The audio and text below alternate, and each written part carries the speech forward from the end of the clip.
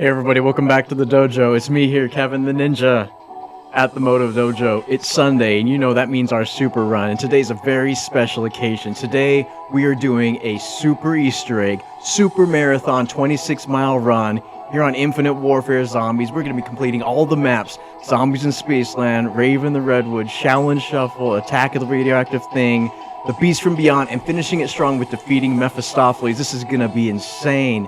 We're hoping to do this in under 5.5 hours. It's going to be our personal best. Last marathon we did was 5.5, just over, so we think we're going to get a little bit under that today. But boy, it's going to be an insane event here. I feel like this is my tribute to Infinite Warfare Zombies, my favorite zombies in all of Call of Duty history. And we're going to be starting it strong here with Spaceland, so I hope you guys are ready. I hope you are having a fantastic Sunday and just ready to get it. This is going to be just a fantastic event. So we're going to get it strong here. We got our HUD going, so we're going to see if it stays and keeps us honest to our goal. Our goal is the 26 miles.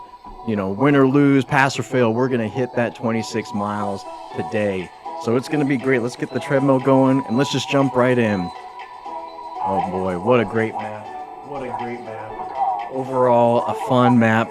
I say this is an easy map overall. It's definitely one of my favorite to come back to because it's easy and it's fun. I love the wonder weapons. The phasers are just absolutely fun to play with. We're hoping to get them from the mystery wheel. I'm feeling lucky today. We'll see if we can get them right out of the box, and that'll make it a little bit easier, save us some time. I'm figuring we can get this map done in under 50 minutes. That'll be our goal. Cool. Hey, we'll get the treadmill going. Let's get the workout going, and let's just jump right in. Yeah, Zombies in Spaceland. What a favorite to return to. Like I was saying, it's very fun to come back and just play this map over and over again. It's very fun overall. All right, let's hit my goal here. 26 miles, not 5K. 26 miles, there we go. All right, let's get it. And we'll see if we can get this at a good pace. We want to take our time with this one, not to rush in. As far as pace-wise, I figure if we could stay near a 13.5 minute mile pace, that'll be good for us overall. But yeah, this map will be fantastic to run through in under 50 minutes. I'm thinking if we can do this one in under 50 minutes, we can also do Rave in the Redwoods in under 50 minutes. I think that'll be good for us, so we'll see if we can open up this area. This area is awesome. I just love this map overall. It reminds me of visiting theme parks as a child with my family. Hopefully you guys all got to do that as a kid, visit theme parks with your family. But yeah, I'm a 90s kid. I was born in the 80s, grew up in the 90s. And so yeah, a lot of nostalgia in this map. Very, very fun. Okay, let's jump in the portal. Let's get it going. Yeah, I think I like the transparent HUD background on this map because it's a dark map. But like when we go into Attack of the Radioactive Thing, where it's a very, very bright map, we're gonna have to probably change the background to be a solid background. All right, nothing here, no mystery wheel. All right, I usually like jumping through that area. Let's just do this right now. We'll see where the Hoff is. Is he up there? Can't see. Nope. Alright, let's open up this area and let's get the power turned on. Let's get the umbrella. Got it. Then we'll get the calculator from the arcade. Sweet. So yeah, overall, a very fun map. I would say, yeah, definitely an easy boss fight, an easy Easter egg. Overall, the boss fight, you just got to keep your distance from the guy, from the alien, the big blue guy, because he'll mess you up, he'll wreck you. But you keep a distance, and yeah, it's not too bad. As long as you have a phaser. So really, like, the hard thing about this map is getting the phaser from the box, a mystery wheel. But I'm hopeful. We have, I think I brought, yeah, Black Friday with us, so we'll have some extra spin at the wheel. Maybe the calculator's up there, actually, now that I think about it. It might be up here. Let's check it out. Nope. No calculator, right? It's usually on the bench. Yeah. Yeah, it's in the arcade. We'll go check it out. But yeah, we're starting this a little fast. Let me bring down the pace just a little bit. Oh man, I missed my chance for the portal. Bring down just a little bit. Get some points here.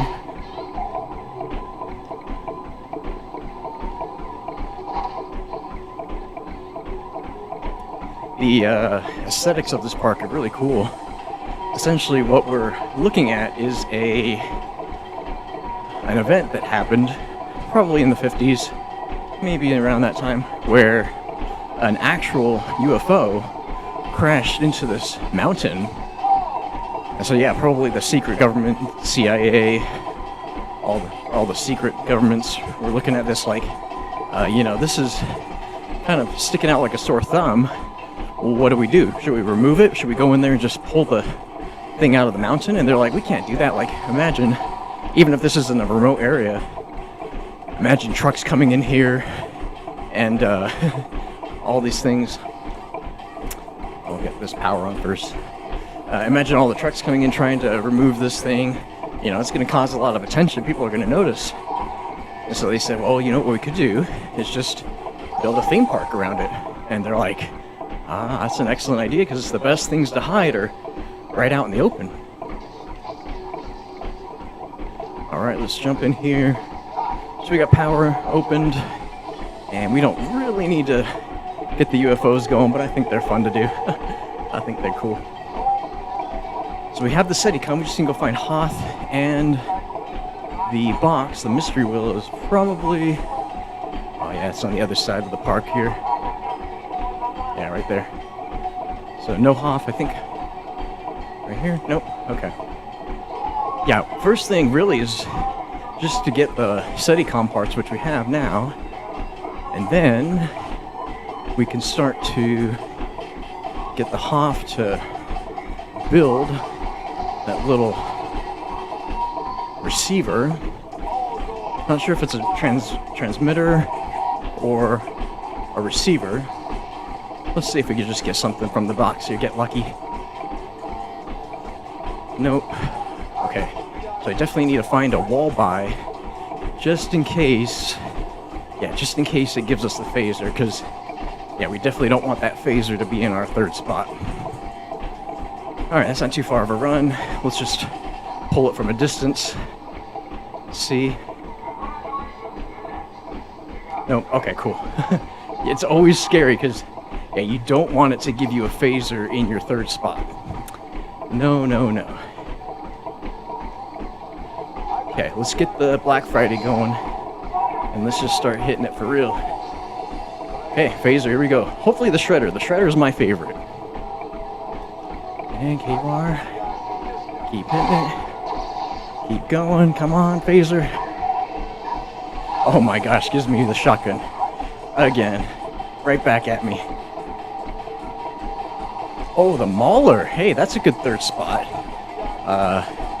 Man, yeah, that's a really good spot. But we definitely need the phaser overall in order to defeat the UFO. Alright, so the mystery wheel is not being nice to us. But yeah, the Mauler Sentinel, we want to see that in a couple more maps later on when we go to Mephistopheles. For sure. Be nice to have that in the Beast from Beyond fight. It's not really needed. We'll go re-up our cards if we need to. I got a million of these Black Fridays. So yeah, let's go find the Hoth. We'll go find the box while we're at it. Yeah, the FHR is pretty cool. Yeah. Very beautiful map. Cool aesthetics. We'll see. See where the Hoth is hiding at.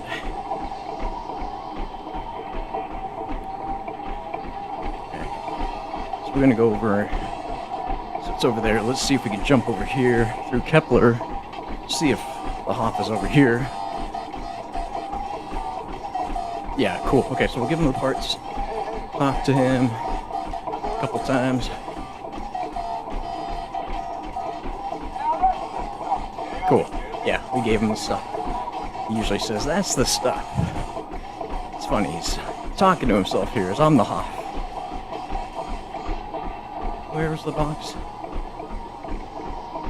Oh, it's in there behind the wheel. Okay. So yeah, we can't do anything until we get the lockdown, and which is fine. Now that we have the Mauler, we could probably do the first lockdown, maybe the second one, without even getting the phaser. I think I might upgrade the Kendalls. Oh, you're not there. Where are you, Mystery Will? Are you downstairs? Let's find it.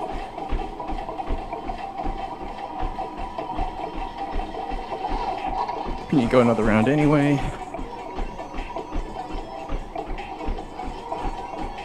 There's no box here, and I don't want to open up this door in case on the other side there's a lockdown for us, which will be really nice. Because that one's pretty cool to just hold up, put your back to, and they only come out of basically 2 areas. Well, let's see. Maybe downstairs? Okay, so it's ready. It's ready for us. Oh, here's the mystery wheel. Okay. Alright, let's hit a couple of times. We'll go pick it up, and we'll just do this first lockdown without an upgraded phaser. OSHA. That's okay, but the FHR is much better.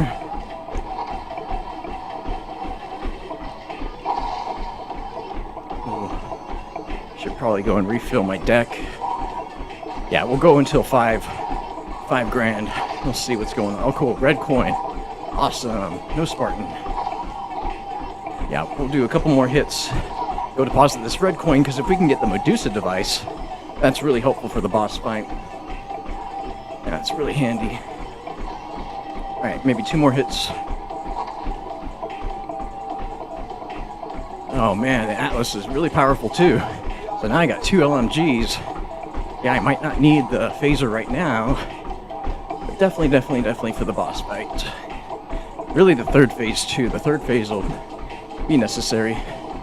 The face melter. We got the face melter. Alright. Hey, that's what we want. And it's the 4th of July. This one's pretty fun. Very patriotic. And I like it. So we'll use it. We will use it. Cool. Deposit this coin. And we'll upgrade the Kendalls. And we'll just get this going. Yeah, so let's see where the first lockdown is. Maybe it's over here. Let's just take a peek. Take a peek. No, not here. Not here. Maybe it's at Polar Peak. We'll take a peek over by Polar Peak. Feeling pretty good. Overall, feeling pretty good. What are we, almost at my first mile? Yeah. Almost at the first mile. We're gonna feel good. Refund policy, why not? Oh, I didn't even activate it. That's okay. We really only need to upgrade the Kendalls once. And I could use my coupon clipper. I'm not opposed to that. I got a bunch of those too. Okay, so now we have, yeah. Okay, it's right here. Let's see if this mangy mutt can do its justice. Come on. Yeah, this thing, it's only 60 seconds, this first lockdown. So I'm thinking this Sentinel Mauler is gonna be perfect for us. The Kendalls are great because you can just bomb everything. Oh cool, we got another red coin. Yeah, like this Mauler is like, man, it shreds. Woo! As long as you don't go down and lose it. Alright, first down jitters out of the way. That's fine. Hey, we had to go down at one point, as long as it's now and not at the boss fight. And that's why we have our phaser in our second spot, and definitely not in our third. Alright, so lesson learned. The Mauler isn't meant for this map. These challenges really require the Kendalls and the phasers. So cool. It's gone, right? Yeah. So we'll have to wait for the next round. Wait for the next round. And, oh yeah, that's right. Spawns in one of these guys. Woo! Big guy. Yeah, and then just one shot or two from this thing. Yeah. and he's toast. Okay, so we'll go back to Hoff. Deposit this coin.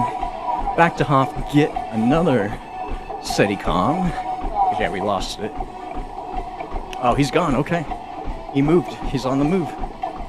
Man, yeah. Alright, lesson learned. Get cocky and you end up getting wrecked. Is he over there? Nope.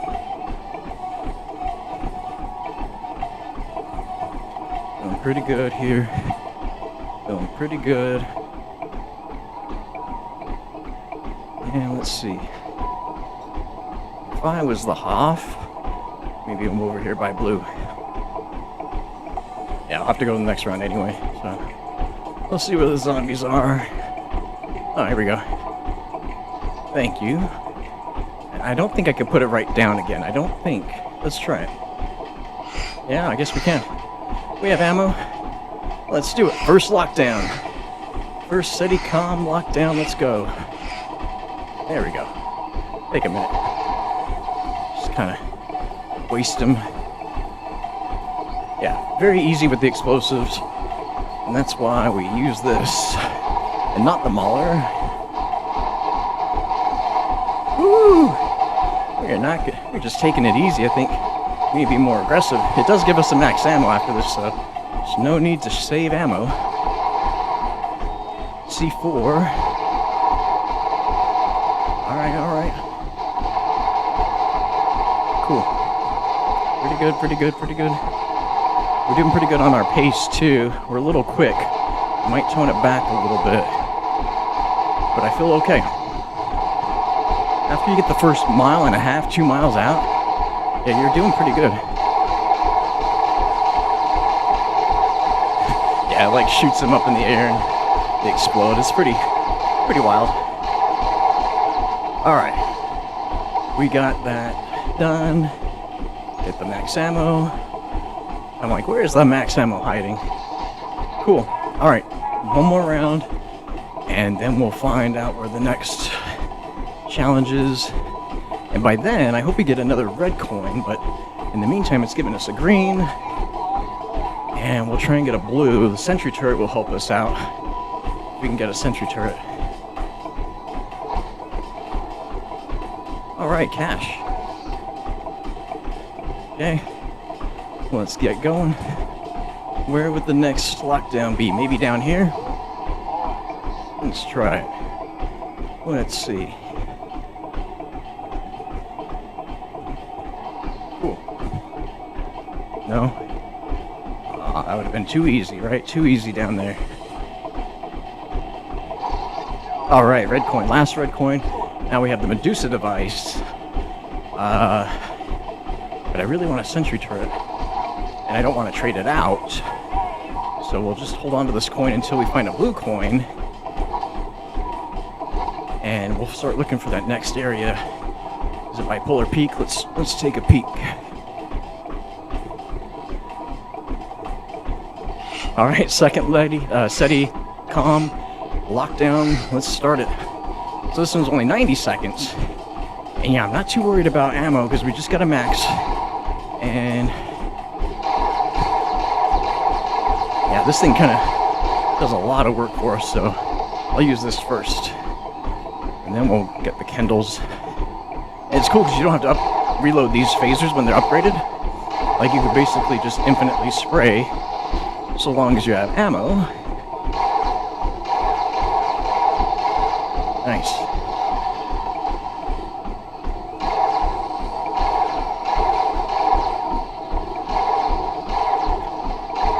Yeah, this one's a really easy one. I wish it was for the third and final Steadicam lockdown, but this second one is okay. 90 seconds. Second, ready, steady.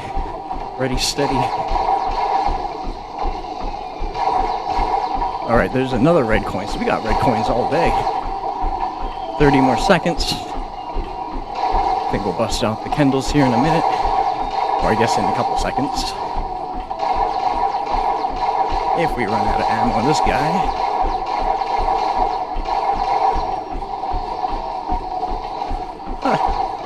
Awesome. Yeah, this map is nice with the wonder weapons because there's 4 variants. So you basically have 4 chances of getting it from the mystery wheel, which is why I say you might as well just hit the mystery wheel if you got enough points. Alright, cool. We'd even run out of ammo on that one. Pretty good. Oh, look. Got some ammo for me right there. Cool. Okay. So we can... I guess we could deposit this and upgrade the Kendalls for the third and final phase. And that way we won't need the sentry turret. I wonder if that thing stays in there. Like, I wonder if, you know, am I taking a risk? Yeah, I'm taking a risk. Let's just grab it. And let's go one more round. And we'll use Coupon Clipper. Why not? We'll just use Coupon Clipper.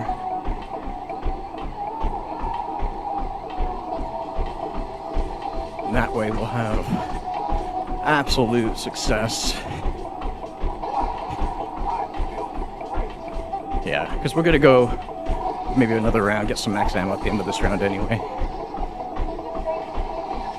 Clown round usually happens around 5 or 6. So now, yeah, we're fully equipped and ready to go for the last lockdown. We just need to flip the round. Come on, zombies, where are you? Where are you? Hey, good to see you, Mephistopheles is French. Thanks. I appreciate the good luck.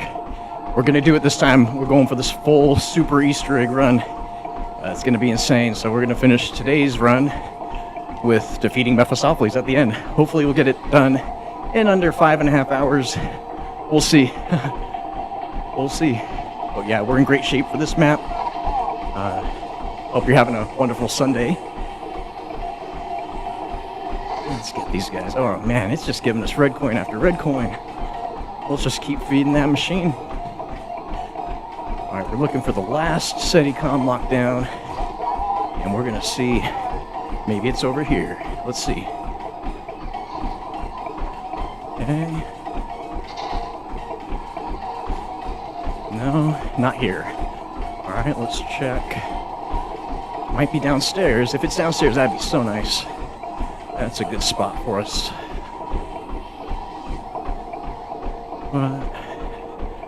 We could go in the arcade. It might be... not in the arcade, in the gift shop. Let's check this first. Let's check it. Alright, let's try it. Oh, perfect. Okay, so it is here. Let's try it out. And we'll just be, yeah, very sparing with our ammo.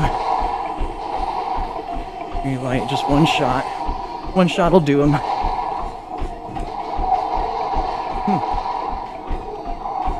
Yeah, this is the place definitely for a sentry turret. You get a sentry turret in here, and this is a nice spot.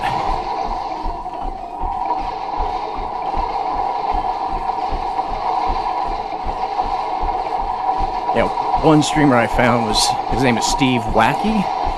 I think Steve Wacky or Stevie Wacky. And this guy's been doing some pretty interesting Mephistopheles boss fight challenges. Like, he has been really going crazy. I think he was doing the Mephistopheles boss fight with an unpacked OSA, doing Mephistopheles boss fight, 2-player with the Venom Y only. I guess he was running the Venom Y and the other guy was shooting Mephistopheles. What else was he doing? Like, crazy challenges like that. Oh, he did this boss fight, the alien boss fight, solo with melee only. Which, insane. He was melee onlying the alien. You can imagine that. That's pretty insane. So, props to him. He's one of my favorite YouTubers now because he just does wild challenges on Infinite Warfare. Alright, 30 seconds left. We're gonna bust out the phaser here in a second.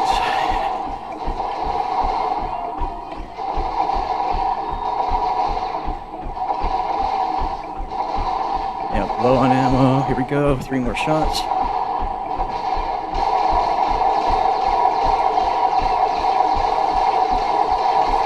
I'll just go crazy with this. 1 more second left. Sweet. Yeah, pretty nice. I'm glad it was down here. this is a nice area to do that final challenge. Okay, we are boss fight ready. And I don't think I need anything else. We got the Medusa device. Yeah, I think we can just give the Steadicam back to Hoff, and then wait around, and it'll give us the little pager. Alright, so we'll go a couple rounds, get another red token. Insane, it's going to be giving us these Medusa device tokens, which I'm not opposed to putting back in there, but I think now that we already have a Medusa device, we're just going to put it here for the boss fight. It might give us something wacky. Ooh, wrong button. It might give us something wacky, but we'll take it. Oh, not a nuke. Alright, we'll get through the rounds anyway. Cool. Alright, finally getting a sweat on in here. Let's get my fan going. Electrolytes.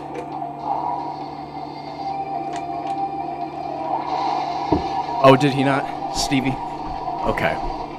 Yeah, he may have failed that challenge with the unpacked OSA. That would be insane to see. Because then that would tell you, like, hey, you really don't need to hit the box to get the Mauler or the Kendalls. You could do it with the OSA. But the trick was, I think you saw, is that you run with evade, and you're using evade to kill out all the zombies and all the skeletons.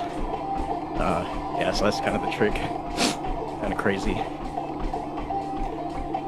Kind of crazy. I have a bunch of evade cards finally. I got restocked up. And so that feels good. And I finally got a couple of reanimated. I have 4 now, reanimated cards. Okay, so we got a souvenir coin ready to pop. Let's see if this pad is ready. Ah, not here. He moved. Alright, he's probably over by Polar Peak area. And we can get there quicker from Kepler. Let's try it. Let's try it. Yeah, he's over there. Okay. But yeah, if we can get this map done, I think we're going to get closer to 50 minutes. We had to do some RNG with the box, the mystery wheel. Oh, come on, give us what we want, dude. Maybe one more round. Let's try it. Oh, man. There we go.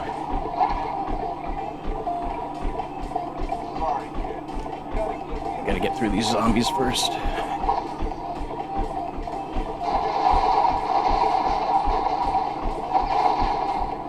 Oh, yeah, now it gives us double points. All right.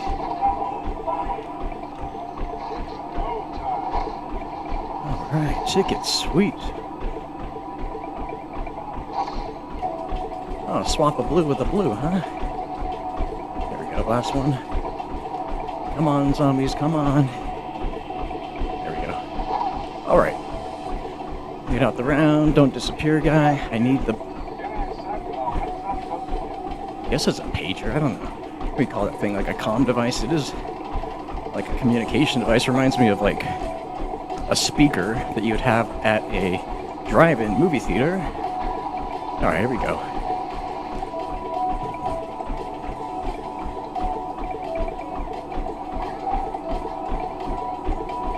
Here we go. So we do a full circle. Yellow, blue, green, and red. Get out of my way, guys. Alright, we're ready. And we'll just throw this puppy in. Okay. Red, blue, yellow, green, red, blue, yellow, green.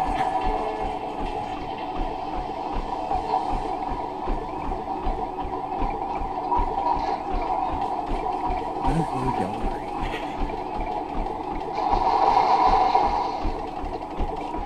Red, blue, yellow, First one done. Next Simon Says. Here we go.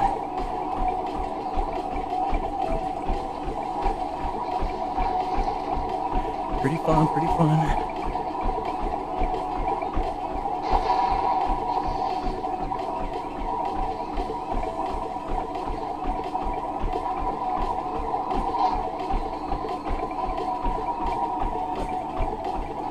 More seconds. There we go. Green. Red, blue, yellow, green, red, blue, yellow.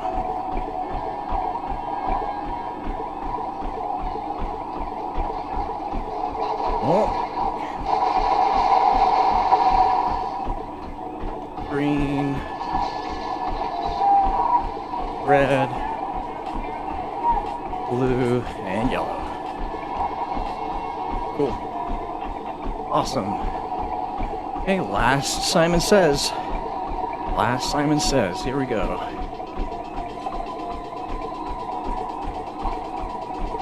Gotta do a full circle around the double helix.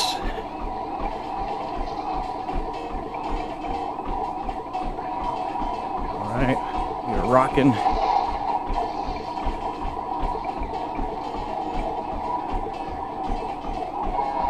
Okay, yellow. Red, yellow, red, green, blue. Yellow, red, green, blue. Cool. All right. Cool, ranking up. Yellow, red, green, and blue. All right, that's the end of the Simon Says.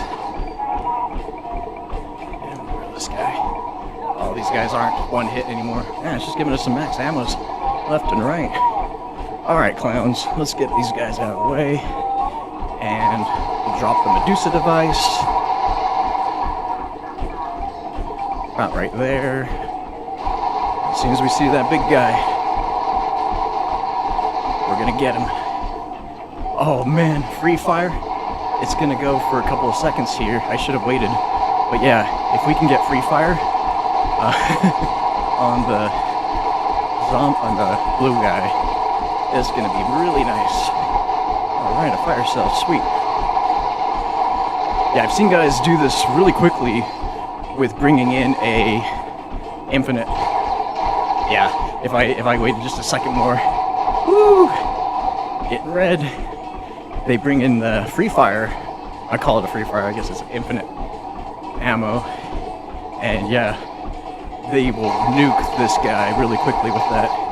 Pretty cool. Alright, circle, circle, circle.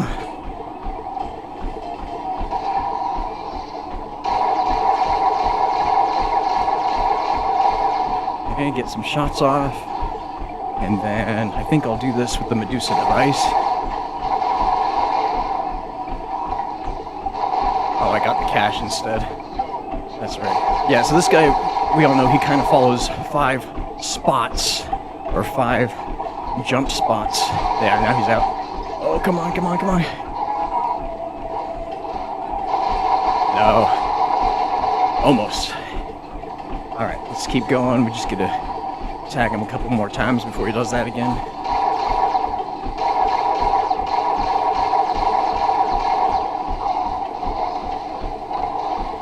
Okay, pretty good. Here we go, here we go.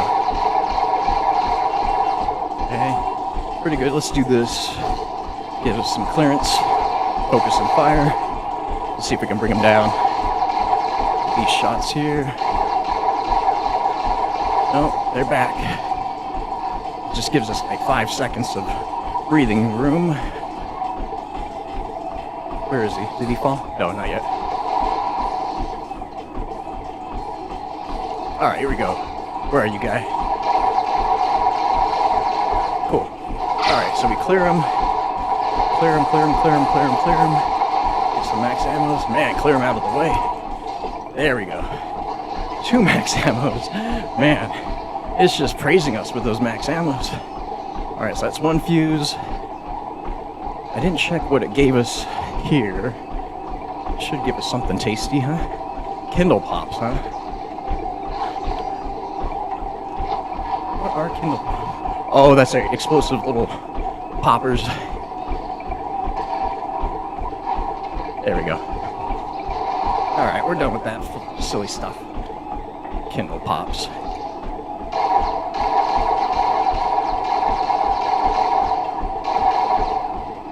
Cool. Yeah, keep circling, keep circling. Keep going. Yeah, I brought in all the ammos, but I'm doing pretty good on ammo since it's been giving us ammos left and right. Oh. Nope. Oh. Alright, alien guy. Let's finish this.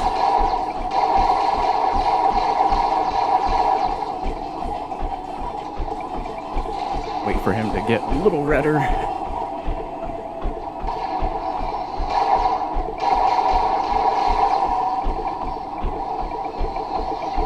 No.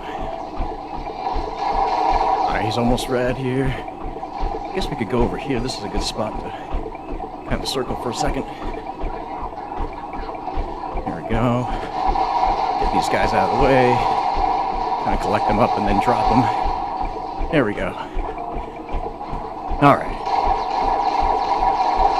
There we go. Now they're all behind me.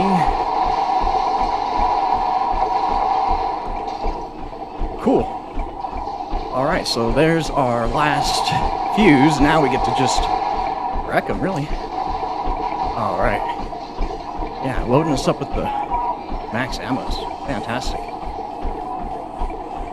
Alright, guy. You're mine, Mr. Blue.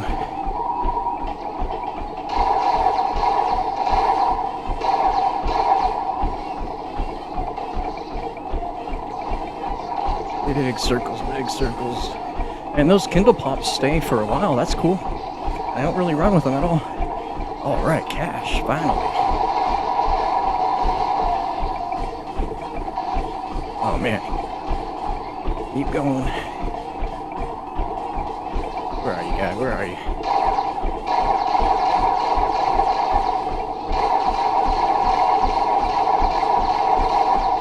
Okay.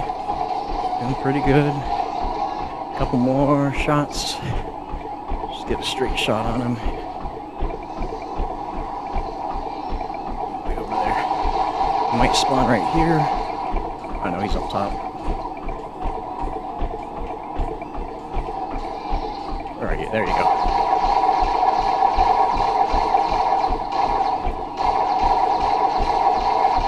Come on, guy.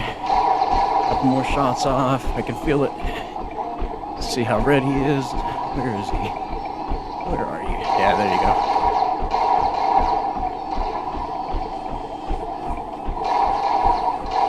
There he goes. Awesome. All right. Alien boss fight done. We did it. Nice. All right. So now it's just linking up these guys and getting down that UFO that never wants to go underneath that laser because he knows that's going to wreck him. Okay. Let's go get it. Sweet. And there's only one zombie or two zombies left here. All right. Come on over here, UFO. I got you, boy. I got you. Come on. Oh no, he's releasing his beams. Move out of those ways. Cool. Awesome. Come on. Wait on you, guy. Oh, ammo. Sweet. Go. Alright, he's coming, he's coming, he's coming. Maybe, maybe, no.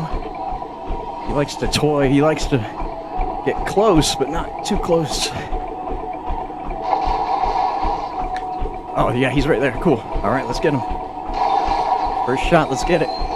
Yeah, that's it. Hopefully. Yeah, alright, we did it. We destroyed him. UFO's done. Cool. Yeah, truly a really fun boss fight. really fun map overall. There's the soul key, got the alien fuses, and there's our talisman. Cool. All right, Zombies in Spaceland done. How'd we do? Oh, 38 minutes. Okay, not as long as I thought. I for sure thought we were going to be like 45, 50 minutes. Whew. All right. Yeah, infinite ammo for sure, right? That is the one to go with. Infinite ammo on that boss fight. I saw somebody do a boss fight of that. I can't remember which phase, or maybe in the shredder. And yeah, wrecked him in like, oh no, it wasn't even the shredder. It was the Reaver shotgun with infinite ammo. Like insane. What's my thing doing? Cool. All right, we are just gonna go right into Rave. Why not? We're doing pretty good. How we doing? 3:11. Sweet. We just hit our 5K. Fantastic. So we're feeling nice and warm. I think I might get my big fan going. How do I do this? There we go. There's our character. All right, we'll switch colors, and we are on our way.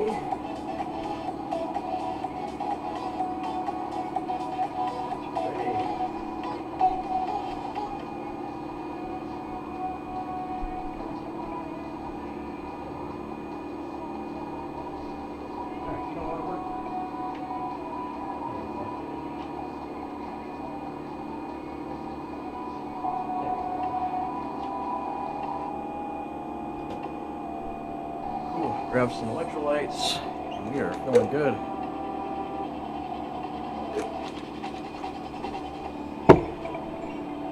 Awesome. Yeah, I felt really good about that run.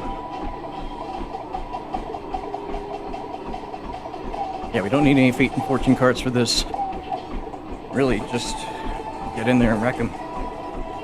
So this is, in my mind, kind of a purple map, changing the theme a little bit. A little purple going for us. Let's change the HUD.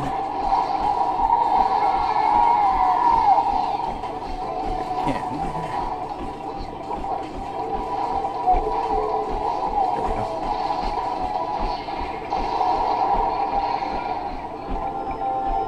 Something like that. There we go. Hopefully that won't be too drowned out. All right.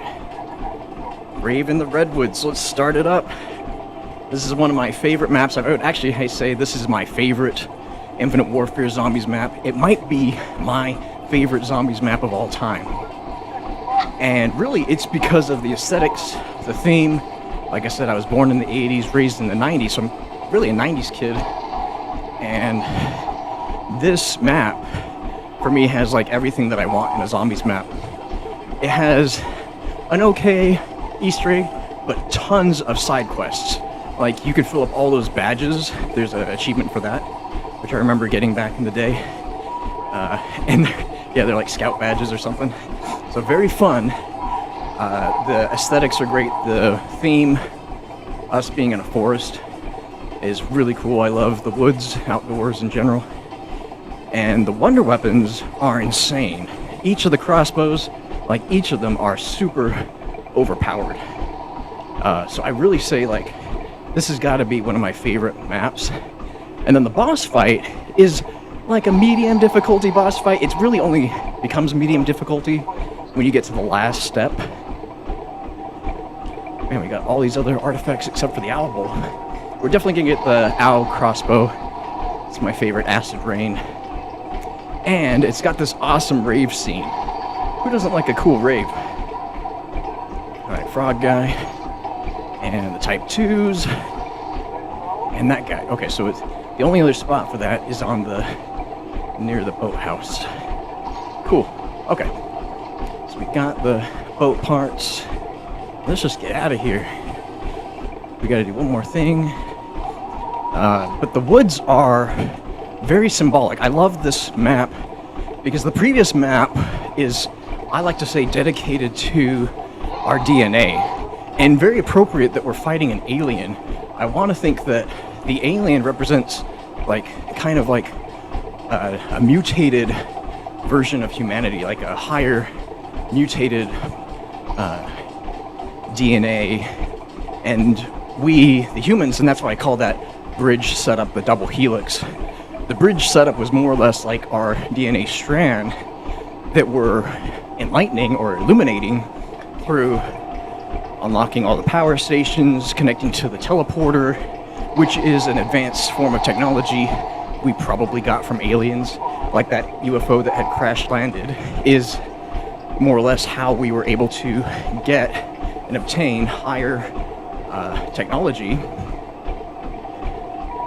No, still no Albo. Darn it. Thought it would be here. There's a couple more places to look. Yeah, there's a couple more places to look. I want to make sure I'm not missing it. And this map is attributed more towards the mind in general, because the forest is a representation of the confines and constructs of our mind. You could look at it kind of metaphysically in saying that the trees are barriers, and these trees are also layers of confusion that the mind has. And when we are exploring these, we're basically opening pathways in our mind, and that's kind of what we're doing to the main character, Kevin, who's poured up on this island, which is like this remote part of the mind, which I dare say is probably the pineal gland. And this house that is on this island is more or less like this ancient burial site used by the natives, because it's got all their totems here all set up. And so this site, this island, is a remote part of the brain that we're having to illuminate, which is, the pituitary gland, the hypothalamus, or the optic thalamus, and the pineal gland. And that trinity is basically how our minds are awakened and are opened up to evolution. So this map, in my opinion, is the evolution of mind. Simply, I don't want to upgrade this in case I get the it's evolving the mind, evolving the aspects of the mind that are otherwise laying dormant, things that we really don't understand or can't see or can't feel or experience. And the rave is symbolic to us opening up that basically by force. There's a lot of ways you can expand your consciousness through meditation, fasting, long distance endurance workouts, and also psychedelics. Apparently psychedelics is what the ancients used a long time ago to open their consciousness rapidly. Basically forces open that third eye. And so this rave scene is very appropriate that they're out here in the Redwoods. So this map, Rave in the Redwoods, is very much a testament to what the ancients were doing millennia ago. Who knows how long ago? Some say that the Native Americans were descendants of the Maya, and the Maya was descendants of the Atlanteans. So that super evolved race of man that expanded their consciousness to like the absolute degree. It's behind. This is the next part. It's behind the rave. So what we're doing is we're helping Kevin remember why he's here, what happened, and unfortunately it was him killing Jay, which at that moment he descended, but right before that moment, he descended into confusion, into the lower mind. I'm surprised that owl statue's not there. Into the animal mind, and that's why he became a beast. And so when you hear the audio that Jay's talking about, he's saying how, we were here, and we were actually in the movie, and it was crazy, and they probably were lost here for, who knows how long. And during that time, that's when Kevin probably lost his way so much that he, descended into the beast mind, his lower mind. Wow, it really doesn't want to give me the elbow. I'm trying to remember where else those would appear. I'll think about it. We still got some time. And so I love this map for those very reasons, how it's showing us that, the animal mind, or the mind that is not as open. It really is necessary, but it's not meant to be our primary mind. We should live in the higher mind. And the only way we reach the higher mind is from long periods of fasting or prayer, meditation, endurance activities. I swear that everybody who's a marathon runner is a Zen master. And I don't like to pretend that I'm a Zen master, but yeah, there's periods of a long distance run where you go inside your mind deep, and often you forget you're running. So that's something I think about often, is these guys that design these maps are pretty aware of a lot of things that happen in archaic history, ancient, you could call it technology, I guess, ancient technology. Whereas the previous map, Spaceland, was all about new technology. Phasers, teleporters. There's none of that here. And in fact, to kind of prove my point, is in this map, this is one of the maps where you don't start off with a weapon. You are virtually naked in these woods, which is kind of touching exactly what I'm saying, how you are born into this world kind of naked and afraid, and in the state of kind of confusion, like, how did I get here? What am I doing here? And you kind of have to put pieces together, maybe suffer through certain rituals or really challenges in life to begin to remember why you're here. There's a great book written by Ram Dass called Remember Why You're Here, and it's a deep book. And he was a great spiritualist of the 60s and 70s. Him and I was gonna say Alan Walker, but no, he's the musician. What's the guy's name? I'll think about it. These guys were basically, you could call them hippies, doing psychedelics in the 60s and 70s, but they were also looking at exploring consciousness, and they were able to reach certain heights of consciousness by going underneath these states of trance, and that's exactly what these ancients were doing. The ancients didn't have what we are now experiencing, the pharmacratic inquisition, which was basically the erasure of all hidden forms of technology, and that includes plant medicines and hallucinogens and psychedelics. And so what we are seeing in this story really is a return, a remembrance towards those exact principles that are otherwise demonized, scrutinized heavily by society today. It's highly illegal for you to be doing illegal drugs. Don't do those drugs, do these drugs type of thing. Alcohol and cigarettes are perfectly legal, but they're the most damaging to your spirit and psyche. Whereas these medicines, these plant medicines, I don't say that they're perfect. I don't say, they're definitely harmless. They are alchemical fire.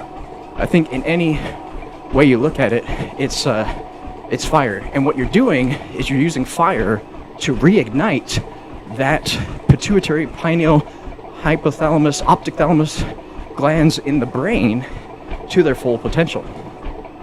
And I believe, and this is my personal belief, that the Egyptians were doing the exact same thing, because in their practices, they were virtually cutting heads open and analyzing them, if not eating them, which sounds barbaric, sounds disgusting, I know. But you look at the Eye of Ra, and that's a side cross-section of the brain. That's exactly the optic thalamus, the pituitary gland, and the pineal gland in the center. And so that is exactly what the ancients knew, and I think that we're just kind of re-remembering that. And in this map, we go into rave mode, which is what? You're taking a pouch, and you're throwing it in fire, and you're probably inhaling the smoke, right? Yeah, who knows what's in that pouch? Probably a strong hallucinogenic chemical. Alright, this backpack is wanting to play games with me. Grab some more electrolytes.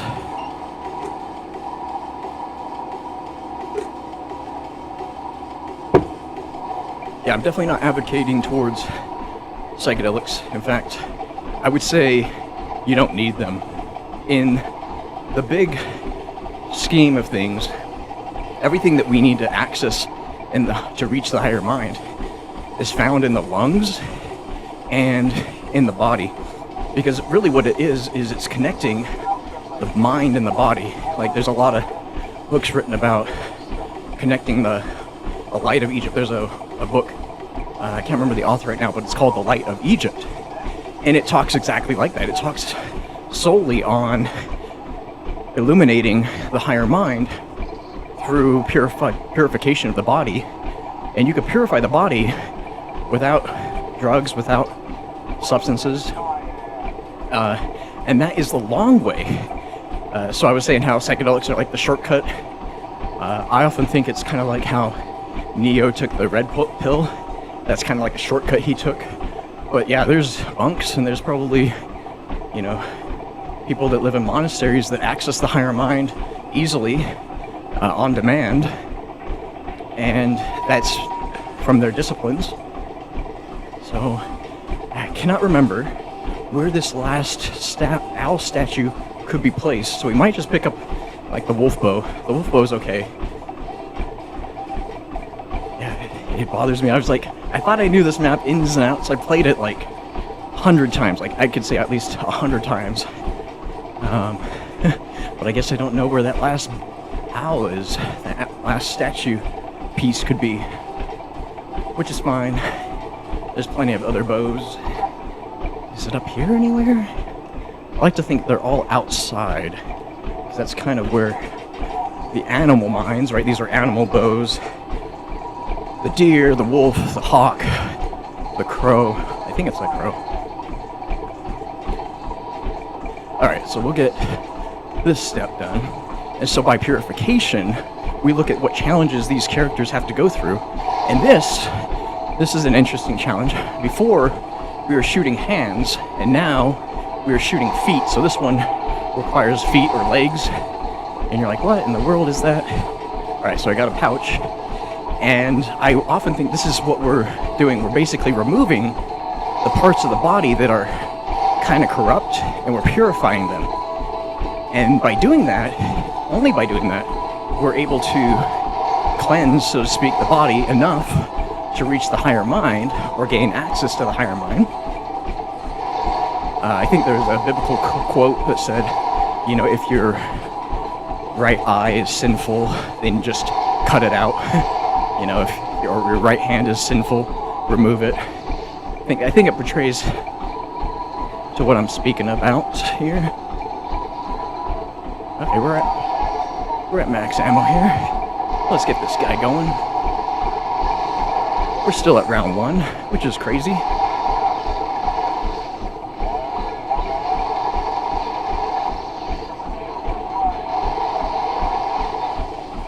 Okay, so what I think we'll do now is go and grab the wolf bow, and we'll try that one out. I always run with the owl bow because I love it. This is the deer. I love the wolf bow the most, or the owl bow the most. Acid rain. But as long as we have one ready to go. I think this one is. This is the. I can't remember which this one does. I think the wolf bow is better. Let's keep going.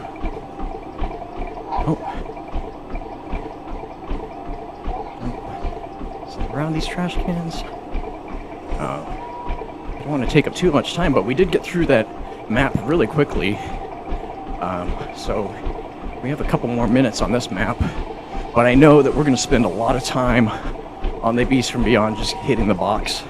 Like, I was doing some boss fight runs just yesterday, and yeah, I spun the box like 30-40 times, and I couldn't get the Kendalls out. I got the Mauler, but I couldn't get the Kendalls out. Which was fine, I went into the boss fight anyway. Come on. Yeah, let's try... Oh, the wolf was right here, probably. Cool. And I don't think it's down there, right? I kind of want to look, but let's just do this right now while we're thinking about it. It is round 1, so we might need to flip the round a couple times. couple to get them a little bit more beefy. We need the zombies to have a little bit more pack to them. Yeah. So this map is very appropriate to a lot of psychology that I read, and it's proven in the Easter egg challenges, which is really cool. And we'll talk about Shaolin Shuffle when we get there. Shaolin Shuffle really touches on the aspects of like discipline through forms of martial arts, which is really cool. Alright, let's put this guy down here. Don't think I have. Maybe.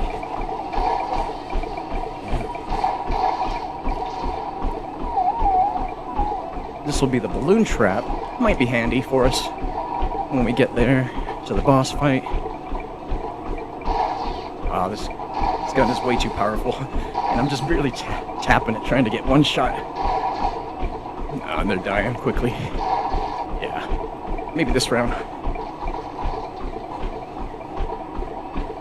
So I often think, you know, the way to access the higher mind should come slowly over time through progression of your character, progression of your discipline, through rigorous physical and mental and spiritual activity, because that's like the well worth long-term lasting change in how you can evolve consciousness.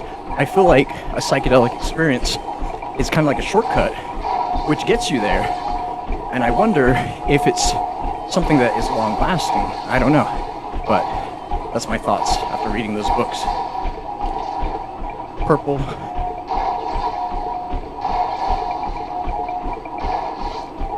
This is a good...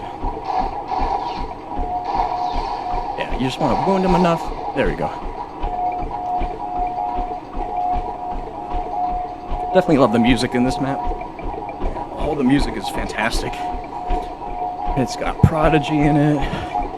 It's got the Crystal Method in this.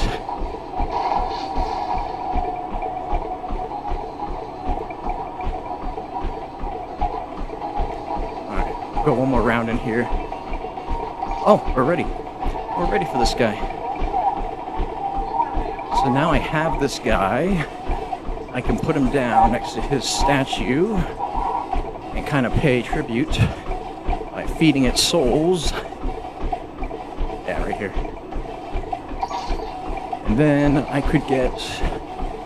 Let's go give Kevin the picture, and we'll be on the last step of the Easter egg challenge. How are we doing on our pace? We're doing really good on our pace, actually. Feeling really good. Once we get past the first 2 miles, I start flying. It feels really good. And it's nice and cold in my room, so it feels good.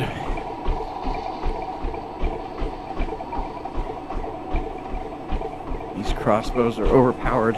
It's been a while since I ran with the wolf bow, though. We'll see how well it does. Should be fine. Any of these bows I feel like are good.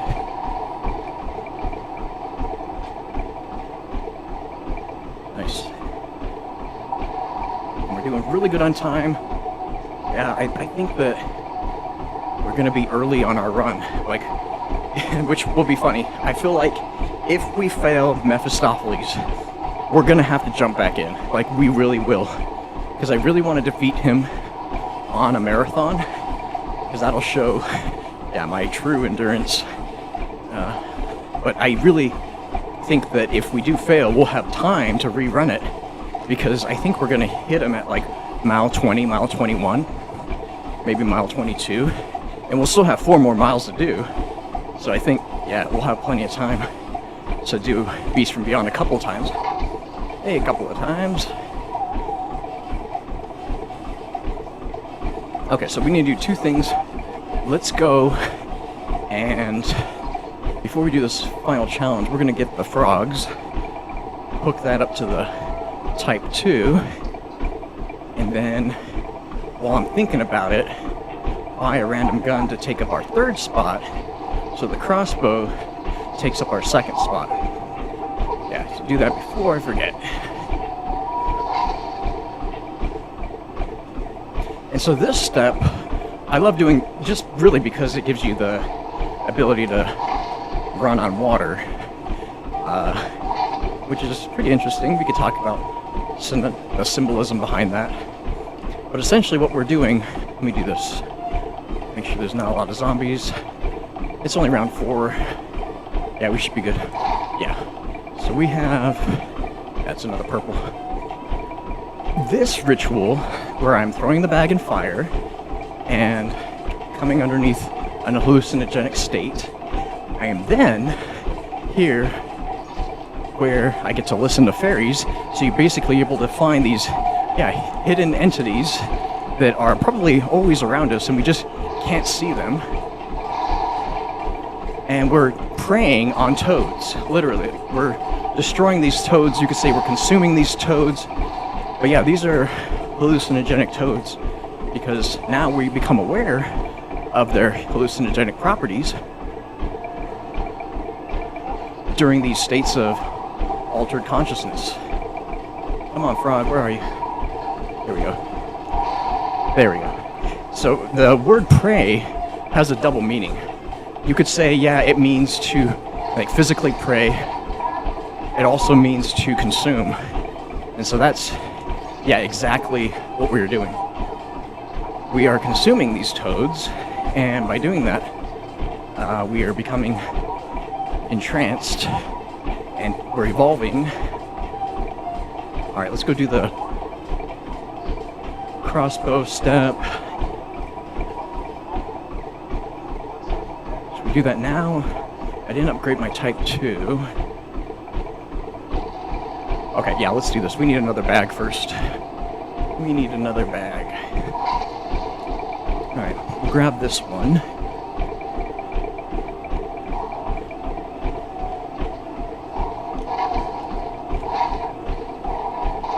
There we go. Oh, we do have a pouch. Awesome, okay. So this is perfect. So we can do this step, which is quite interesting. What we're essentially doing with these deer is we're returning the deer and its body back to it. And I have to say, it kind of speaks to how we didn't evolve from eating animals. Yeah, we can eat animals and we can feel powerful and strengthened, but we don't evolve our consciousness by eating dead animal flesh. And that's just a personal opinion of mine. I'm vegetarian, and so I realized that when I went vegetarian 10 years ago, that I was changing not just my mood, but also my mind. I became, I don't know, a little more empathetic towards animals. It kind of pains me to go to the zoo, even though I love going to the zoo and seeing the animals. Now I see like the pain in the animals, and yeah, it kind of pains me to see them in pain. And I can never forget the last time I went to the zoo. I kept thinking, man, these poor animals, like they hate it here. And I'm a dog lover. Always had dogs in my life. Dogs are the best representations to show us pure, unconditional love. And I dare say that eating meat had its purpose, but consuming the flesh of a dead animal, you're also consuming its pain, its DNA at a cellular level that I know scientists don't see right now, because it's kind of hard to see what you don't want to see. But eventually we're going to discover that, yeah, it does things to our DNA. But that's just kind of my theory on that. The reality of consuming meat is that it actually poisons your gut. It rots your gut. It takes longer for you to digest and consume and process meat than it does vegetables. The reason being is that the body, our teeth, yeah, are meant and have evolved from tearing meat, but they're actually more meant to chew and process fiber from plants. Yeah, we have a couple of canines, but we're not like a wolf that is all canine teeth. We have our flat teeth meant to crush and process plants. And my perfect analogy of this is or not analogy, my comparison would be a gorilla. And yeah, we're not gorillas. We may have came from apes, maybe. But a gorilla is not a meatitarian. He doesn't eat meat. What does a gorilla eat? Plants and fruits. Rare does he eat fruits. More so, he's eating vegetables.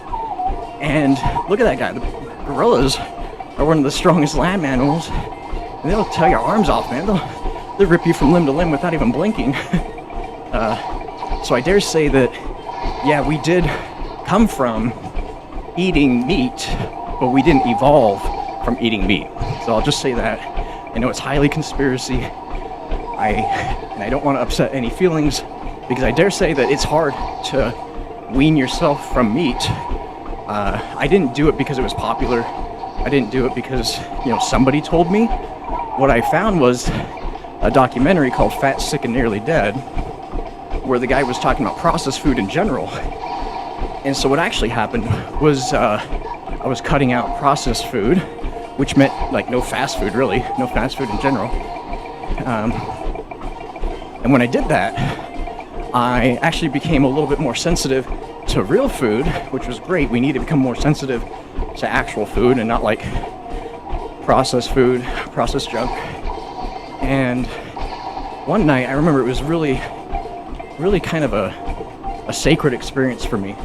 One night, I do mostly the cooking, but one night my wife was cooking roast beef, and it was fantastic. When she made pot roast, it was the best thing ever. I remember thinking, man, pot roast is like my favorite food to eat, because it's so savory, so juicy. You throw it in a crock pot for like several hours, and it's just the best thing ever.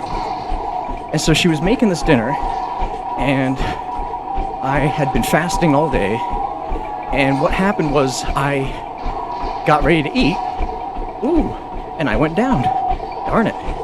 And so I went to eat, and it was weird because a voice inside me, which is kind of weird, spoke to me, and it said, "Don't eat." And I'm like, what? And this is as I was cutting the meat, about ready to put it in my mouth.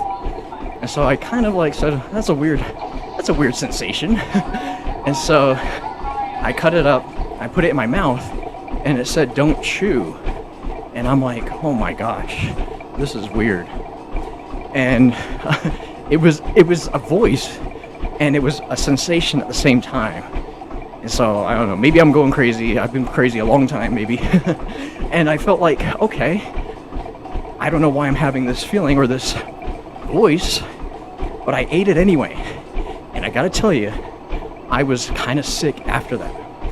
And it was at that point that I realized I am not going to eat meat anymore. Like, I'm not going to do it. And so I couldn't. Like, it wasn't something like, I was, jumping on a bandwagon or anything, being vegetarian. And it was just out of necessity because I didn't feel good eating meat. And so, yeah, sure enough, I stopped eating beef at that moment. And soon after, I stopped eating chicken. And then eventually, I stopped eating fish. We used to go get sushi like every other weekend, I swear. And I loved it because sushi was like the best thing because I wasn't eating like chicken or pork or beef. So I thought, oh yeah, I could still eat fish. Well, there was one day we were at the sushi restaurant, and it was a really well-renowned, fancy, sushi restaurant. But boy, oh boy, I remember not being able to swallow some of the fish. Not because it was gross, but because I felt it, that sensation, again speaking to me, saying not to eat it. And you can't ignore that voice. I feel like there's always a voice inside of us, each of us, that's speaking to us. But it's very soft, and it's covered and drowned out by a lot of noise in our heads. And it's unfortunate that we don't listen to that voice all that often, because I think if we did, we would probably be a more evolved, more peaceful society. That's just my humble opinion. Now, talking about some of the philosophers of ancient times, like Socrates, Plato, Aristotle, they were all vegetarian. Leonardo da Vinci vegetarian. And I often thought that maybe there's something to higher consciousness and being vegetarian. I don't know. But I'm gonna go with it. I've been going 10 years and I haven't looked back. I don't think I could ever go back and eating meat. So we got the Ben Franklin bow.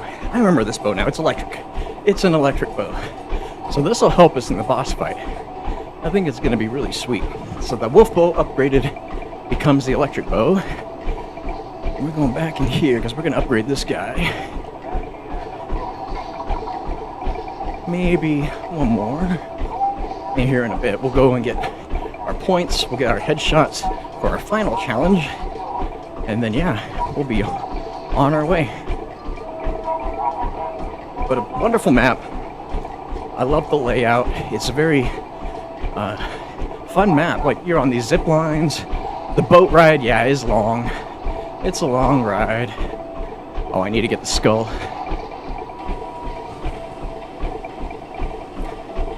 And so, yeah, we're finally awakening Kevin to his memories. Because, yeah, he forgot why he was here, forgot how he got here, who he was. Kind of all his memory was gone.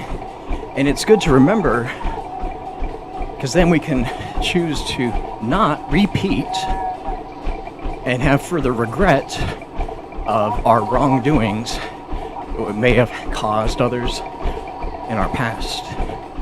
And that is a trick to reincarnation, or rather, to not reincarnate. I do believe in the reincarnation because vibratory frequencies of the universe do not dissipate, they just move.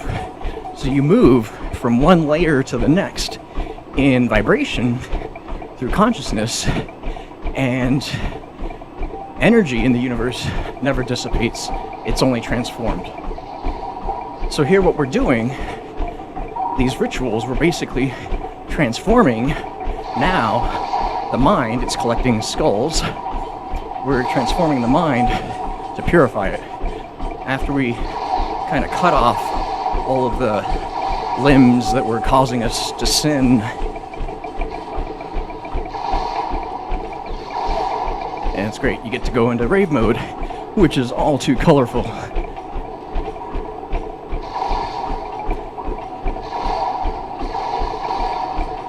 Ooh, ran right into you, guy. All right, we're ready. We're ready. We just hit our 6 miles. So we're gonna get this done here, probably 7 miles here. Maybe a little bit more. Woo!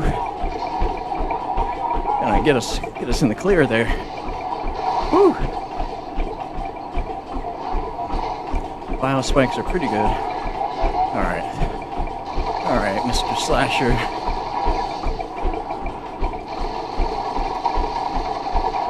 Yeah, we'll upgrade the Type 2 here in a minute. After we get some more kills, we'll probably go to the next round. We have this, but we're not going to turn the button. We want to upgrade first for sure. I need 2 blue. I need 1 more blue for a balloon trap. Balloon trap will be good to set up on one of the sides of these 3, but now that we have the crossbow, I'm not too worried. I'm not too worried here. Alright, about 5 more minutes away from the boss fight, and we'll be there. Okay, round 8, feeling great. Feeling at a good pace. I was supposed to go a little slower. If we need to, we'll take Radioactive thing a little bit slower in pace, but I feel like I can keep this pace up. We do need to kill the treadmill because it dies after 1 hour and 40 minutes. So I think after this boss fight, yeah, we'll definitely pause, take a quick bathroom break, and we'll feel good about jumping into Shaolin Shuffle. But that was the last phase done, last lockdown challenge before the boss fight. We'll get prepared here. Alright, we got enough points. We got everything we need. So let's go upgrade.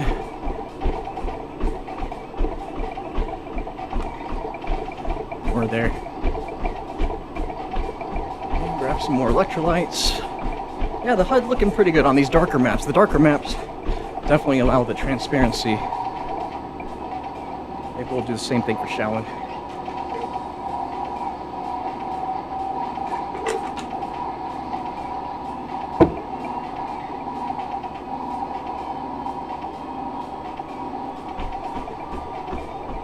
Cool. Yeah, it's nice and cool in the room. It's only 72 degrees, which is perfect. Nice boat ride here. See, I love the totems. It definitely denotes to what I was saying earlier. I believe this area is an ancient burial site. Very holy land. That we're doing the final boss fight, final lockdown. To destroy the beast of man, the lower mind.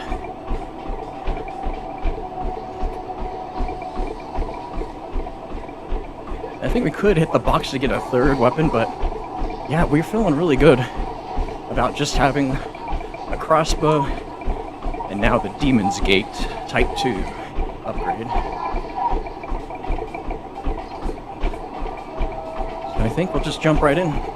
Yeah, no point wasting rounds.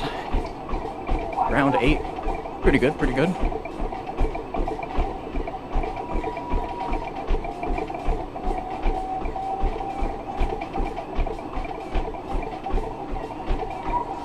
Here we go, here we go. Oh, I was gonna put one more gem in and see what we got. We don't have another blue. That'll give us a balloon trap. I don't know what a mixed pack will give us. I can't remember what it will give us here. Well, let's just hit the button. Hey, boss fight ready. Boss fight ready. Rave in the Redwoods. Here we go.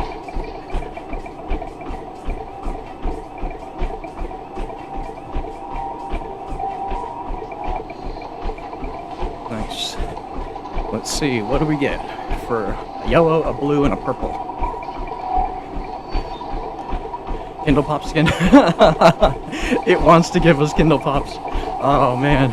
Okay. I guess that's what it gives us when we do a mixed bag of everything in any map. How funny. Alright, we're on our way. Let's go. Let's just jump into the boss fight. Let's get this going. Back to the island.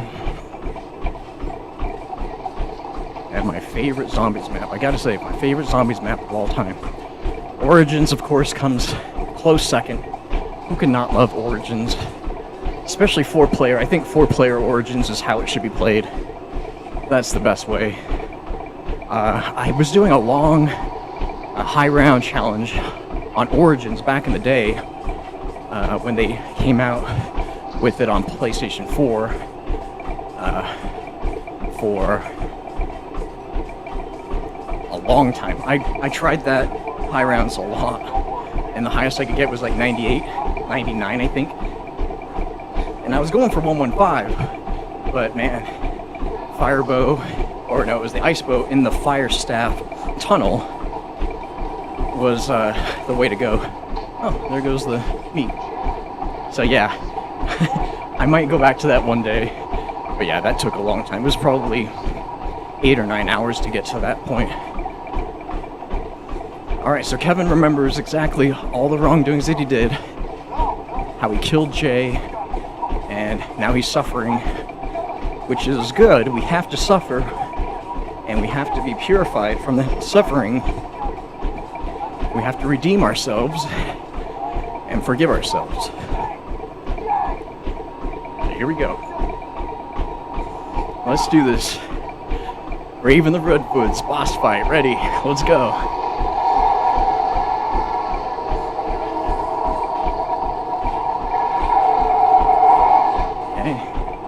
Big angry super slasher.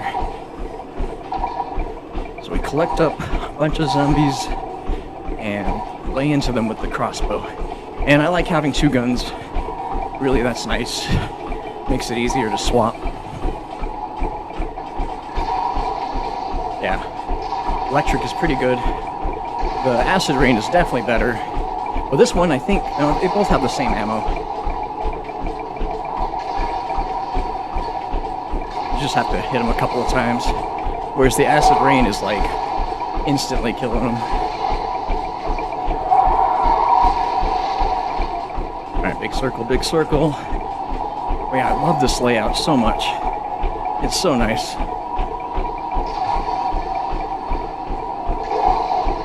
Okay, I think this area is done. Let's do one more for fun. Cool. We got 7 shots over here. Maybe we can kill him with the Type 2.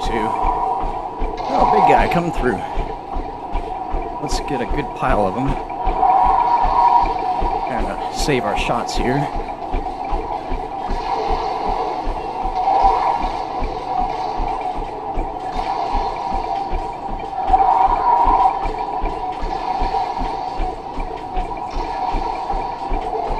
Cool. Doing pretty good. Almost there. Almost there.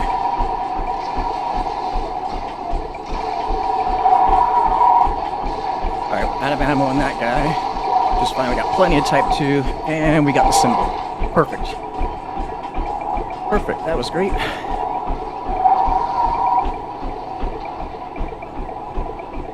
Oh, did we? Did we get the symbol?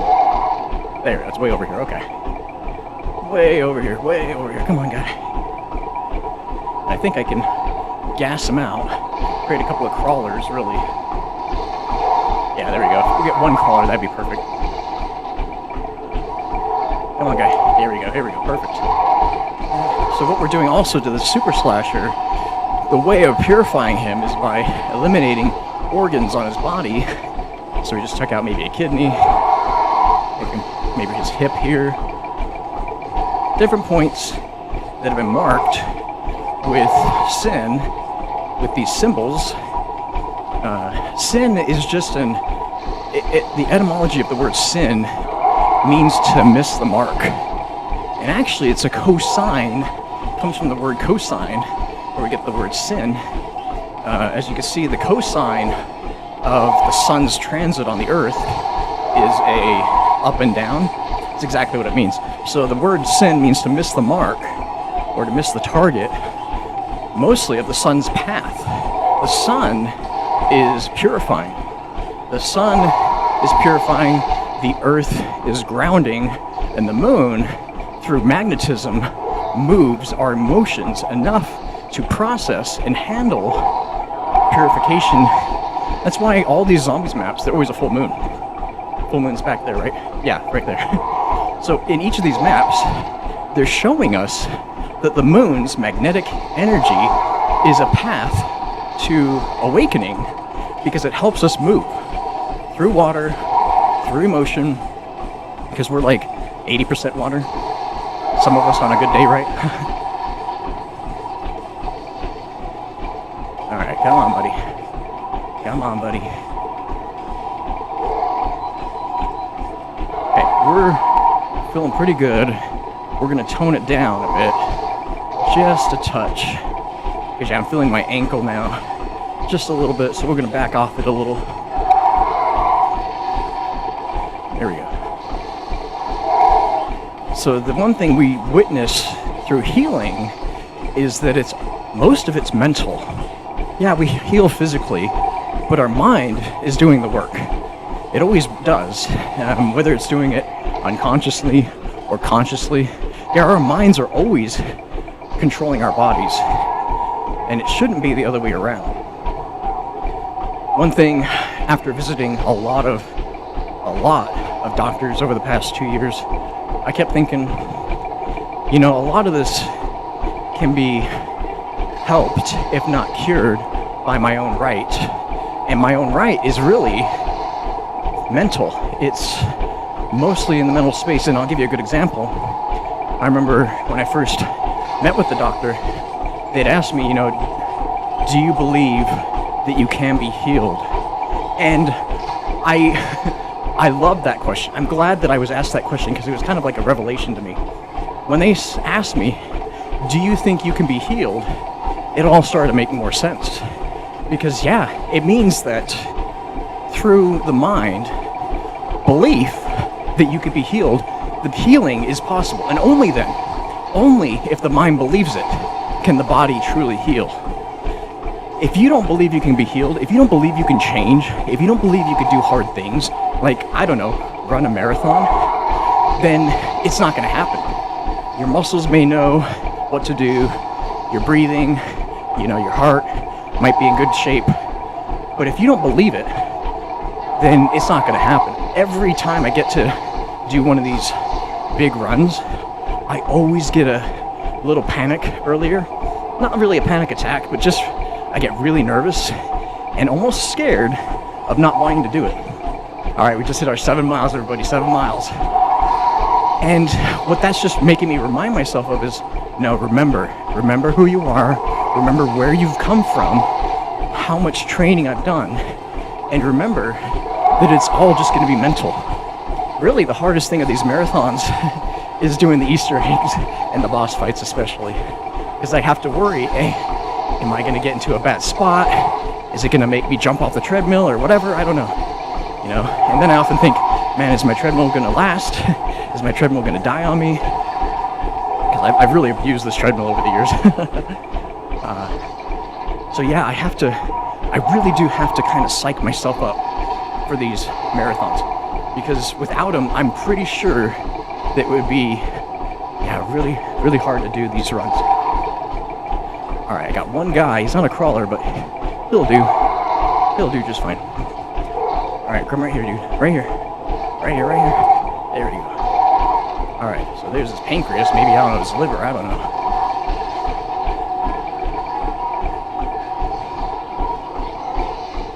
So the thing is, and this is not discrediting any medical science journal, any medical practitioner or healer, but patients need to heal themselves in a lot of cases. I dare say we could probably heal ourselves of at least 50% of all disease and illness. Dis-ease. We get to a place of being peaceful, and one of the things is peace in the mind, having a peaceful mind. Like I keep saying, mind over matter. Mind over matter, ninjas. Yeah, it truly is. Because if you have war in the mind, if you have a lot of anger and hate in the mind, then I dare say that's going to trickle down into the physical ailments of the body. Stress. We see it representative. Mental stress equates physical stress by the body releasing cortisol, which I would dare say is the killer of mankind. Because you could be eating healthy, going to the gym, working out 5 days a week, whatever. But if you're always stressed, or always anxious, healthy eating and working out isn't going to matter much. You're going to be maybe in a better spot than if you weren't doing those things, but you're still going to have this big, I don't know, say monkey on your back that's eating you up and paining you every day. So yeah, we have to first recognize that we need to have peace in the mind overall before we can begin to relieve ourselves of disease and illness. The one thing I recognize is positivity. I used to think that all you needed was a positive mindset, and that's mostly true. You also kind of need a pessimistic mindset, and I'll tell you why. If you're just always, happy-go-lucky, lackadaisical, happy for no reason, and really passive, almost like this kumbaya mentality, you will get through 80% of what you need mentally.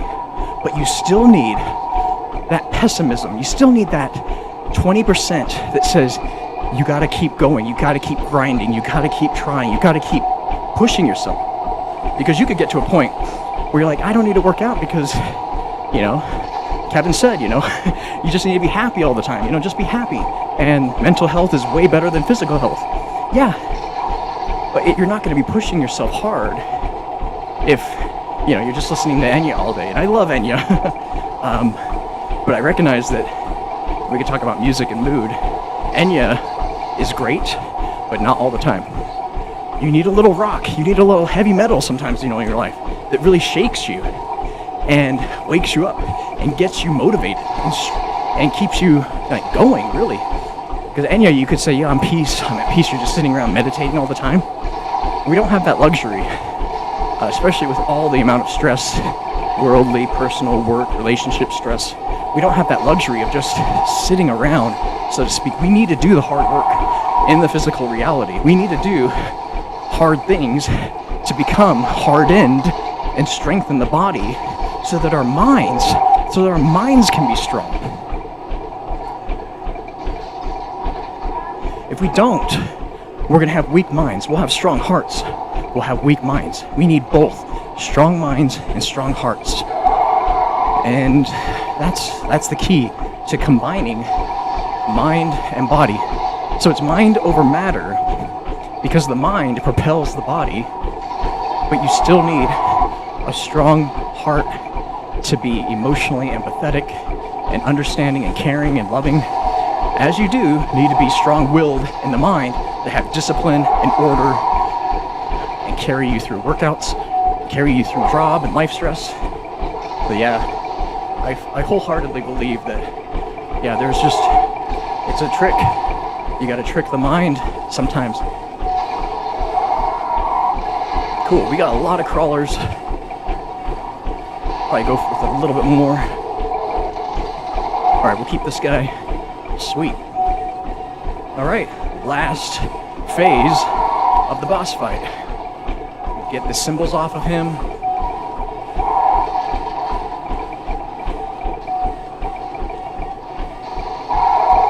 And then we got him. I love this boss fight arena. When it gets closed up, it becomes kind of tricky, but it's not terribly hard. Yeah, this Type 2 shred's pretty good. I love it. One of my favorite assault rifles in the game.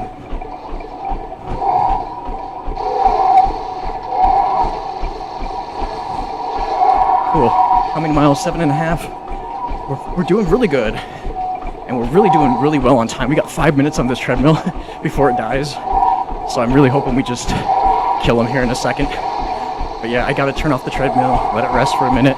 We'll take a water break, bathroom break, electrolyte break, and we're gonna come back strong for Shaolin Shuffle. So here we are in the last phase of the boss fight, just wrecking him, purifying him, resolving the hate and the monster and the animal mind. And yeah, we're helping him really to ascend from this place, because this place is death's. Isn't that what Deftones says? This place is death, one of their songs.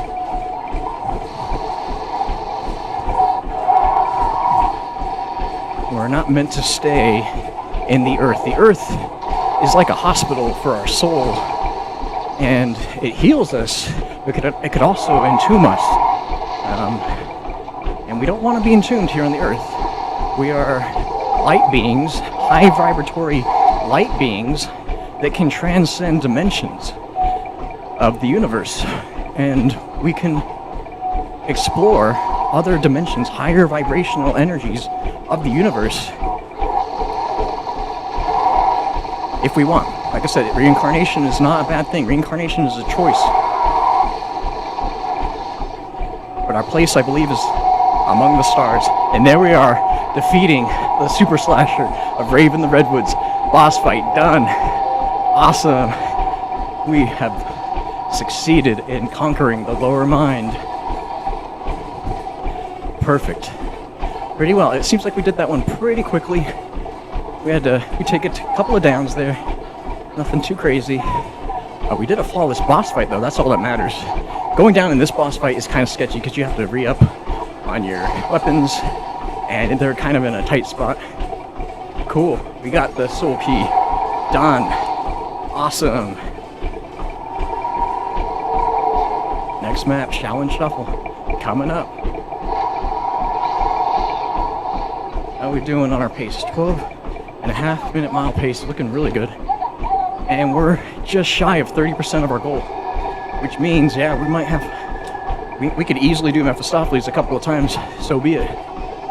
But we don't want to, right? We want to get him first shot, get him first try. Man, looking sharp. Awesome. Okay, talisman achieved. Got it. Yeah, fantastic. Fantastic win. Okay, we are done. What's our time? 57 minutes. Okay, a little bit long on that one, but we were really quick on Spaceland. So not too bad. All right, treadmill's about to die here. We're gonna go ahead and pause the workout. Oop. Pause it, don't stop it. Careful not to stop the workout. Pause it. And we're gonna be back here just a couple minutes for Shaolin Shuffle, everybody.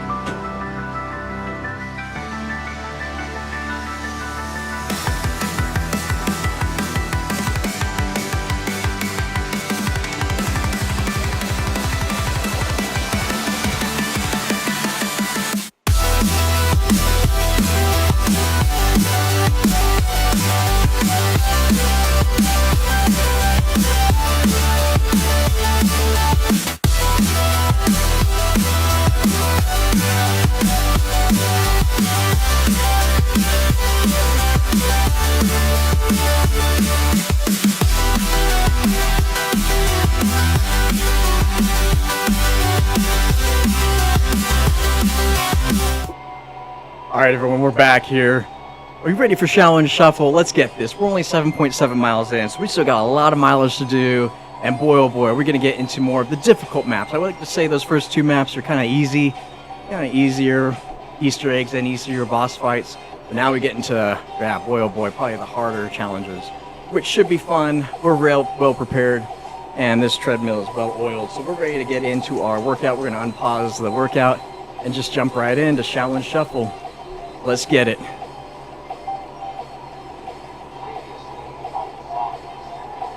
Some more electrolytes going.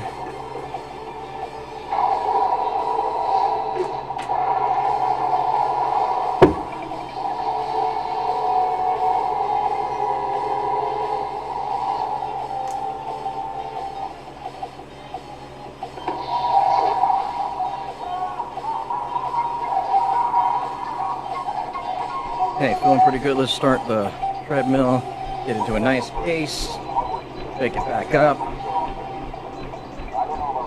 get our good posture, and let's get back into it.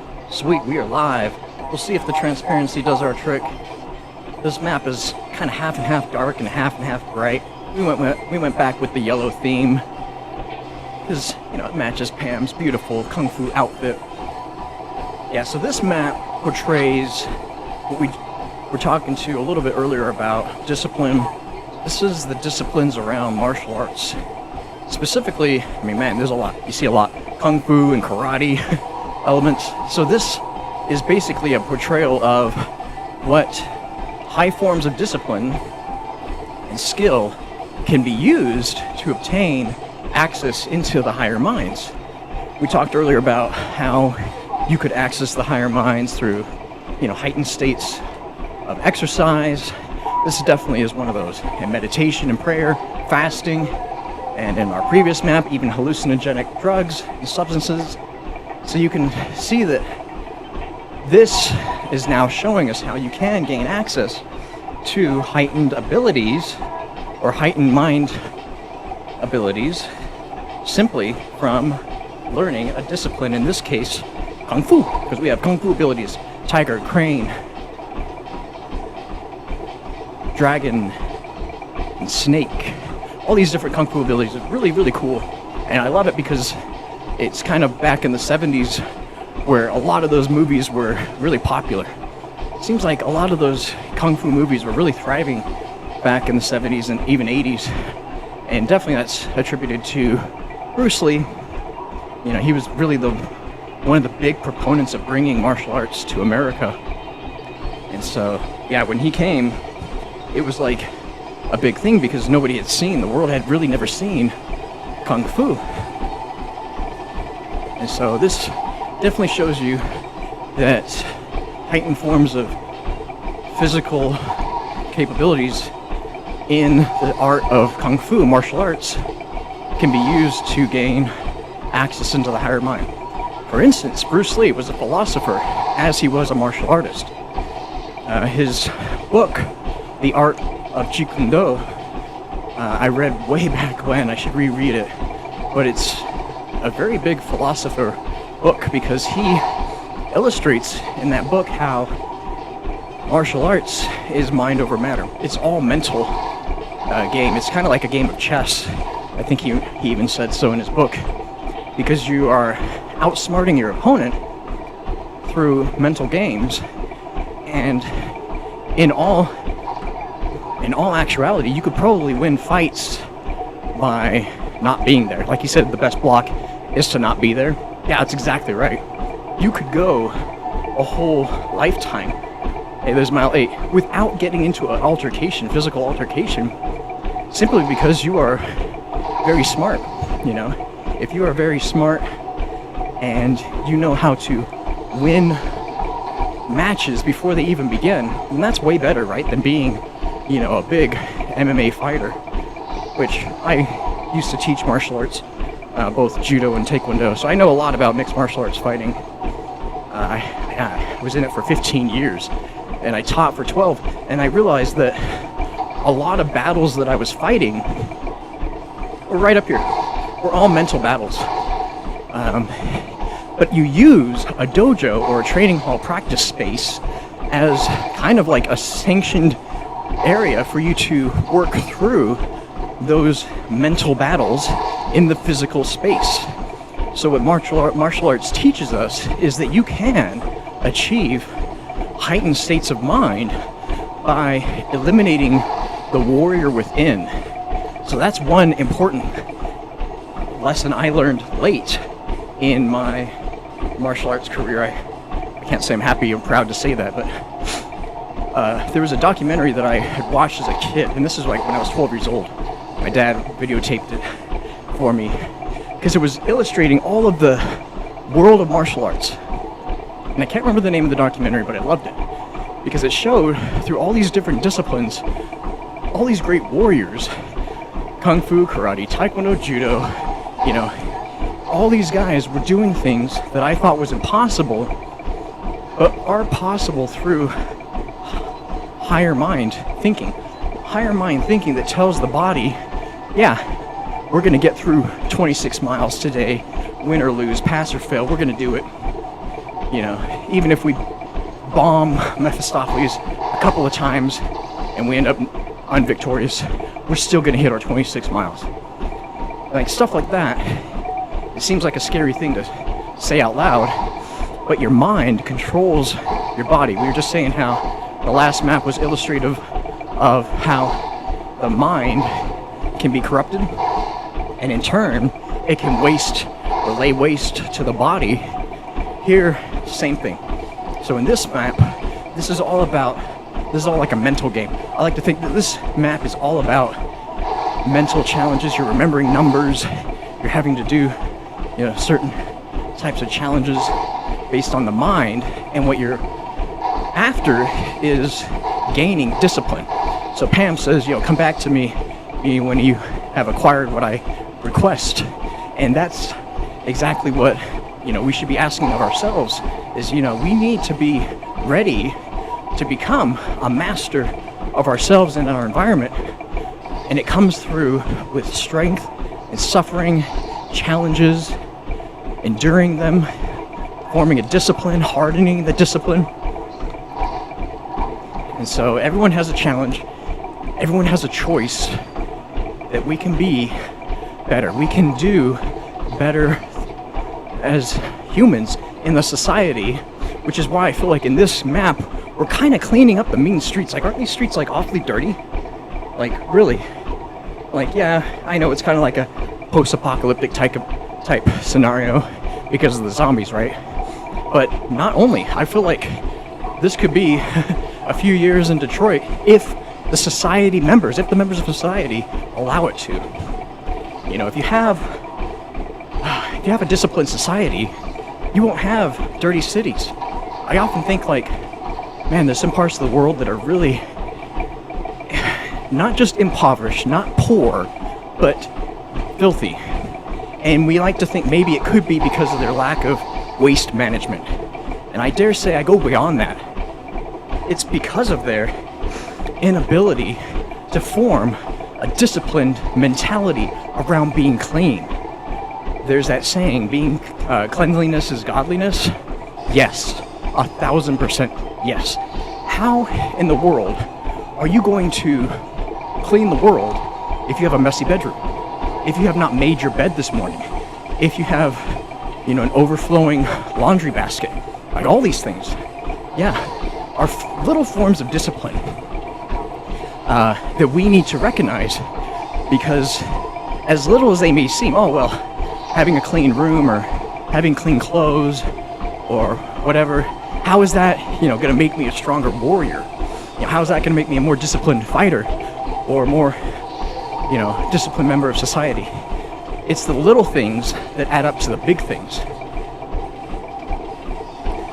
If you have a dirty room, then that's part of your mind that is left unclean. So yeah, it's hard to hear, but it's easy for me to say because it took me, years in my childhood of not being a clean kid to then desiring to live a clean life. And it starts with your mind. It starts in your home. It starts by cleaning your room. That's the first thing and foremost.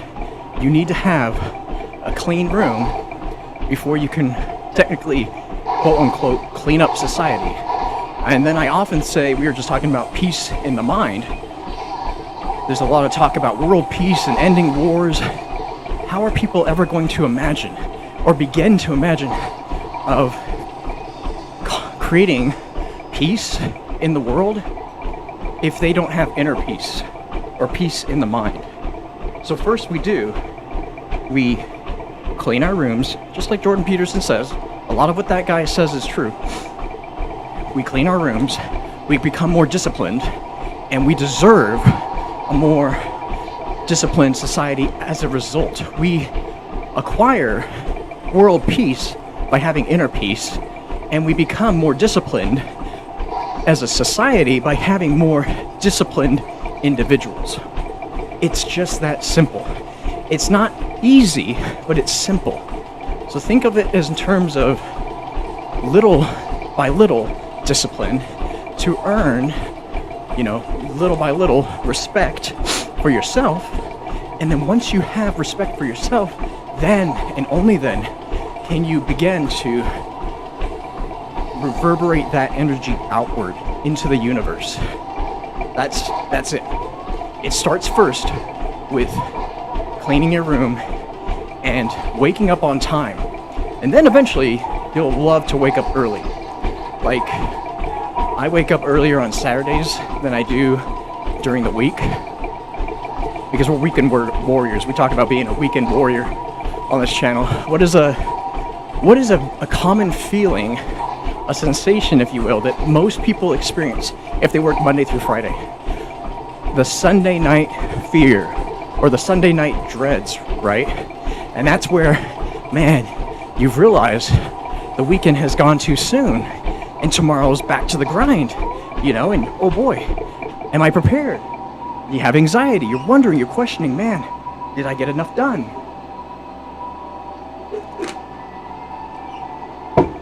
Some of us might feel, well, I don't feel rested, It seems like the weekend came too quickly and there it went.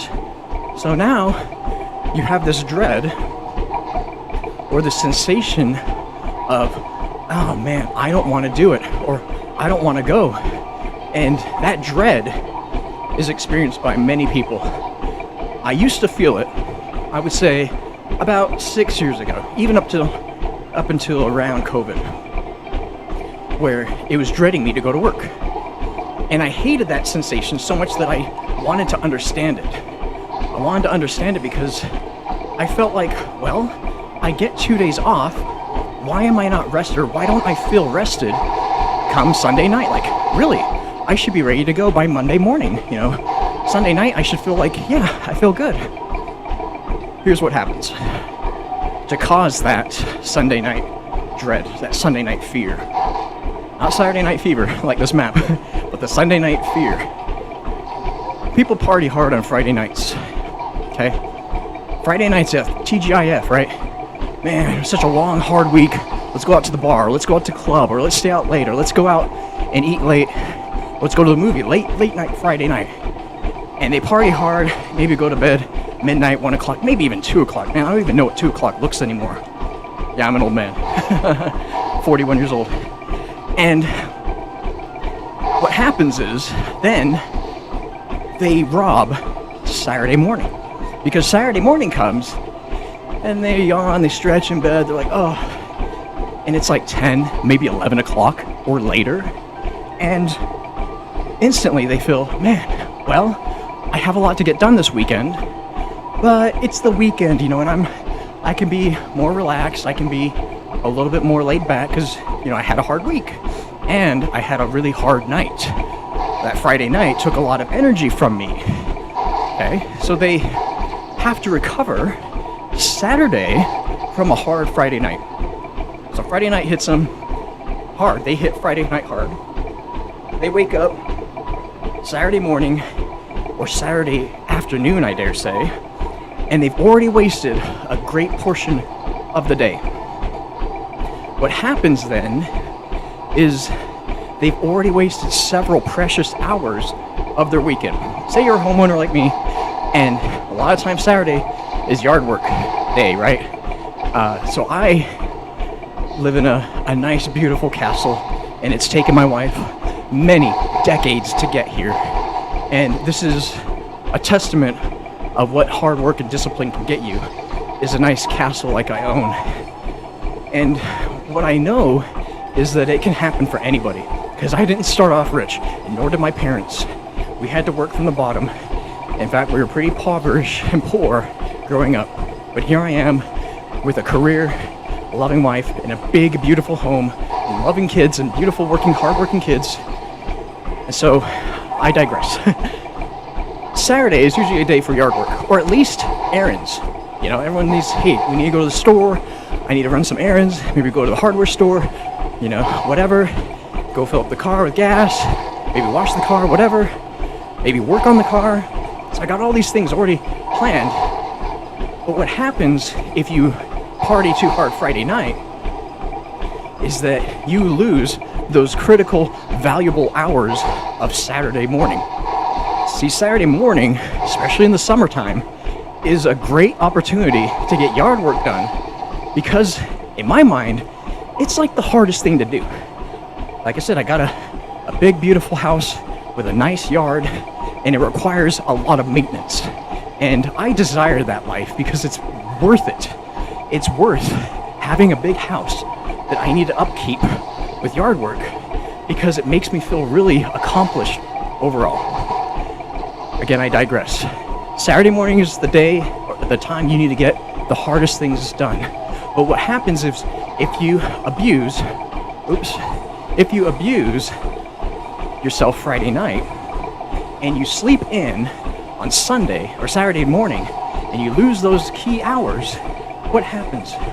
Well, what happens is you end up now in a state of not really panic, but you're still in recovery because you went hard and you're usually hungry, right? You know, most people when they wake up after a hard night of either partying or staying out late, you know, they require a lot of re-up on their nutrients and their carbohydrates or whatever. So yeah, they have to do what? They have to say, I need to get lunch or now brunch, and I'm gonna eat a lot of food because, you know, hey, I got the whole afternoon. And so they eat a lot of food, a big meal, and what happens with all that oxygenated blood? Well, it goes right down to the belly where they need to digest their food. So what happens is they rob themselves, and they die right there. They rob themselves of keeping that energy in the brain, because now instead they're using it to process the food within their gut. Okay? So stay with me here.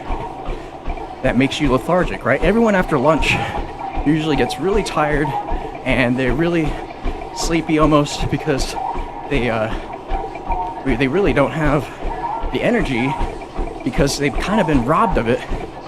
Oh, it robbed me of my reaver, you see? It robbed me. And they have to now spend the rest of the day kind of in a sleepy state. Or even worse, they take a nap. So if they take a nap, boy, oh boy, now they're really out of luck, quote unquote out of luck. Because now they have lost even more hours simply by the fact of sleeping in and eating a big meal on Saturday afternoon before they got, quote unquote, their chores done. So then, okay, they might take a nap. You might take a nap because you're feeling lethargic. And by that point, you're like, okay, it's Saturday, right? You know, I could take a nap Saturday. You know, I'm still resting from the weekend or the week, and kind of really the weekend too. And so what happens is Saturday night comes quick, and Saturday night is, boy, I needed to go to the grocery store. Oh man, I needed to do laundry. I needed to, you know, go run some errands. I forgot to go to the hardware store. Okay. Well, it's Saturday night, we need to focus on dinner. Well, since I didn't go to the grocery store, now I don't have, you know, groceries for dinner I can make. So you might order in, or take out, or go to the drive-thru, or go to a restaurant, or whatever. And there goes Saturday. And even worse, most people are like, okay, well, it's Saturday night. You know, hey, it's still the weekend. And, you know, I don't want to think about the work week yet. So we're going to party, right? We're going to stay out late. Maybe go to a movie, go to the bar, go to a club, whatever.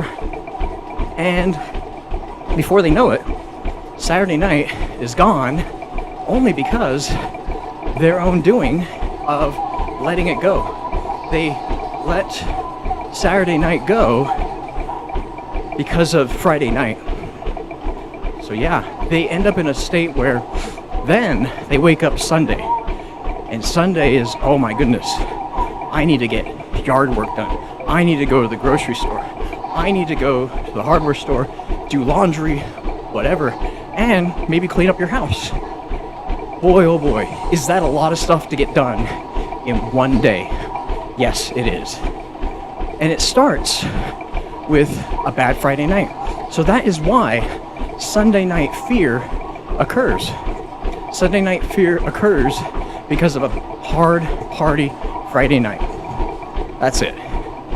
So I dare say, here's how you flip it, warriors. Here's how we become weekend warriors. We flip it because we are able then to understand the weekend and its process. What is the weekend doing for us?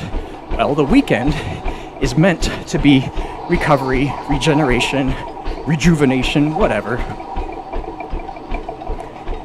And if we allow the weekend to kind of take over or control us, then we'll fall into that same pattern week after week. But here's how we break the cycle. Here's how we do it, ninjas. We become weekend warriors. Here's how. Friday night is not your party night. No. Friday night is your planning night. You switch the P's. 2 P's, you change them around. You say, okay, well, instead of partying Friday, I instead am planning. I'm planning what I'm going to get done Saturday morning. And we hit Saturday morning hard. Like I say, don't sleep in on Saturday. In fact, if anything, wake up half an hour earlier on Saturday. I promise you, it sounds crazy, but it's so good for you. Here's why. We have a natural circadian rhythm. Our bodies love to have a routine. There's another R word. Just like animals, and I'm an animal lover. You know, I hope to see many more animal lovers out there. You should definitely own a dog once, if not twice, in your life. Because they teach us that, yes, having a routine, having a schedule is what keeps us happy. It really does. When we break that circadian rhythm, it harms our minds. We might feel like we're resting, we might feel like our bodies are rested and whatever, but I promise you that at the end of the weekend, it's only harming you, and it harms your mind, because in your mind is saying, well, gosh, I thought I had a weekend, but there it went. You know, it's all gone. So yeah, we have to understand, to break that, we need to stop breaking our schedule. We need to stop breaking our circadian rhythm. So if you work Monday through Friday, don't use Friday night as your party night. Use it as your planning night. Plan it accordingly so that you are ready Saturday morning to tackle all the things that you have to get done that weekend. Because we know the weekends come too soon, and they go too soon. They go quick. So instead, we recognize that the weekends are, yes, used for regeneration, rejuvenation, rest, recovery, all those good R words, and repair. But we need to also respect our weekends, and we need to really utilize them to their best benefit, their best, fullest potential. So that is my strategy, and it starts with, yes, waking up at the same time, if not a little bit earlier, on Saturday mornings. Because what that does for us, ninjas, is that shows that we can handle our weekend, make a list, check it twice, and find everything on that list that might be hard, and we put that at the top. We put the hardest things at the very top of that list say yard work, like for me, yard work is always the hardest thing I have to do physically, maybe not mentally, you know. Cleaning the house might seem, you know, like a harder challenge. I'm not afraid of cleaning my house. I enjoy cleaning. Like I said, took me a while growing up to really realize that I need to be a clean person in order for my mind to benefit. Think about it this way. If you live in a dirty house, even a dirty room, is your mind free from thought? Is your mind able to think clearly without distraction? Those little things in your room or your house, they wear on your mind. They add to the mental pain and increase anxiety. So I dare say, yeah, to break that, you need to have a clean house. And a clean house means you don't sleep in on the weekends. Having a clean house is something that you should desire so much that you start that work on keeping it clean, maybe even not on the weekends. Plenty of times during the week, I like to clean or do laundry throughout the work week, you know, maybe during the night or whatever, because it's beneficial to do it all spread out than in all one, you know, insurmountable task. You're thinking, oh my gosh, I have to do laundry, and laundry is a mountain, right? No, so instead you say, I am able to do this task of cleaning because I love it, and I love it so much I'm going to do it every day. So you don't procrastinate your cleaning. Boy, oh boy, do not procrastinate your cleaning, because it'll wear on you. It will wear on you. So Saturday, you're hitting the ground running. You're not sleeping in. You had a list, and you're sticking to it. And you recognize that, hey, the harder things I have to get done, those are at the top of my list. So by Saturday afternoon, man, yard work is done. Maybe you went to the grocery store. Okay, now it's time to hit laundry. Don't take a nap. Now is the time to hit laundry. Let's do some laundry. Let's get things clean.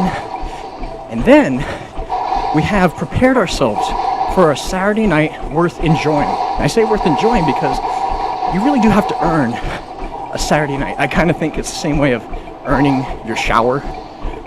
For me, it's getting a workout in earns my shower. Same thing. If you want to earn your weekend, if you want to earn a Saturday night of being lax and, you know, enjoying it to its fullest, then you need to earn it. It's not just something that you gain from working. Everyone works, okay? Few of us are not privileged enough to work 2 jobs like we know maybe some people do. Awesome. Okay, so what we should remember, another R word, is that we need as much recovery, but we also need to use our recovery by, earning it. Earn our recovery. Earn how much time that we spend not at work or not working in the yard or working around our house. We need to earn that time. We need to earn that rest time. And the way to do it is by working hard Saturday morning and Saturday afternoon. Then here comes Saturday night. Here we go. Now we start to feel great. Why? Hey, I got most of the stuff done off my list. If not all. If you're really lucky, you might have just gotten everything done from your list. But maybe you're not that lucky. Maybe you have a lot to do that weekend. Okay? Which is perfectly understandable. You might have a lot to go down that weekend. Man, I have a lot to go down on this map, apparently. I'm getting carried away in our conversation. But we have the opportunity to say we have earned the weekend simply because we have worked hard enough to earn it. So Saturday night comes, and yes, that is our rest day. That is our day where we can truly, finally, be at rest. Because we know that Sunday morning, we may not have a lot to do. And so Sunday morning comes, and you might want to sleep in because, you had a lot of things done, but you remember that you should only be sleeping in a little bit. And I say a little bit to argue that, if you sleep in too much, you will be harming the body's circadian rhythm. So we don't want to do that. We definitely want to be sharp and know that we have a certain amount of energy to expend and to recover, so much that we don't want to abuse it. Because if we abuse it, oh boy, yeah, it will harm us Monday morning. So I almost want to say, don't sleep in at all, even if you don't have much to do Sunday morning. So Sunday morning comes and you're like, all right, you look at your list and you say, I have this and that left to do, and that's it. You hit that again, first and foremost. Do it. Go to the grocery store if you didn't go already. Go run those errands, finish it. Finish the tasks around the house. Finish laundry if you didn't get all of laundry done. And then by Sunday afternoon, you should be done with everything. Sunday afternoon, you should have everything done, and the house should be clean, your laundry should be clean, your gas and your tank should be full, your energy levels will be drained. Now is the time you can start to recuperate and recover from all that weekend stress. And we'll talk about the differences between stress, unnecessary stress, and necessary stress. So let's just focus on now you have the opportunity of taking a nap. Maybe now you have an opportunity of resting or reading a book or playing a video game. Yes, Sunday afternoons are the days for that, because at that point you should start winding down, because you had a big weekend, to prepare yourself for the beginning of the work week. And I dare say, if you have that schedule, if you keep to that schedule, you will have no Sunday night fears.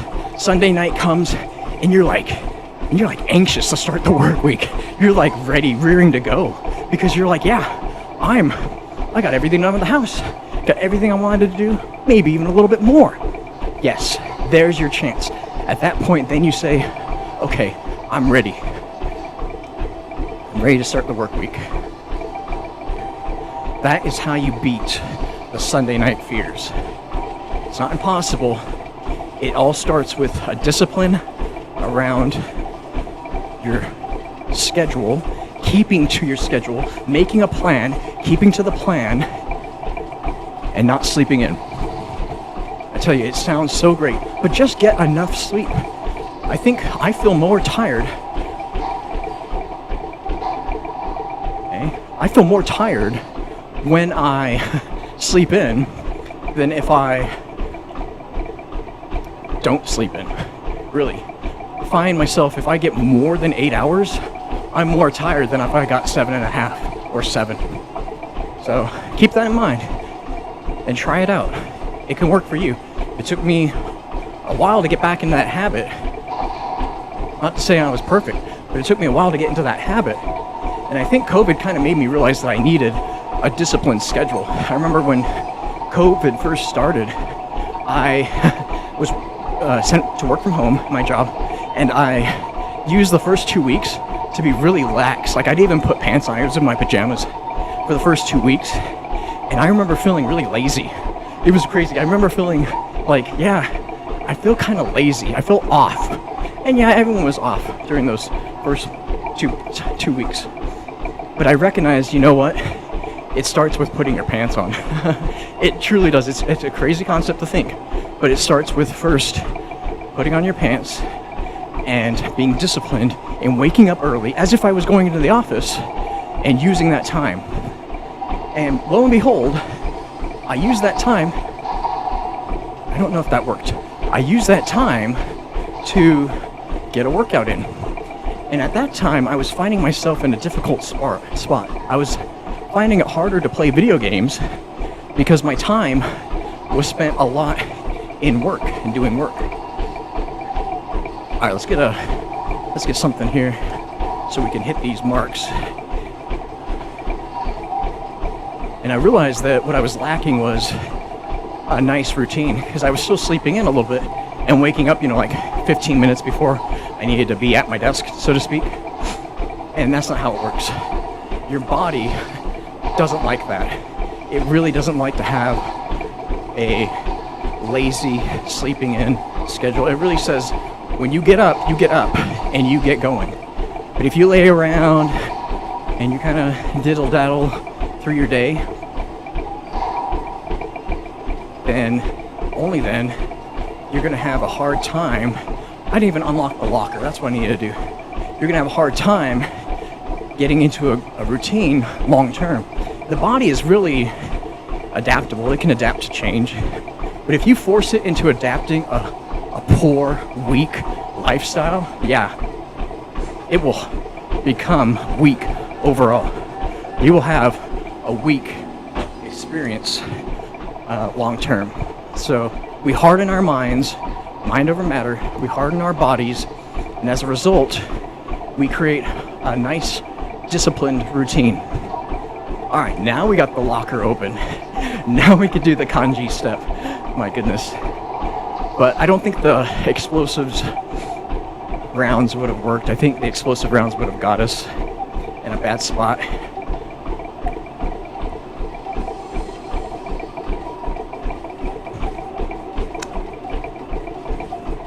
Yeah, so good to buy a pistol, regular pistol, off the wall. So we're weekend warriors. Let's become weekend warriors together, and as a result, we're gonna have a more disciplined society. There we go. There's one.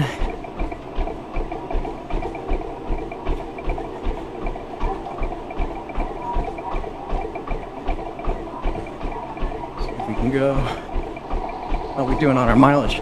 10.5 miles. Oh my gosh. Yeah, we are cooking. If we can get through this in a half marathon, then we can cruise through Attack of the Radioactive thing and feel pretty good about jumping into Beast from Beyond. We're probably gonna have to take a break after this map just because of our treadmill. It dies every hour and 40 minutes, and I would hate for it to die during a boss fight. And pause mid-fight. Nobody wants to do that. Alright, so the big thing for the Rat King is this Reaver. I gotta tell you, it's my favorite gun. Once I discovered that this thing nukes the Rat King, it's been my favorite boss fight weapon. And it's a pretty good shotgun to run with just around town as we clean up these mean streets. Alright, let's go find some symbols here, huh? Let's go find some symbols. This step could be quick or long, depending on how long it takes us. Depending on where they are. There we go, there's one. Cool. 5 more.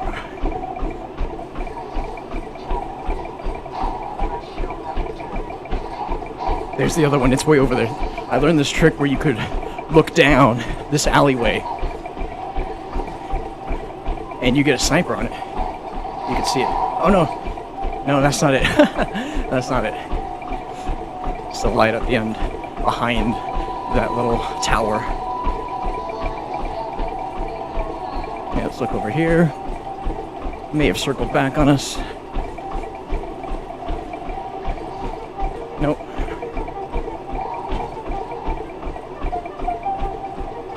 Excellent, excellent, excellent, excellent. I'm doing pretty good. My feet are feeling nice and sore, but not terribly sore. They're just telling me to keep up with the posture.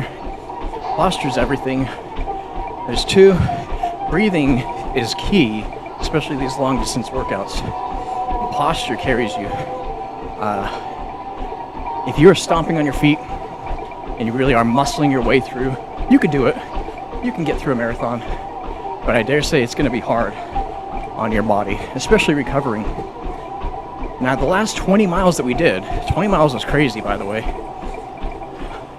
We were fine after 1 day of rest. Okay, that's 3. 3's there. Let me just make sure it's gone. Okay, 3's gone. We were fine after a day of rest. It was crazy. I was feeling really recovered. And so that tells us that we had good posture. So I'm trying to tell myself and remind myself, be good in your posture, Kevin. Good posture.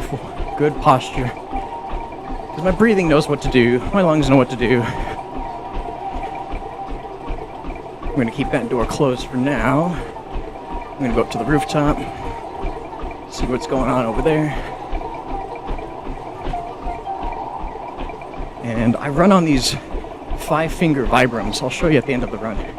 Okay, that's 4, maybe.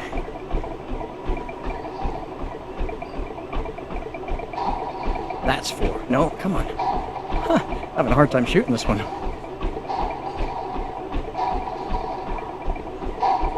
No, this one will get it. The sniper will get it. There we go. These 5-finger Vibrams are meant to illustrate a barefoot running technique, which is not impossible, but I dare say it's crazy to get into. See, a lot of times we were kind of led to believe that the body needed a lot of padding, especially on the heels, right, to get us through long endurance runs. So Nike and the orthopedic surgeons of America back in the day, oh yeah, they got in cahoots for the first Olympics. And they sold us on the idea that we needed padded heels for our shoes. And here's why that's not the case. It's not the case because we have not evolved from running and stomping on our heels. It sounds crazy, but hear me out. The posture thing. If you are running on your heels, that means that you're leading your step with your heels straight. And in order to do that, you are leading the knee to become into a straight posture, straight position. And when the knee is in a straight position, as it's striking the ground, boy oh boy, that's where the body gets little micro vibrations, not just on the knee, but all the way up into your back. So that's why a lot of runners, a lot of long distance runners, you know, after years and years and years of abuse, all right, there's 11 miles, they have knee and lower back pain. Man, when I started running like 20 years ago, I was a young kid, you know, I was only 21, 22. And I found myself having a harder time because I was running on padded heels. I couldn't run more than twice in a row, 2 days in a row, because I had knee and lower back pain. And it went away. It wasn't like persistent throbbing pain, but it was just enough to wear on me that I didn't feel like I could run every day. I kept thinking, man, how am I going to be one of those guys that run every day, right? Like, that's, to me, that was impossible. Okay, I think that's 5. One more. I'm like, how could I adopt that, you know, runner's mentality of running every day if, yeah, running 2 days in a row was painful? And so a triathlete friend of mine, that was about more than 10 years ago, he turned me on to these 0-drop, 5-finger, barefoot running shoes. And at the time I didn't believe him. I'm like, man, you're crazy, right? You're a triathlete, you're an ex-Navy guy, you know, you're extreme, right? I'm just an ex-martial artist, right? What do I know? I'm a soft guy. I work on computers all day. Oh no, he illustrated to me that people are running wrong. And I'm like, running wrong? How do you just run, you run like you always, it's kind of like a innate thing that humans do. They run. Fish walk, fish swim, birds fly, dogs walk, humans run. He's like, no, if you're stomping on your heels, he taught me the anatomy of it all, you're sending those micro vibrations up to your knee and lower back, and that's what hinders people from being able to run 11 miles plus. And I got to thinking, okay, well, maybe I'll give it a shot. And so yeah, I bought a pair of these Vibrams, and I instantly hated them. I'm like, my guy, you just sent me these shoes. I bought them, and they're like incredibly painful because I went on a couple of walks, and then I went on a jog, and that jog was horrible. I kept thinking, what am I doing? Like, this is so painful for me. Like, honestly. And because my calves, for the first time, were paining me. Like, I swear, I had never felt my calves hurt that much. And, yep, sure enough, it was him, his voice in my mind saying, yeah, we're running wrong. And so what I was doing was strengthening my calves. So after the first 2 weeks, That's how I got used to them. My body started to adapt, because the body can adapt through anything, and it started to make sense. Because then, and only then, was I able to run for more than 4 or 5 miles at a time. I remember he took me on a run. It's like 6-7 miles. My first 10K. Yeah, that broke me. I remember thinking, this is the hardest thing I've ever done. I'm gonna be so sore. It was on the 4th of July back in like 2011. And I remember thinking, this is the longest I've ever ran. And I'm so sore. And yeah, he was right, because it was all my mentality. My mentality was holding me back. All right, that's the last Rat King symbol. We are now ready to go listen to some Morse code step. Let's see if the phone's down here. I think it should be down here. Not these phones. Maybe this one. Yeah, it's this one. All right, let's get the headset out.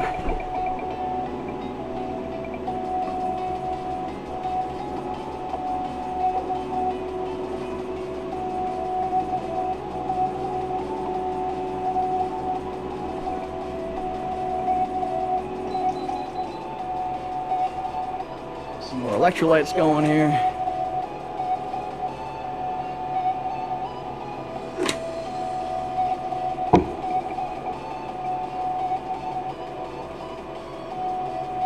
And we don't need these wristbands anymore. I think they're good. It's nice and cold in this room. All right, let's get our Morse code cheat sheet out. I remember doing this Easter egg way back in the day without a cheat sheet. And yeah, that was the hard mode, right? Back in that day. Okay, let's see how we're doing.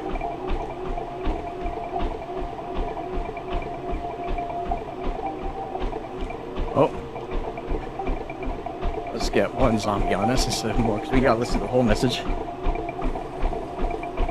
So it was 1, 2, 3, 4, and then a long one, which could be 407 or 420. We gotta look at the last number. There we go. So let's lead them all the way up here. Big circle.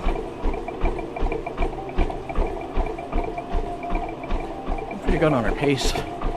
Pretty good on our time. Alright, here we go. Morse code time.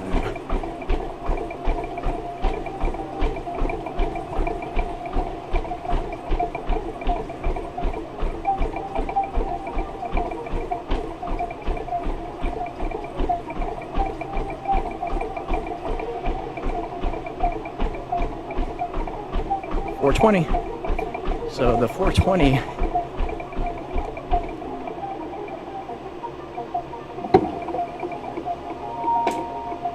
I think we wrote it down. Some more water while we're at it.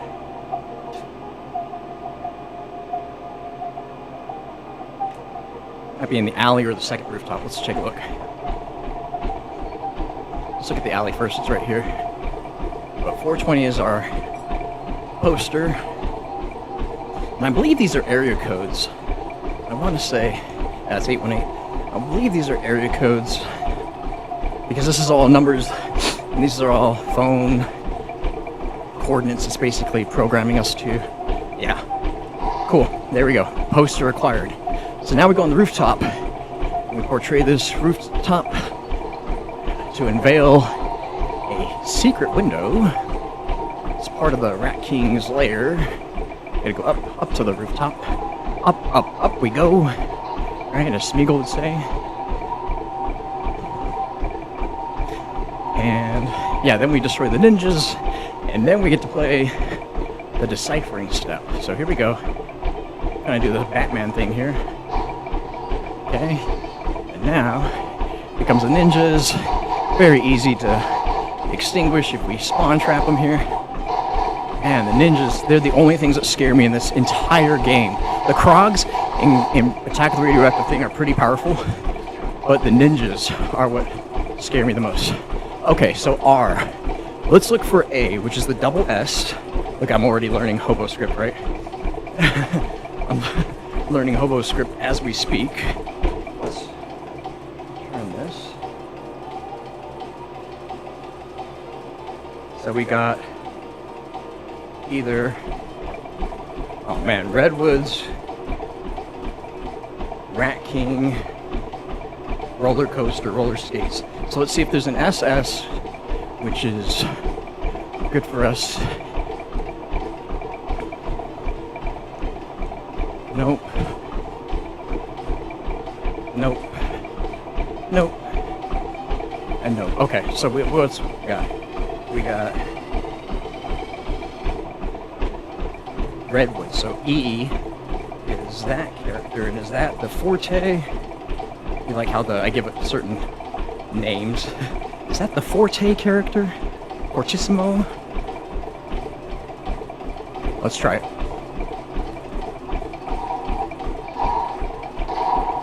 Maybe. And I can't reload. Yes, it is. Okay, so it's RE. So I think there's only Redwoods, right? Oh, come on. Yeah. Or Reality. Ooh, Reality TV. So let's see if there's a D. And the D is that frog-like character. I'm calling it a frog. Okay, let's look at that. And the one thing is you can't reload. You can't reload, otherwise it resets. A lot of R's in this game, right? Nope. Okay, yeah. Yes. So it's Redwoods. Actually, we just came from Redwoods. Rave in the Redwoods. Redwoods. So we need a W, and the W character is backwards S, which might be that one actually. I'm looking at it. Let's do a full circle. Yeah, it might be it. Redwoods. Yeah, it's that one. Cool. O. Give me an O. Alright, these I call it like stitches. Yeah, hobo script is what we're deciphering right here, which is kind of interesting because it reminds me of Keanu Reeves and Morpheus and John Wick doing secret code. All right, another D, which is, what was that character? The frog, right? Yeah, the toad looking character.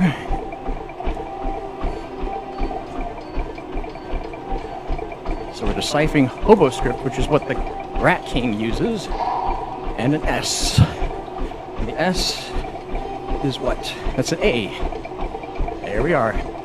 Okay, Redwoods, done. Awesome. Okay, hobo script, cipher, done. Now, we go get the Rat King. That is the hardest step in this whole Easter egg for Shaolin Shuffle. It is, for me, the hardest. Let's see, he's up the top of that roof. And we have enough ammo in our Reaver to shred him up. Cool. That was pretty good doing it on the first try. Not too hard of a word. Not too bad.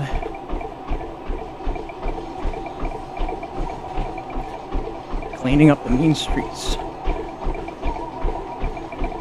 So here we're going to get a brain, which we're going to purify the brain after we get all the zombies to pile up and give us all their brains in the disco, which is to relieve them of the disco fever, I call it, or the zombie fever.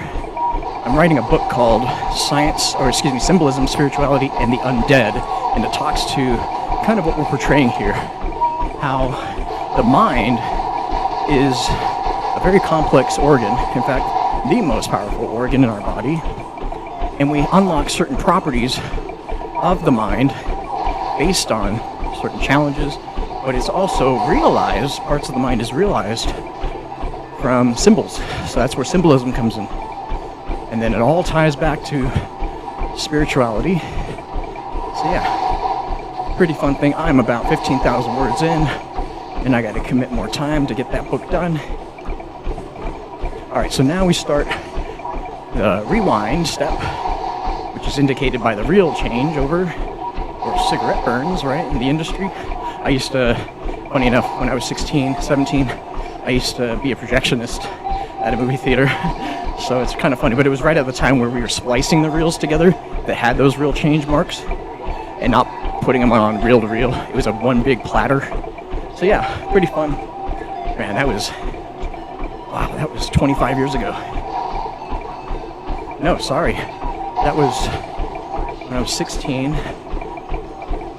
How many? Yeah, 25 years. Wow. Seems like I've lived lifetimes if you look back. All right, we're getting a lot of cash. So this is all about money right now, until we have enough, which we do, to upgrade our guns the final time. But I do need to do more kung fu so that I can charge up my ability. Yeah. So this is actually a good opportunity not to die, and instead gain some shuriken kills. Come on. Man, we are not hitting our marks here, huh? Alright, come on. Kind of takes a minute to throw the shuriken before it actually hits.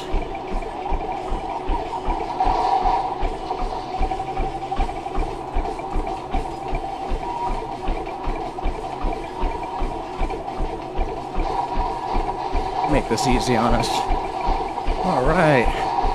Fire cell. This is not one of the maps that I need to hit the box. I won't even try for it. The nunchucks are fun. But yeah, they're not something we need at all. Ankle biter, huh?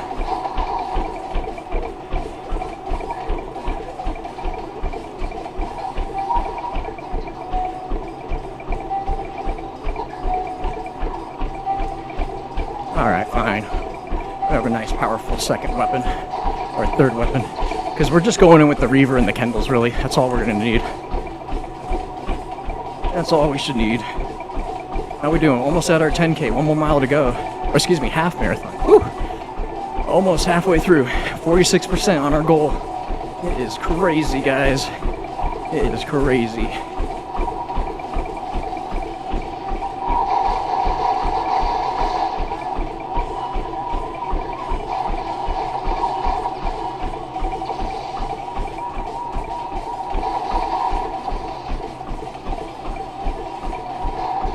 We are there.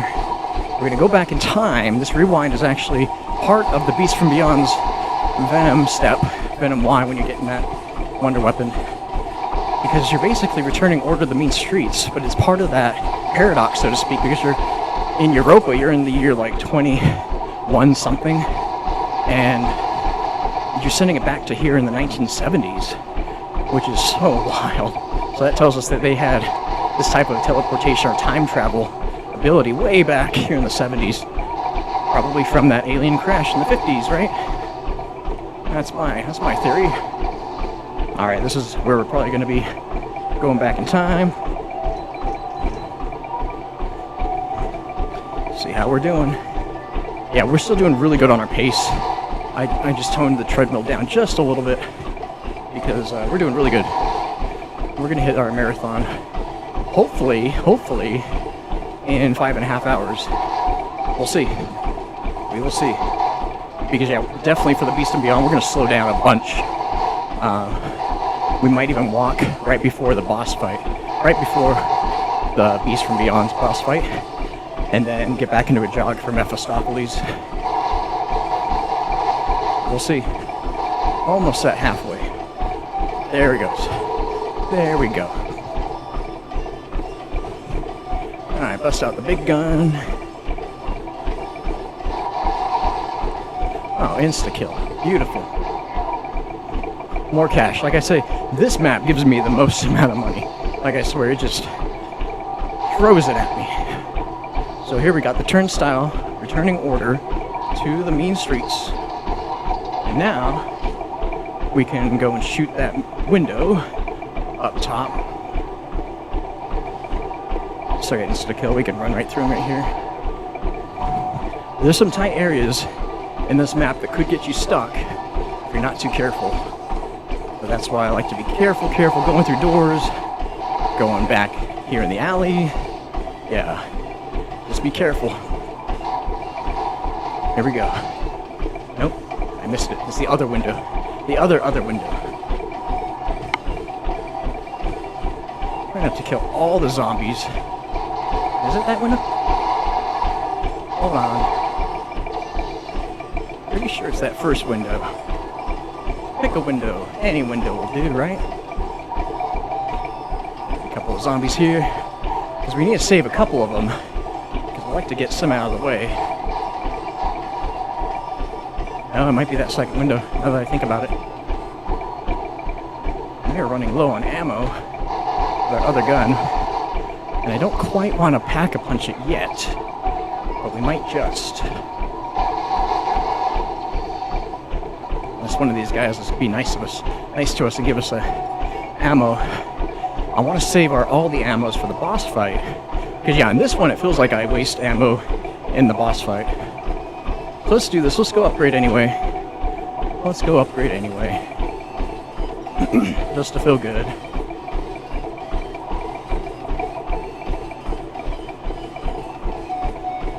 And if anything, we'll just go another skater round.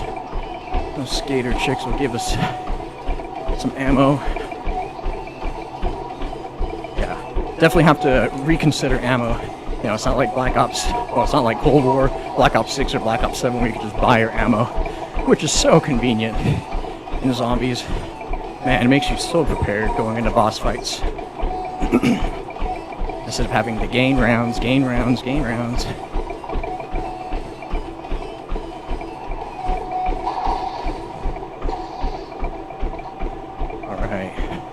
Almost 12.5 miles. Almost 48%. We're feeling okay. We're feeling strong. Definitely feeling a little sore.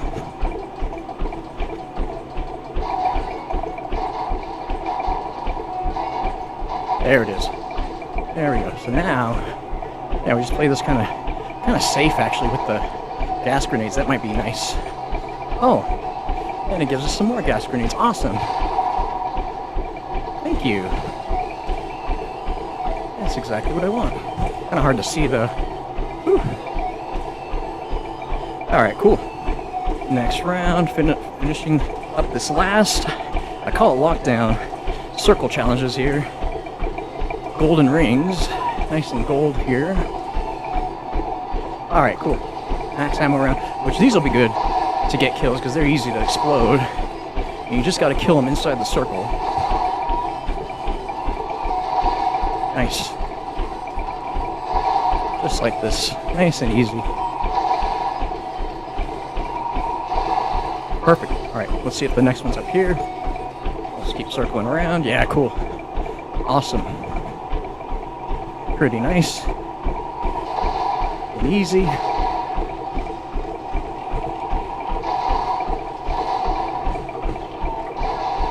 Awesome. There you go. Very cool.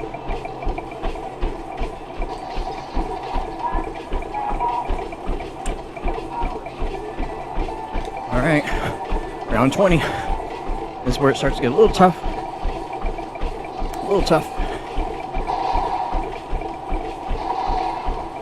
What we'll probably do is upgrade the Reaver before we do the Saturday Night Fever challenge, because that thing I think needs a little bit of buff before we do, because I really just want to one-shot him as we ring around the rosy, so to speak. Cool.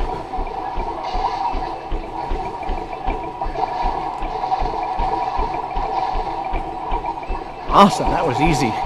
Super easy with gas grenades. I'm so happy to pull gas grenades out. I feel like they're the best thing. They definitely help you with, yeah, getting these guys to be crawlers and then instantly killing them. So just like that, perfect. All right, see the last one, or two more of those. Doing the subway. Got plenty of ammo. And I could always grab another ammo card before the boss fight. That's no problem. I got dozens of those suckers.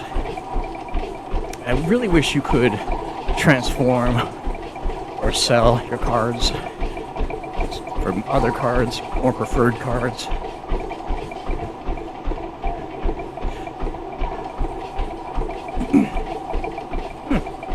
Okay, it might be back in the alleys. These circles will circle back.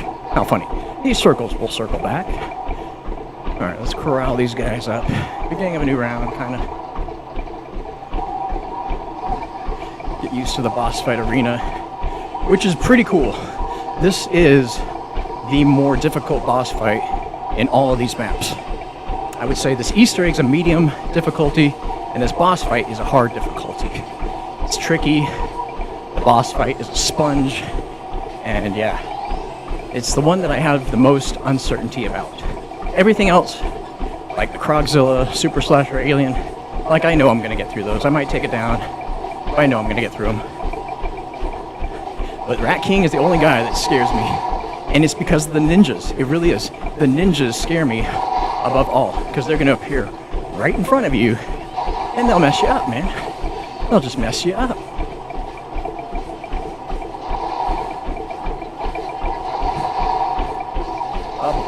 See, this map, out of all the maps, just loads you up with cash.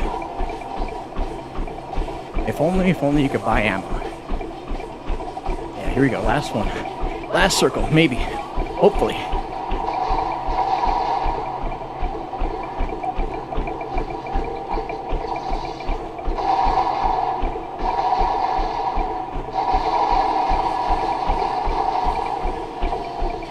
Maybe. One more. Maybe one more circle. Anywhere. The only way to tell if this one's done is you go to the DJ at the disco and you interact with it. So we'll check it. There might be one more. Not usually you hear a gong, but I think that's when you finish the last step. And that's when it summons the Rat King, where you hear the gong. Saved by the gong, I say. Saved by the gong. Alright, if it's not here, then we'll go to the disco. And it's not. Okay. Let's see if we can make our way up. Not get tight. Might get tight. Cool. That might be the only zombie, actually. We do want to upgrade the Reaver, now that I was thinking about it. Just go ahead and upgrade this one more time. And we'll go another round, or I'll flip my all the ammos card and buy another one. We have so much points. We do want to get the katana as backup.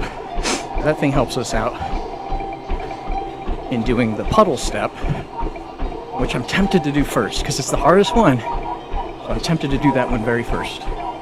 We'll see. We'll see if it's disco fever time here, guys. Let's see if we're ready to get disco.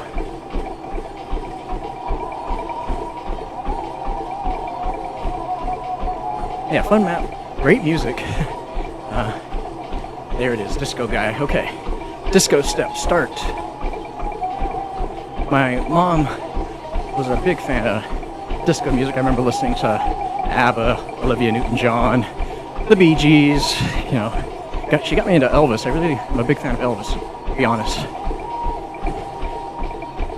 And so yeah, this map reminds me of those days, my mom's generation. Alright, 13 miles done. We are 50% halfway through our marathon. Insane, can you believe it? Now, did it transform the only zombie? It did. That means I have to kill this guy. And, yeah. Go to the next round, which will be heavy. Which will be tough. We could do it, though. So it'll respawn here in a second. What we'll probably do is corral them up here. Yeah. Just to get a little space in between us. There we go.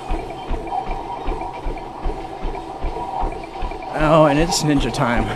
After a certain amount of rounds, the ninjas will start spawning in and out of rounds. Like, they're now just an added benefit of going high rounds. And so you gotta be careful and always cautious, always aware of those ninjas that will wreck us.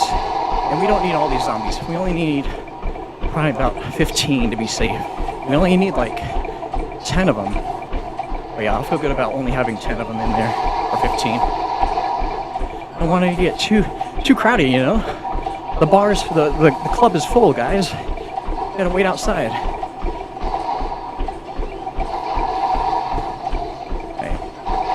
another. Cool. Now let's use these amount of zombies, and we'll carry them in. Gotta get rid of the ankle biters though. They'll bite you. And this step will actually be really easy if that floor cleaner wasn't in the way. That floor cleaner, oh my gosh, it gets us stuck all too often. Alright, how many we got here? Get that guy out of the way. We got about 15, maybe a little more. As long as I get the ankle biters out of the way. Cool. Alright, let's see if we can do it, guys. Here we go. Disco fever time. So we lead them in here. As long as one of them's on the dance floor, nice. They get the disco fever in them. Pretty funny step. Gotta say, it's a fun step if this floor cleaner wasn't in the middle to block you. And it's a cool trap, but not when you're doing the step. I wish you could activate it and have it disappear for like a round or two before it respawns. Oh, I gotta be on the floor too. And we might not have enough. Man, we might have killed too many zombies. And I wasn't, yeah. Alright, let's go another round. We don't have enough zombies anyway. Yeah. Another round.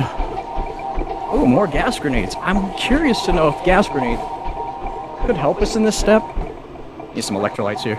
If that's possible. But I'm not going to take the chance. I don't want to take the chance.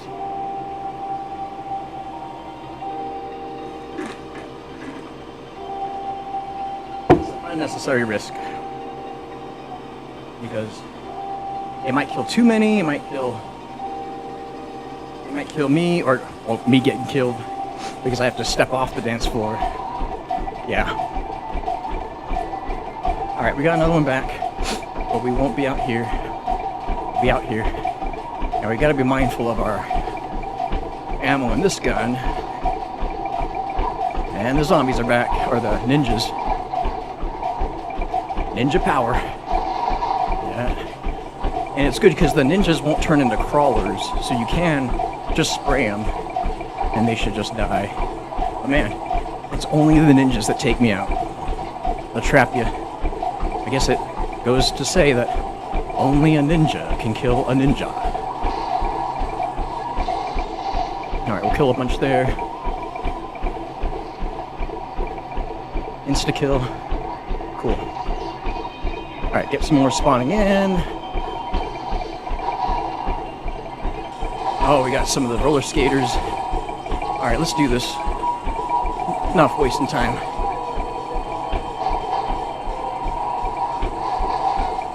Cool, we got 3 done right there. And a ninja spawn in. But careful, careful, careful with the ninjas. Do a big circle. I like it that you don't have to be stuck in there. It's like you can take a break. And take a little breather.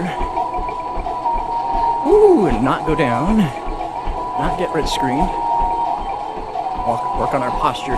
I can always feel like when I'm in a tight spot and a clench, I have to remember to posture up. Because I feel like I'm stomping on my feet. And you just gotta be light on the toe, light on the toes, light on the balls of the feet.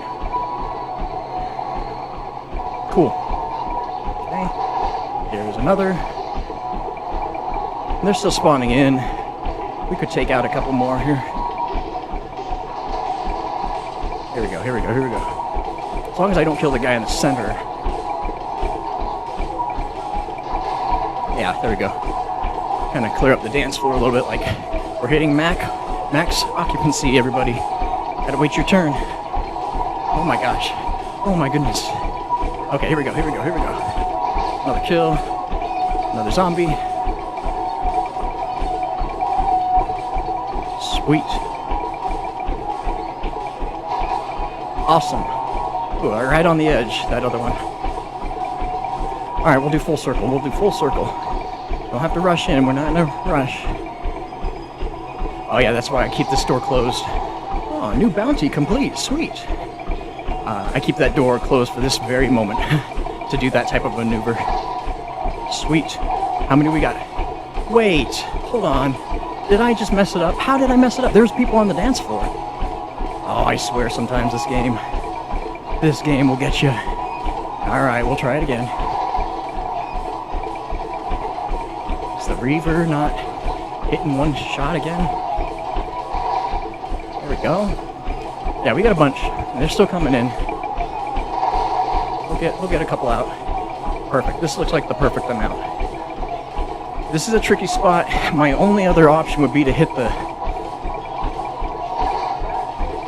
boombox trap, but I don't want to use that here. If I can save it for the boss fight, it'll be preferred.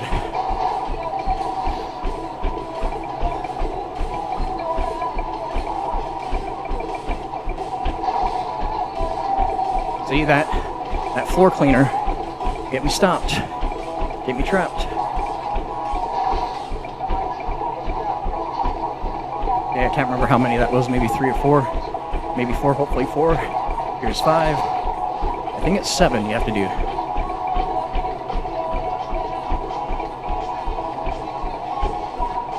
Oh, keep going, keep going. It's really tight. Really tight. There we go, there we go, there we go.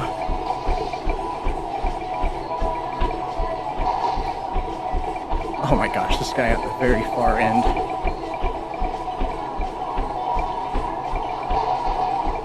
Hey, we got another one. Sweet. Hey, maybe 1 or 2 more. Let's see. There's the gong. Saved by the gong. Okay, let's go kill the Rat King real quick. Just mess him up. Where are you, buddy?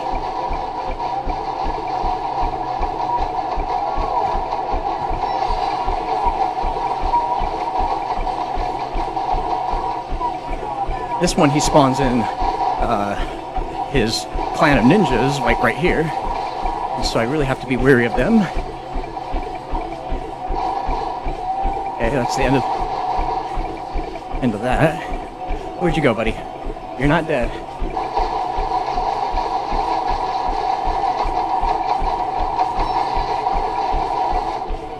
Throw some more gas grenades. Get this place all smoky.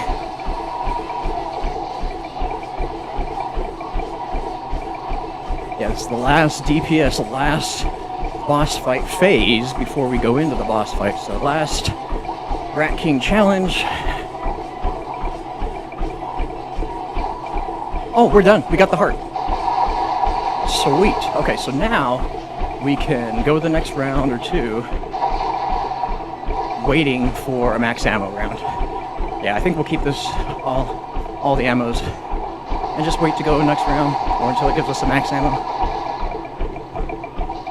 Feeling great. We can go get the sword, pack-a-punch the sword. Yeah, let's do that while we're thinking about it. More ninjas spawning in here to wreck us. More ninjas here to wreck us.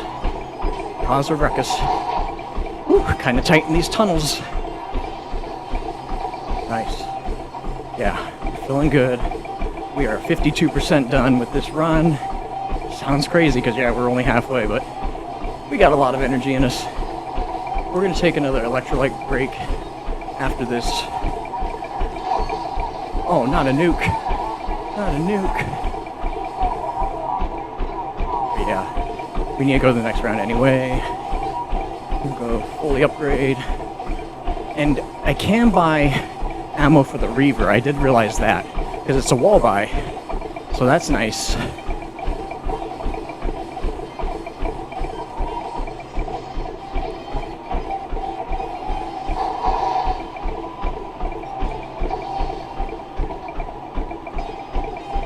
Upgrade the sword while we're thinking about it. And then, yeah, we are on our way. Boss fight town. Woo! Feeling good. Feeling sore, but we're feeling good.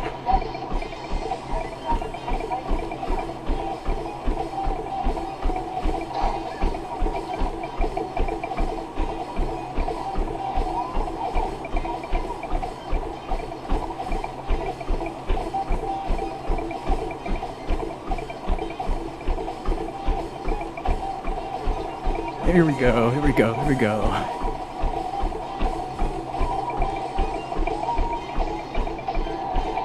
Alright, grab some Reaver ammo. Sweet. And yeah, we are there. Just talked to Pam and yeah, we'll get... You know what we could do? We could actually just go in the boss fight right now. Because we are going to... No, let's be prepared. No need to rush in. We've been doing this run for a long time. No need to rush in. We can get our ammo from a max ammo ram. It should hit us right now. Maybe. Nope. No such luck.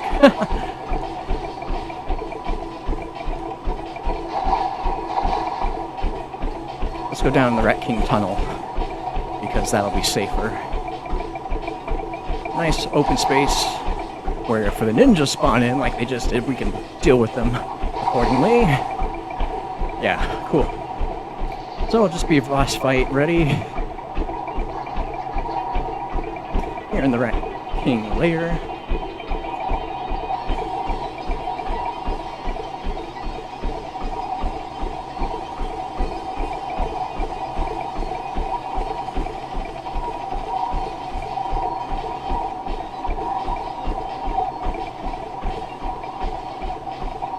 Good posture, good posture.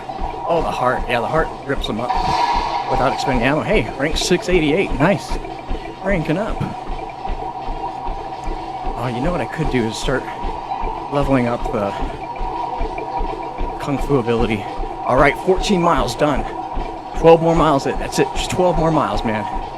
We're more than halfway. Just gotta tell myself that. We are 53% in. Yeah, we're doing fine.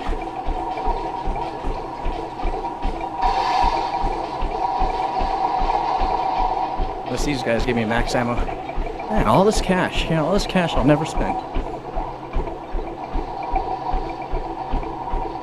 Oh, the ninjas. Oh, how I hate them. My nemesis.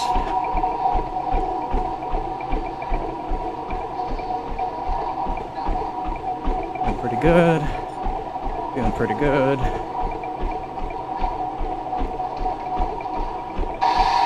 Man. Yeah, the heart takes out a ton of them. A ton of these babies.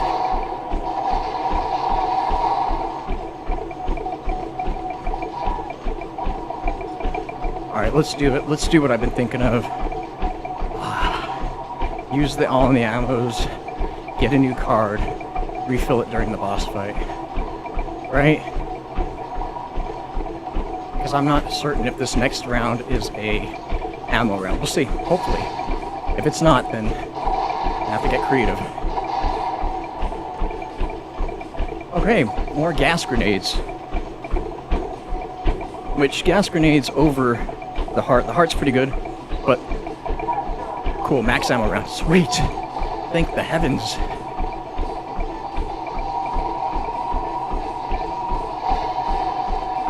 Now, I really can slice them up. Yeah, the sword is great on these guys. And I used to think the sword was good on the ninjas. It is only when you have that ability. Other than that, you get too close to the ninjas, man. They got Kung Fu crazy abilities to slice you up. Cool. Let's get over to Pam. So we'll be nice and ready to just jump in.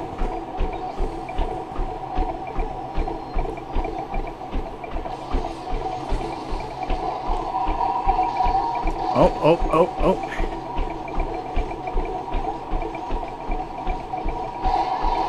See, that type of ability is so powerful.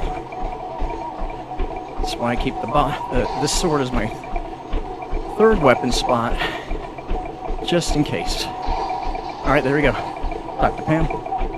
Time to rise up, ninjas. We are Rat King boss fight ready. Here we go. Let's do it. Rise up, round 26. Shaolin Shuffle boss fight. Let's go. Here we go. We are ready. Quick sip. Wish us luck.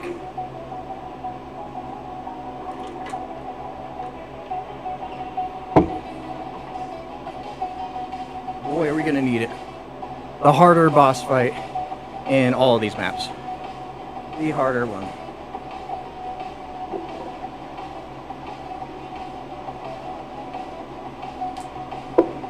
Quick stretch.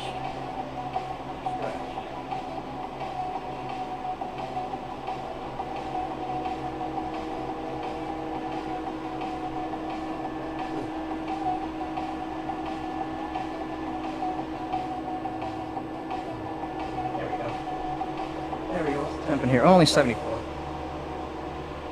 Feeling pretty good. Alright, let's get this ninjas. Let's get this Rat King. Shaolin Shuffle boss fight. Start.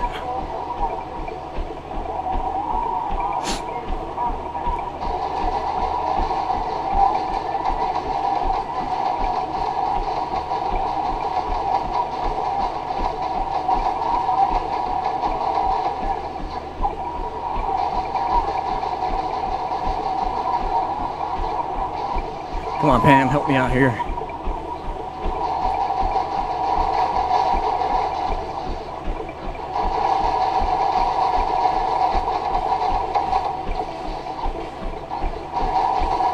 Yeah, there we go. Okay.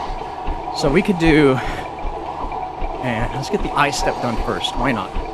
We're fresh.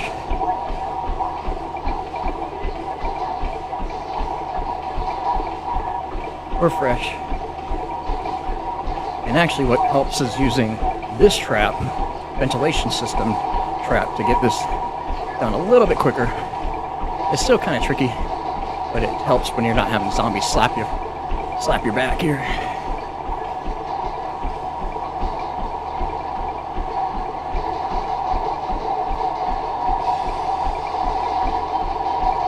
Okay, a couple more. And hopefully, I'll use the boombox for the last phase. DPS down. Yeah, that might be easy enough. Alright, so trap went out. Done.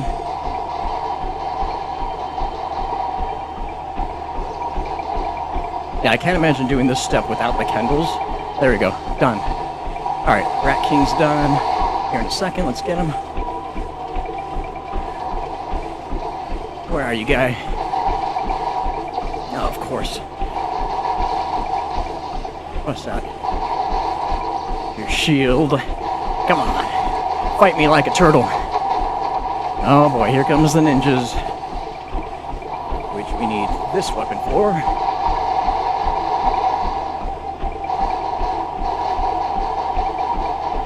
They might spawn behind me, man. These guys are so tricky. Man, these ninjas.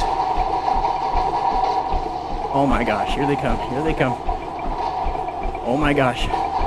Gotta face them. Gotta face your fears. There we go. Yeah, grass grenades are definitely overpowered here in the boss fight.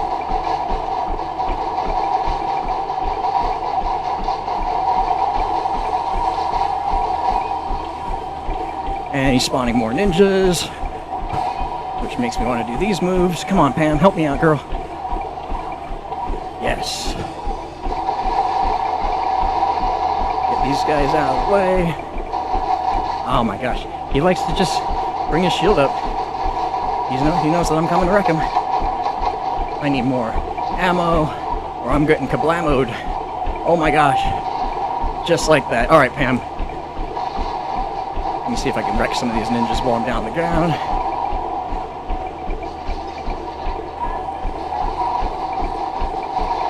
I don't want to use the boombox yet. Oh my gosh, he just keeps spawning in the ninjas. Like as soon as I take him out, he just brings them right back. And then he puts on his shield like a little rat. There we go. Okay, now let's do the brain. Collect our minds here for a second. And we'll just save the hardest one for last. But yeah, we definitely need to rest. Whew. After that crazy fight, almost took us down. And that means we're having to rely on Pam for our next revive. But we're not going to have a next revive. We're not going to need it. We got mana up here, right? Yeah, we're going to use that. And that's going to help us. Oh, wrong? I have my boombox out. I'm like, why can't I see my guns? Let's do this. Come on. Next phase. This is the brain phase, which is really just run around and stay safe. Let the blue zombies do their thing.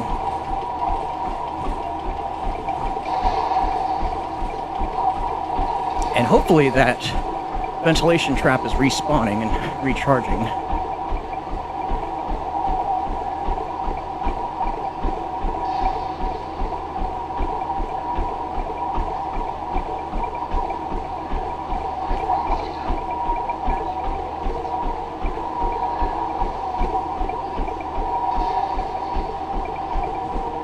Hey ninjas, we got this. We got this.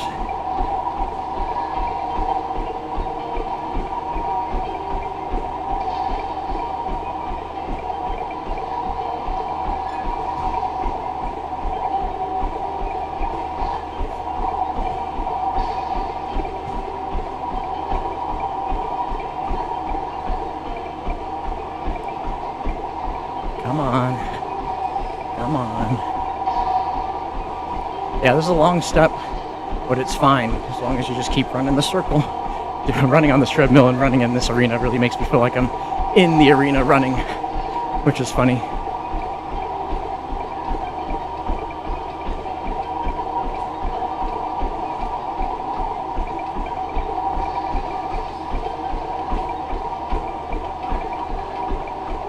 Okay, Saved by the Gong. Now let's get the Rat King before the ninjas spawn in.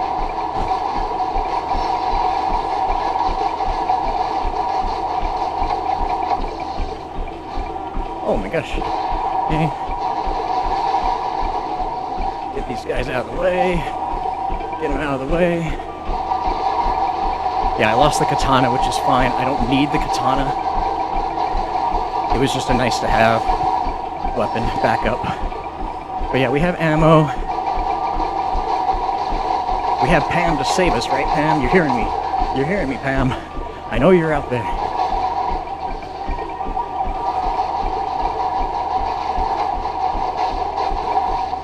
Come on.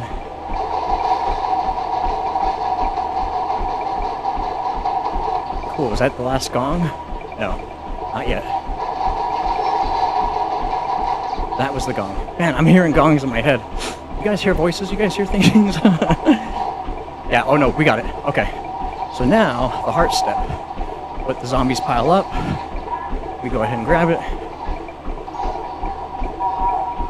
The heart. Time to cleanse it. And we have the ventilation trap. Cool. Alright, let's do this. Here we go. Reload. Mana up. And let's get this done right now.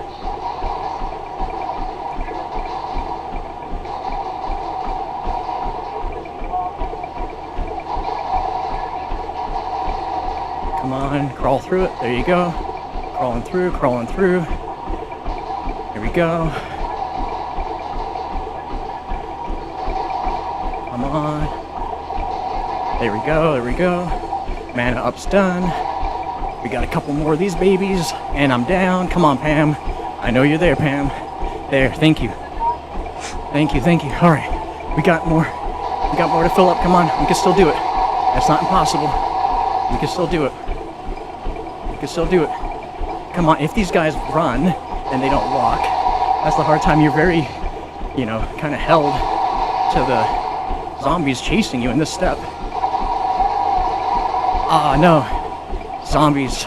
Okay, so now we have to use our all the ammo's card. Otherwise, we're not going to get through the step. So let's kill some more zombies. Get all the ammos. We're going to have to do this quick, guys. Because this is our last leg. I know Pam won't save us again. She's only like a one-hit wonder. She really is. Alright. Let's see if we can do this. One with the gas. We're going to get some gas out of the way. And then we're going to get some of these guys done. Yeah, there we go. Here we go. Cool. Getting some more done. Getting some more done. Feeling good. Feeling good. Here we go. Circle, circle. There we go. Couple more. Come on, guys. Run up. Need you guys to run. Yep, there we go, just like that. Sweet, a couple more puddles. A couple more. Come on, guys, run at me, run at me, run at me. Why are you walking? There we go. Yeah, it's really like you have to wait for them to be like right on you. Come on, guys, we need you to run.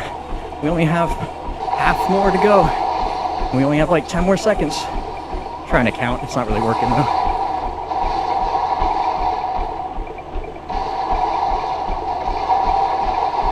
Oh my gosh, saved by the gong. Okay, we got ammo. Now we hit the ventilation trap and we just get this guy done. As soon as we grab these ninjas, yeah, get these ninjas out of the way, man. We are there. This is it. Whew, that was a scary spot. That is the only hard spot in this Easter egg, or the boss fight, really. It's just making sure that, yeah, the ninjas don't get you. And then two, making sure you could do those puddles in a certain amount of time. But now he's ours. We got him. And even if we lose the ventilation trap, we still got the boombox. Feeling really good about that. Super good. That's right, Rat King. You're mine, buddy.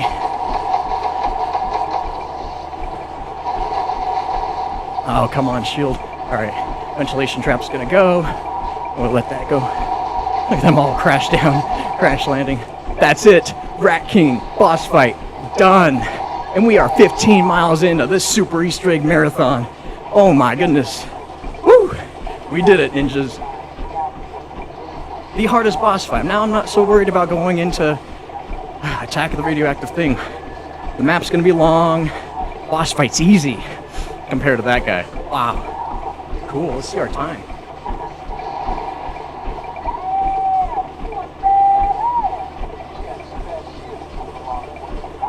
Yeah, we are doing really well. 58% done. 58% done with this monster Super Easter Egg Marathon run. 15 miles in. That's just 11 miles to go. That's just 11 miles. It's nothing. And we keep to this pace. Yeah, we keep to this pace, and we're gonna be there. Sweet. That was such a fun boss fight. Wow. Kind of has there. Not gonna lie. I thought we were gonna go down, but we persevered, ninjas, and we have the talisman. Nice. So we are there. We are done. We are done. Let's get out of here, and let's see just how quickly we did that Easter egg. How quick did we get it? An hour and a half. Not bad. Not bad. Okay, ninjas, we're gonna have to take a break. Let the treadmill die, because it kills every hour and 40 minutes. Spent a little bit more time on that map than we wanted to, but hey, we have 11 miles still left to go. So I'm not too worried about running out of maps, because we got plenty of miles left in us. So, we're just gonna take another 2-minute break. Pause here, let the treadmill die. And we're gonna come back strong with our next film, Attack of the Radioactive thing. Oh, it's gonna be amazing. I love this map. Let's get it. Take a quick break, ninjas. See you here in a minute.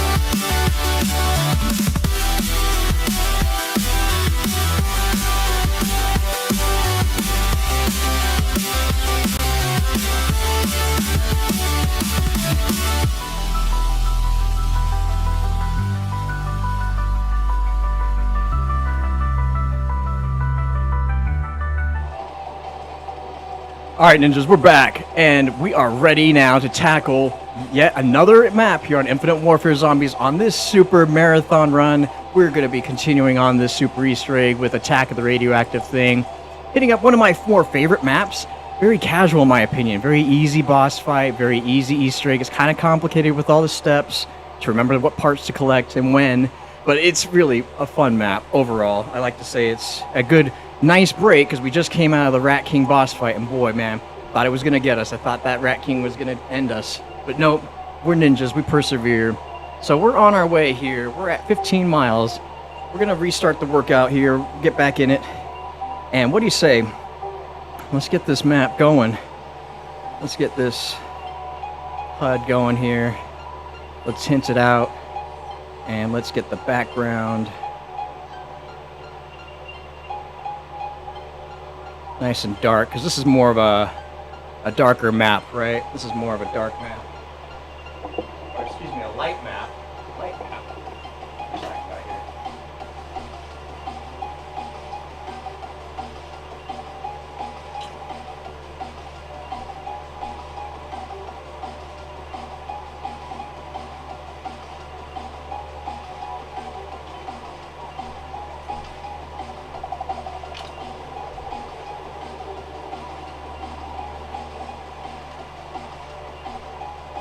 My phone is telling me that it's gonna die, so that's not a good sign.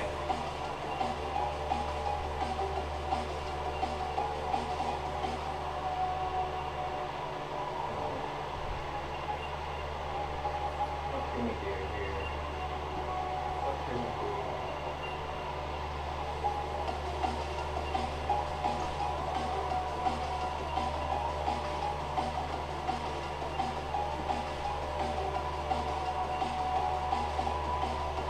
Sweet. Okay. Found a good charger. Found a good charge. Let's get the color of the HUD nice and appropriate for this map here. We'll start the workout in, and let's just jump in. It's one of my more favorite maps. Let's start the treadmill back up here. It's had enough time to rest. It's had enough time. Should last another hour and 40 minutes. We did that an hour and 30 something. So yeah, we'll see if we can get this one done in just about an hour and 15, maybe 20 minutes. We'll see. The only weapon we need from the box is the MAD. And yeah, it's a good weapon to run with here. It doesn't really tell us how long that match took, did it? An hour and 32 minutes, okay. So this is Elvira's map, so let's get Elvira back for us. How can you not like Elvira, the lovely, the immaculate Elvira? Okay, let's keep going. We still got miles to run. We still got 11 miles to do. Let's pick up the pace, and let's jump right into Attack of the Radioactive thing. Start. Let's go. Yeah, 11 more miles to go, ninjas. We still running here. We're not done. We are not done. Okay, we're getting a nice, good pace here. Jump right in. Let's go.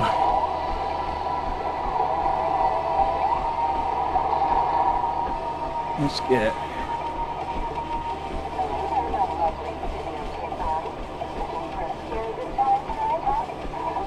Total blacked out. There we go. Awesome. There we go. A little bit easier to see the HUD there. All right, Elvira. Let's go, girl. Let's get it. We're decking this map out in green. Kind of a green theme overall, with all the crocs and the sludge. And yeah, my favorite weapon is the modular atomic disintegrator. And that thing just shreds through these crocs, no problem. Definitely a fun map overall. Black and white theme is really fun to play around with. Craft this seismic wave generator. Grab our punch ticket.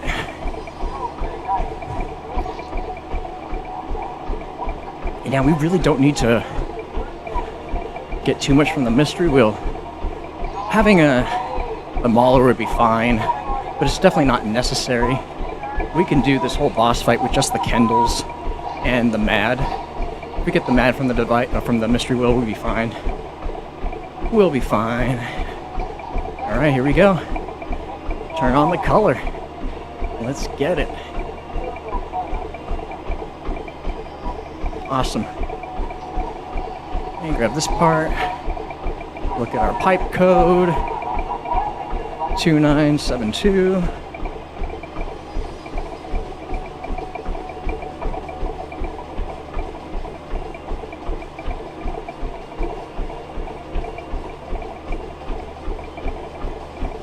Awesome. Okay. And then we'll come over here and grab this cleaver. We'll use that. Fill up the area. And grab this pack. Yeah, this map is really beautiful. I love the scenery. It's a big map. You open up the teleporters and you'll be okay. But overall, I love the map because of the aesthetics. I love the theme in the 50s. It's pretty cool. And music's pretty crunchy. Like I said, I'm an Elvis fan, so I can dig the Elvis vibes. It's fun. All right, let's get our M number 10. All right, solid M number.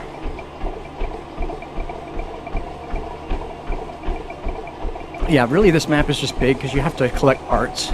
Pick up this, collect that, switch between the cleaver and the crowbar. Yeah, overall, it's not too bad. It's not too bad.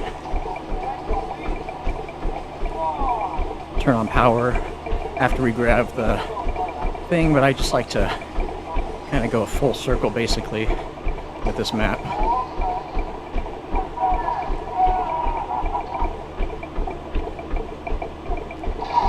Oh, too close. There we go. Grabbing body parts.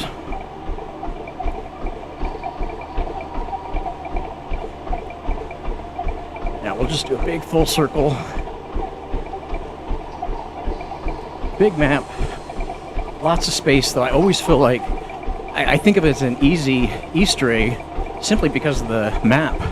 There's hardly a spot that I feel like you can get trapped because, yeah, it's so wide open. Nice and open. And the steps of the Easter egg were complicated like 8 years ago when this map first came out. I remember thinking, gosh, this has us doing chemistry, man. And it's pretty difficult to remember all these parts and everything. But now there's cheat sheets online, these helpful guides that help you just smash right through these, and it's fine. So actually, this Easter egg overall, including the chemical step, chemistry step, is pretty easy. And the boss fight is really easy. It's tricky because you have certain elements like the trick shots. You know, you have to basically shoot the Krogzilla in the chest 3 times, only open during a certain period of time. That's tricky. You have the bomb escort, which is, yeah, kind of complicated because the Krogzilla is shooting all his baby Krogs at you. But that's not too hard at all. And then the final step, the laser step, which we might run through with mana up. That stuff isn't hard at all. You just need to know the sequence of where they're going. Cool. Where the lasers are. Sweet. So we got those parts. Everything ready. We'll come up here and grab this part while we're here. And we might as well visit this other area. Yeah, it's just all collecting parts. And as soon as you memorize where the part locations are, yeah, this map becomes pretty easy. It's a great map. It's the first map to be in the daylight. Every other map is shrouded in darkness. So this one is like fun in the sun, really, in my opinion. We got this cool beach party with uninvited guests, so to speak. Okay, so now we'll go turn on the power, give Elvira her book from the safe, and then start filling up the vial. Yeah, you could do most of this Easter egg done, pretty much ready for the chemical step at round 5. So we'll see. And if we get luck with the mystery wheel giving us the mad, like it wants to give you the mad. I've gotten it like so quickly. And I think this needs the crowbar. So we'll come back with the crowbar.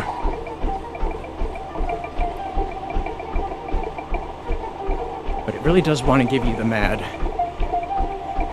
And when we get that, it's all downhill from there. Smooth sailing. All right, go back and grab the book.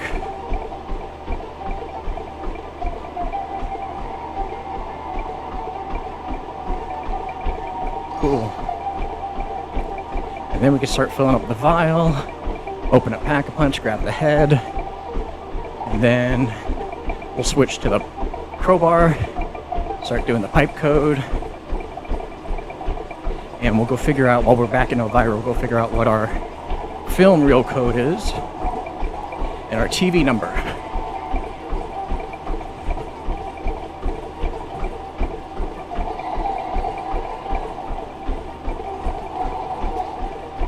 Yeah, beautiful map, nice arena, and since the MAD has virtually unlimited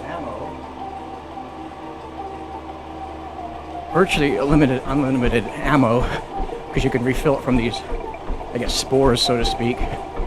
It's really overpowered in this map once you fully upgrade it. Alright, Elvira, here's your book.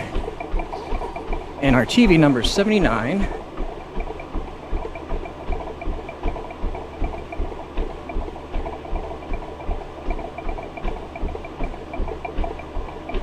Just mark it there.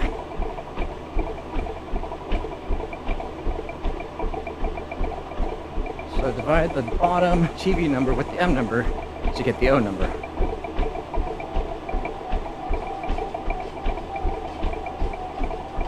$79 divided by 10.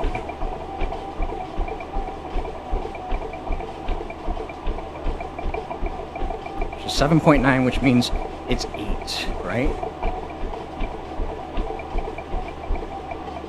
8, yeah. So our O number is 8, and then multiply the M number, or the O number, to see what color it is. So it's 80. So it really is blue. So we switch it to blue, and then we see what the acetaldehyde, I can never say that word, acetaldehyde, those numbers are 8 and 4. So then, 8 and 4, let's just write those down. 8 and 4. Go back to our little chemistry cheat sheet here. And we know that it's the second column from the end. Okay, cool. Awesome. So now we'll get our film reel code. We can switch this back to a true in living color. And once she gives us our vial, so this is 3. There we go. What is that? 5, 3, 5, 6, 3, 5, 6, 4, 8. 3, 5, 6, 4, 8.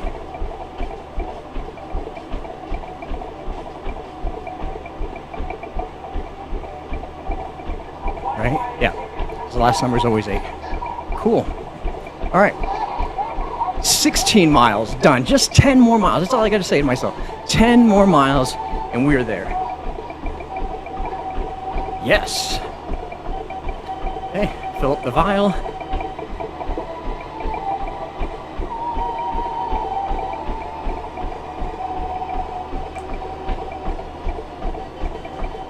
Awesome. Yeah, this is a overall really fun map. It's got a really cool theme to it, and the Wonder Weapon's amazing. Our guest character's smoking hot. And yeah, it feels like I never really go down in this map, like until you get to the boss fight maybe. But yeah, there's just so much open area to walk in, to train zombies in. I think this and Rave could definitely be my high round challenge. Eventually, I'd like to do like a half marathon just going high rounds. Like maybe do the boss fight in either of these maps or both of these maps, and then go to round 100 or something. I say half marathon, it might be a full marathon to go 100 rounds. But I've never really been past like round 50. In Rave, I did round 50. In this one, I think I got round 40, messing around after the boss fight. But yeah, if I go round 100, whew, yeah, I think that's probably a full marathon. I can't remember how long it took me to get to round 50 in Rave. But when you just circle the island with the acid rain crossbow, yeah, it can happen really quickly.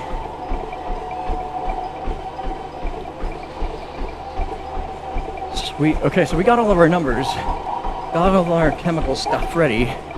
We just need a battery eventually, and yeah, that'll come. That'll come. I think biospikes are okay, but gas grenades, I'm telling you, every map, gas grenades are the best thing to have. You can pick up gas grenades, keep them with you, keep them close. Just 10 more miles to do, man. We can do this. We're feeling pretty good. Not too sore. Gotta work on our posture.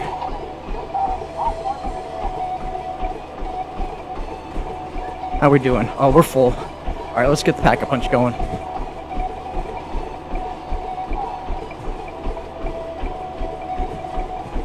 Let's get it going. There we go.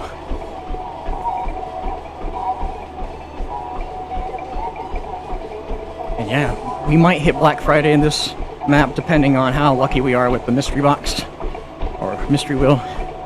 We'll see. We will see. Come on, Elvira, give us the goods. There we go. Thank you, honey. I like her hair. It's super, super tall. All right. I guess we can upgrade this while we're here. Just for fun, right? Just for fun.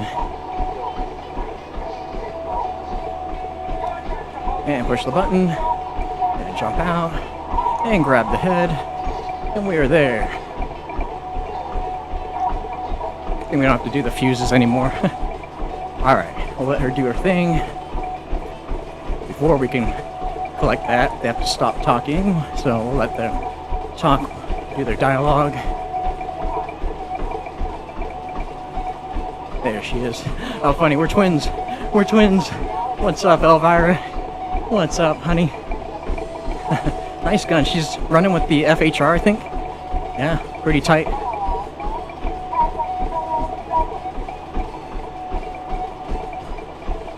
Okay, there we go. Alright, so we need the torso, which means we can now switch over to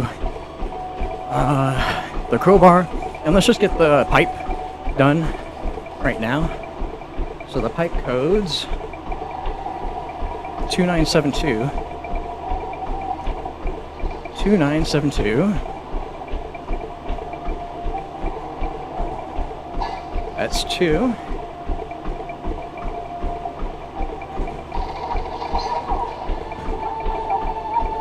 Cool. We need a shard of glass from this mirror. We'll grab that right now while we're here. And these weapons, the melees, are overpowered. You can virtually go to around, I think, 20 with a one-hit kill with these melees, which is just awesome. Let's do one more thing while I'm thinking about it. And round 5 is when the green soldier comes out, the infected soldier. So we'll switch over to the cleaver for that guy.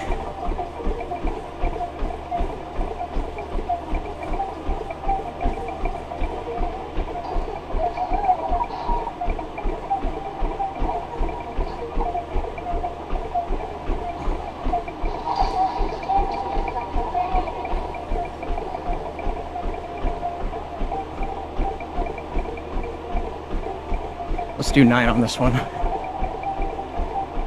Or 7. Okay, so we need a 9 and a 2.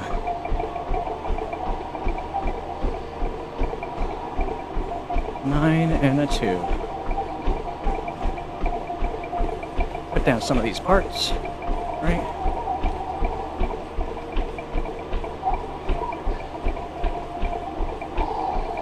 Ones that we have at least. Still need the mirror from the car, which we'll be able to slap down now that we have the crowbar.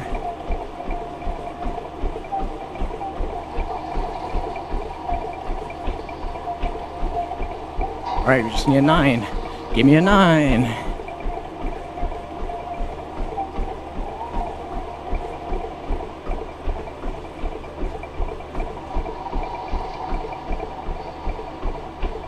Let's do this while we're thinking about it here.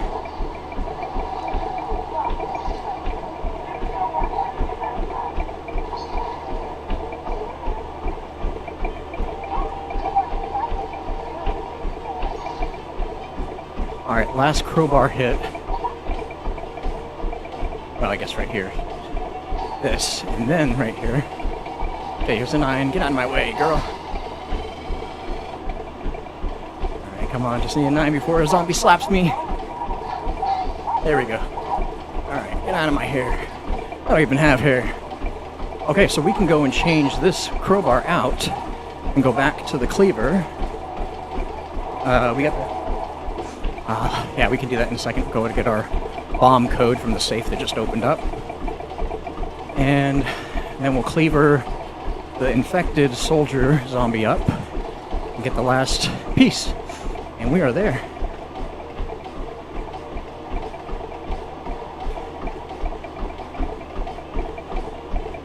Where am I going? The cleaver. The cleaver was back in the area. I guess we can go back.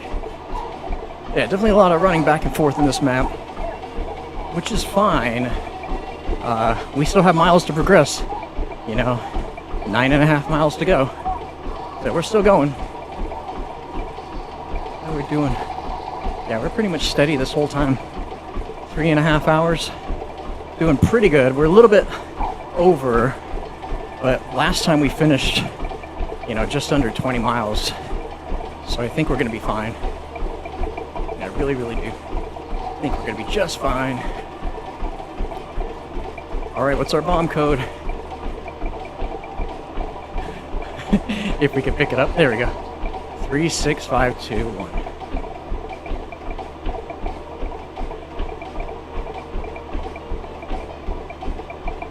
Cool. Feeling good. Feeling good. Let's get some more vial kills so we'll satisfy Elvira. And we might just hit the box. See how lucky we are. Cash. Alright, this map usually gives us a lot of money. I usually go into the boss fight with like $30,000 unspent.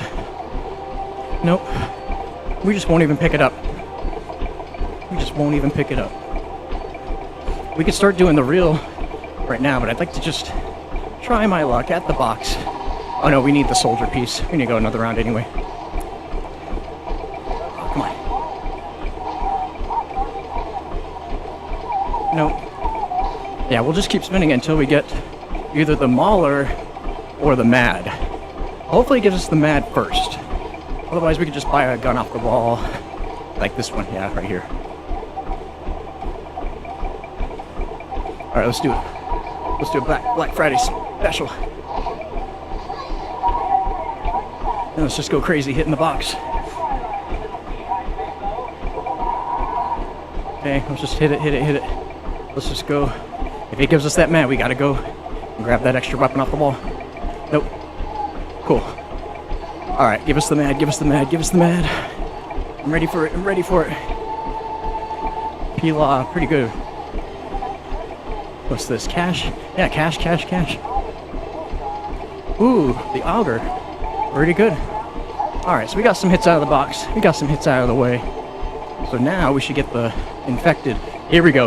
The modular atomic disintegrator. My favorite weapon. Oh my gosh. It's this or the phasers. Specifically the meat grinder, the shredder phaser from Spaceland. I love that thing. But this Mad, ooh, is my close second. I'm telling you, this is so overpowered. It is a one-shot horde killer. So I love it. I absolutely love it.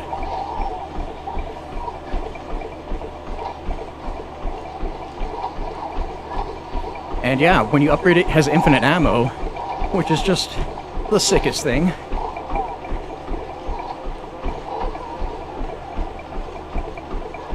Here's a soldier. Okay, but now we have the last part. Oh no. Oh well. We can go the next round.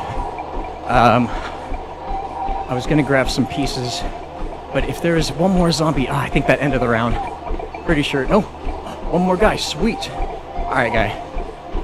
Let's go set these pieces down, and then work on the code, which isn't terribly hard. If I brought Slug Bug in, that would be helpful. But we don't need it.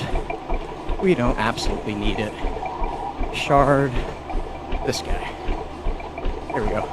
Okay. We have everything laid out. And we have our number. 3, 5, 6, 4, 8. 3, 5, 6, 4, 8.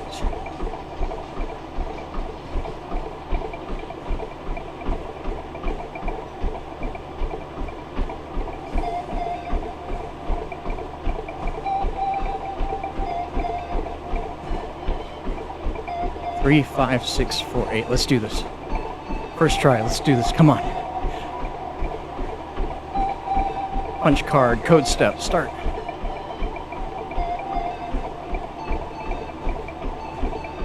Three. Right. 5, 6, 4, 8. All right. There's 17 miles done. 3, 5, 6, 4, 8. 8. There we go. Sweet. Cool.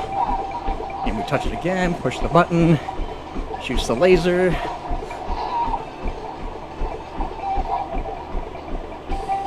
Come on.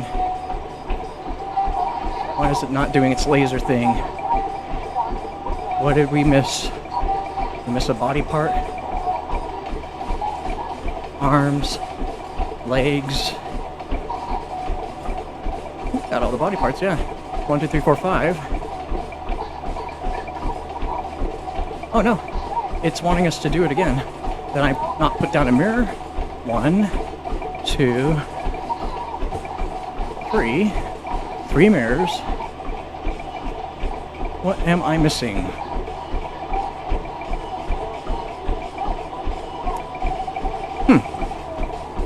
Odd. Everything here. We got the arm. Got the torso, got the other arm, got the head, got the leg from the guy, and the leg from the tree. Yeah, that's weird. Why didn't it shoot? Let's think about this for a second. Let's just think about it for a second. What did we miss? Got a full vial. Power's on.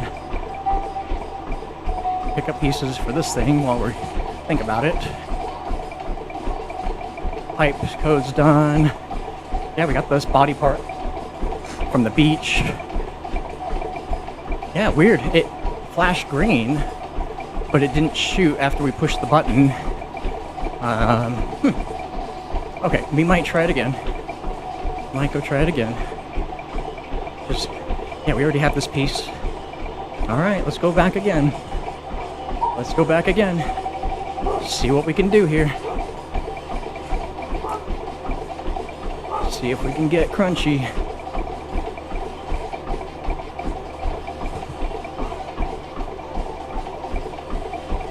Yeah, what else could I be missing?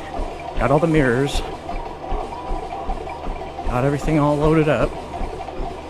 Do I need to go back to Elvira? No, we're done talking to Elvira for a minute. Yeah, this is really it. Because we have the punch card, and it flashed green, so it means it got us the right code. We inputted it correctly. Yeah, how wild. Alright, where's the guy? Turned on that power. Here's this guy.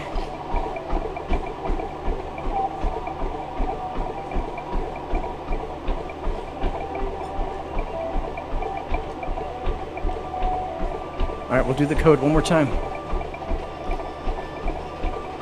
One more time. 3, 5, 6, 4, 8.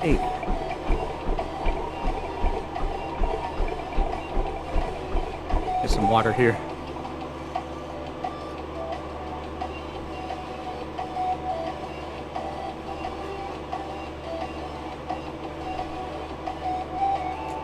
Whew. Feeling nice and tight. 3, 5, 6, 4, 8.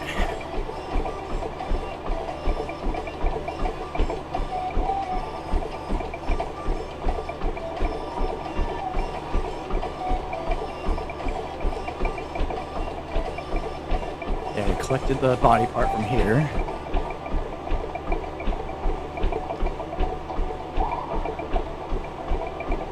It looks like there's something missing, doesn't it? On that right side of the body. What am I missing?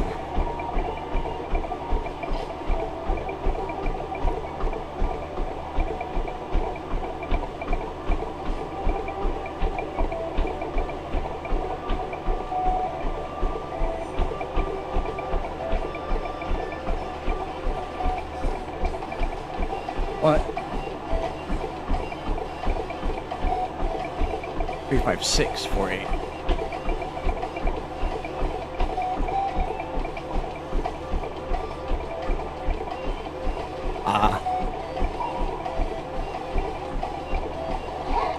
Nope.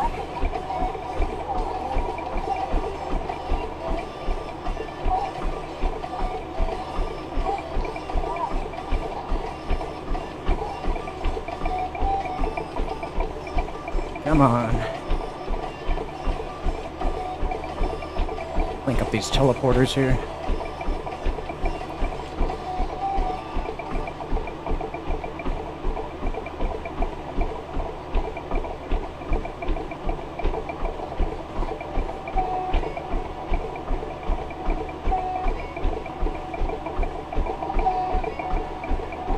Three, 5, 6, 4, 8.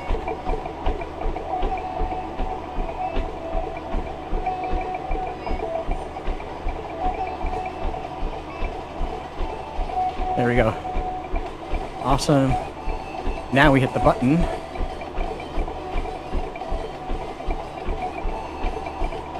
And it's still not lasering. So we definitely are missing a body part. Or a mirror. Or a something. I just don't know what.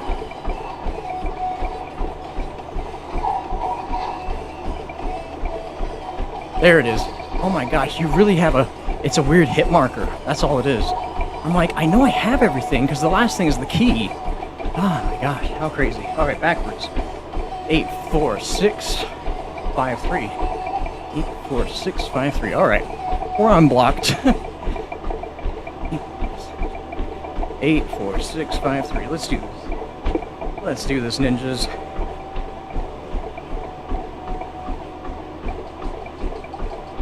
Five, 6, 4, 3.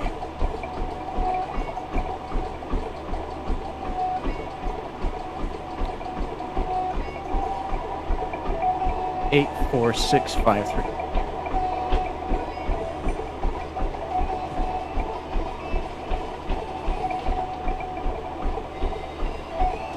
Look at that, first try. And so the hit marker on this is like really tricky. You just kind of have to, there we go. Awesome, got the key.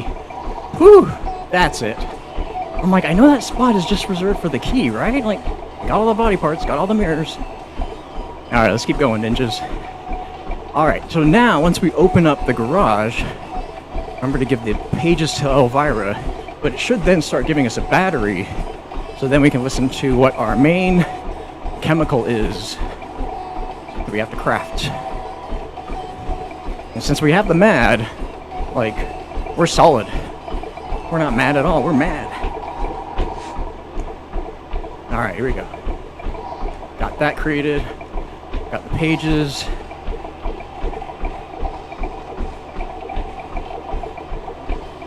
And so we can keep going until we get a battery.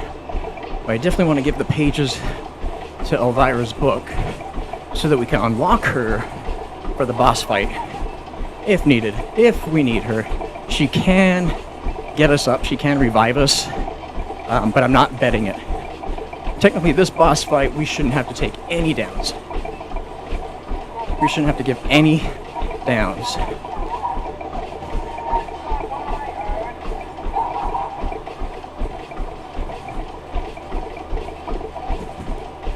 Sweet. Sweet, sweet. Alright, where are you, last zombie? Come out, come out. There you are. Alright, grab some more electrolytes.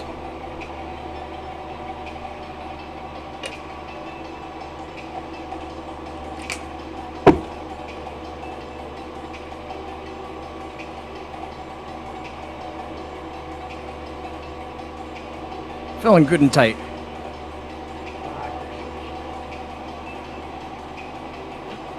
Good and tight.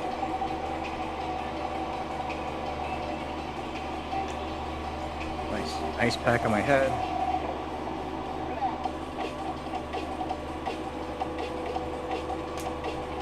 Three hours and 48 minutes, man. This is crazy. This is insane. We do crazy things on this channel. Sweet. Alright, let's go wait for a battery. Let's go wait for that battery. Any backpack will do. Might be a Krogs. Yeah, this is a Krogs. So I'll show you what this gun is good for. It's good for these Krog guys. One shot, boom. The only thing I wish it would do was make it so their puddles didn't affect you. Because yeah, those puddles hurt. Yeah, boom. Done. And even the big guy, boom, done. It's like meant for these guys. I love it. This is truly overpowered. I like this hand cannon, futuristic hand cannon. It like deatomizes them, man. That's amazing. We'll grab this last part, and then it'll be upgraded. And then we just have to worry about upgrading the Kendalls, which is nice. Sweet. All right, now we have it, fully upgraded. And that's how you upgraded this gun. It's that easy. So one, it's an easy gun to get from the box. I hear there's a step where you can get it naturally, but I've never done that before. I've only ever gotten it from the box, from the mystery wheel. Because this game wants to give it to you. So I'm fine just spinning the wheel, even if that means using a Black Friday and getting it that way. Yeah, look how nice and easy it is for these Krog guys. Okay, let's get a backpack. Let's get that battery.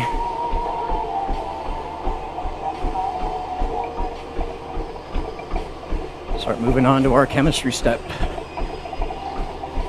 Moving on up.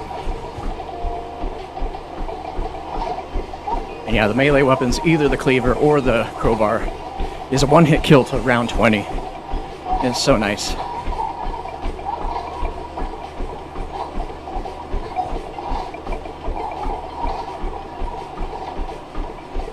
It's nice. This one doesn't quite have the range, but I was filling up the vial. Now it's fully filled, which you won't need to fill up for the boss fight. It'll be ready to go. We'll be ready as soon as we get a battery. C4. No, we need a battery.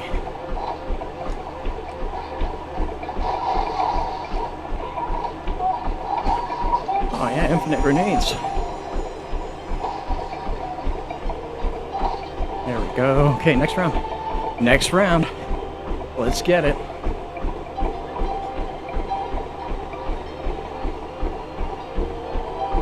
Feeling good. Feeling good.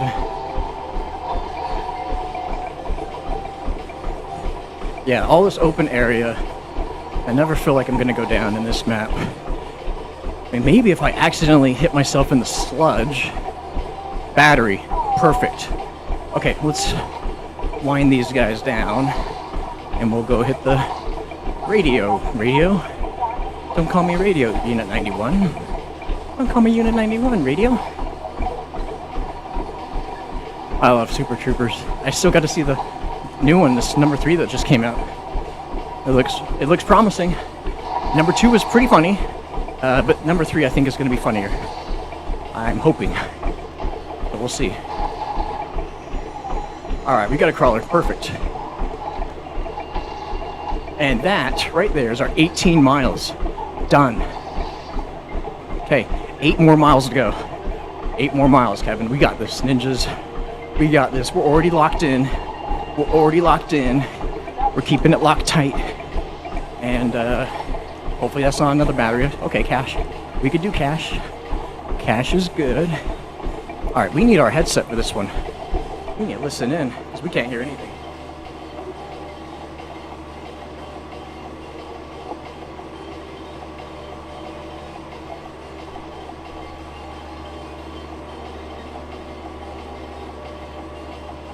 Just kept 74 degrees in here. Kept it nice. Alright, let's see what luck we have with this radio.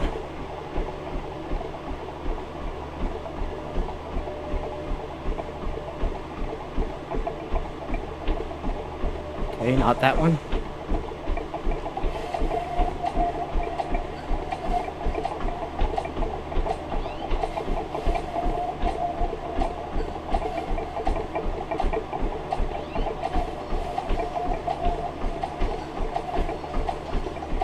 No.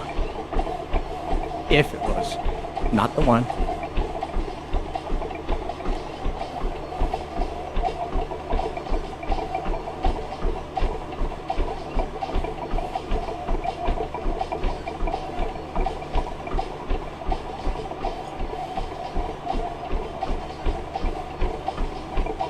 Okay, octahydra 2,5 nitro 3,4,7 pyrazosine. We got it.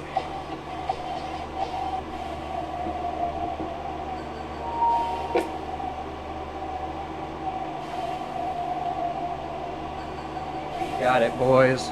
Gotta be careful not to say that too loud, otherwise, like what, Siri would think that we're building an actual bomb? We're not building a bomb. We're not building a bomb. It's a game. It's all for fun. It's all for play. Part of the Easter egg steps in Attack of the Radioactive 3. Okay, and since we're 84, we need to collect quarters and racing fuel. Sweet. So that means we need the crowbar. Crowbar is up.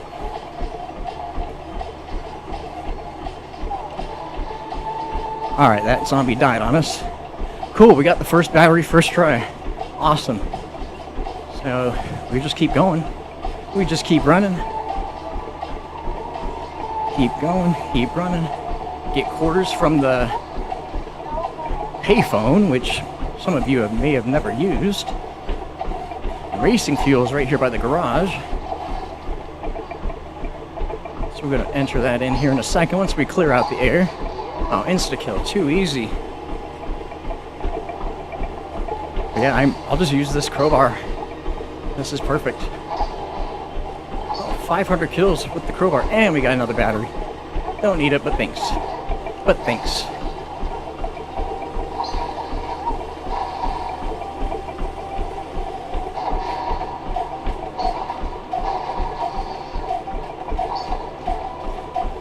Another battery, look at that. It just wants to feed us these batteries now. Thanks, but we don't need it. Let's go put the quarters in. And we'll get the racing fuel from right here. Right, that's our chemical. Yeah, that's it. And then we'll corral them back up here. Get them out of the way. Look at our number.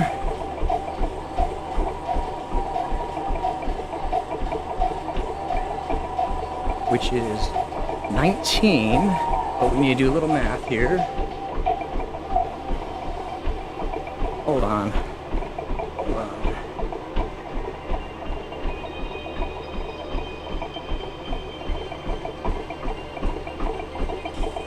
Subtracted by 10. Oh no, subtracted by, so it's 11. So 11 is what we need to input. Alright, let's get these zombies up here. Nice and slow. 11 is what we're going to need from them. 11. Let's go put it in. Here we go. 1. Enter.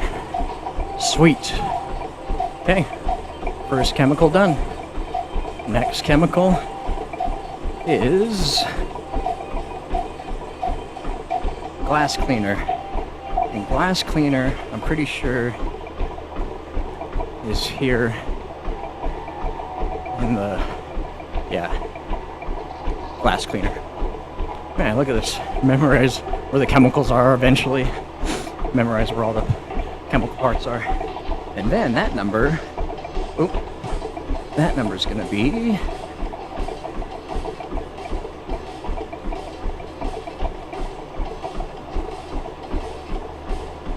15.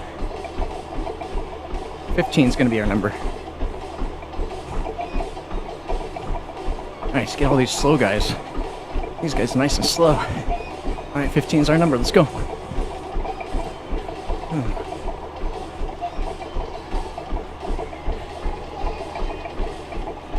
15, 1, 5. Let's do this. 1, 5. And we're confident.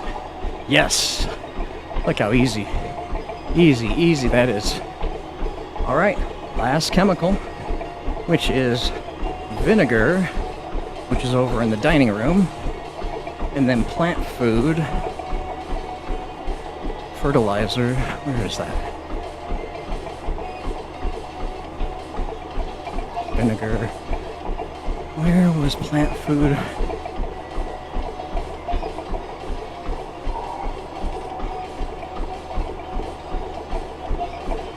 This is motor oil. Plant food. I want to say it's over. Yeah, it's not here in the grocery store. This is vodka. Yeah, I think plant food is over in the recreation area. Pretty sure.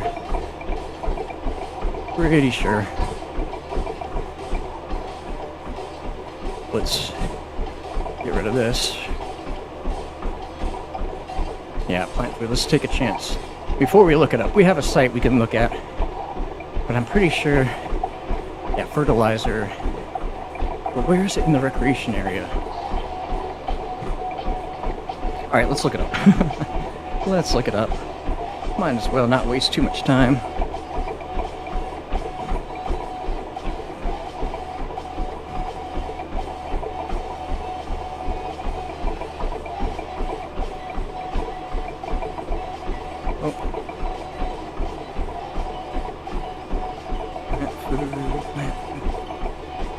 Right outside. Snack. Oh, yes. Okay. Way over here. That's right.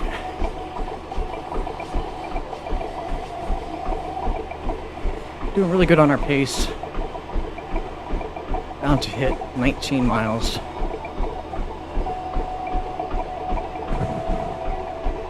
Feeling good. Still feeling good.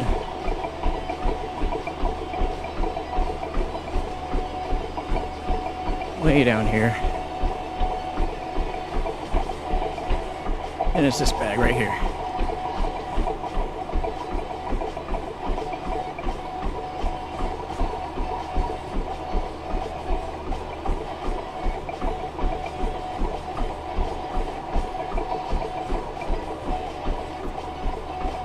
Long map.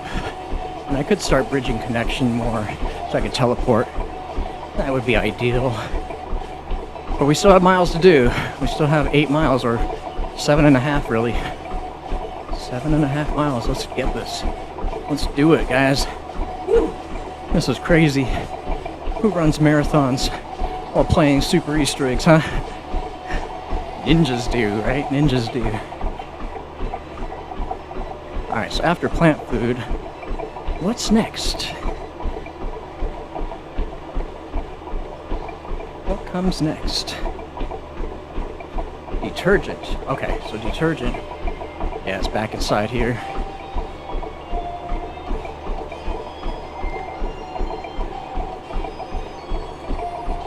Oh, that's baking soda. Oh. This one. There we go. And then the main chemical,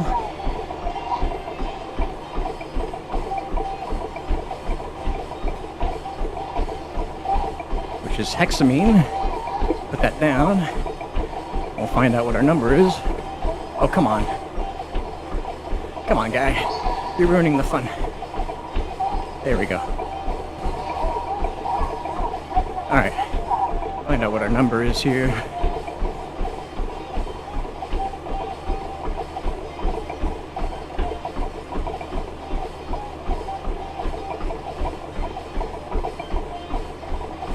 $30, right? 30. That's it. 30 is our number. Here we go. 30 is our number.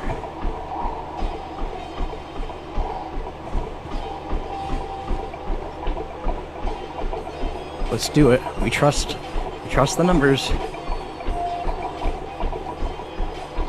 There it is. Perfect.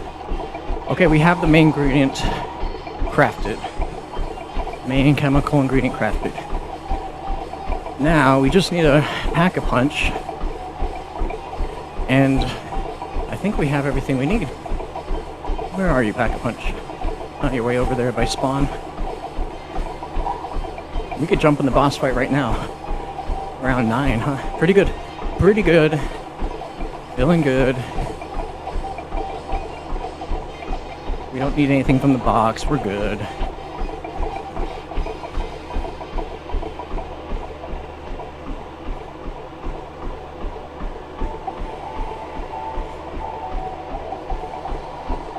We're just gonna jump in. We are ready.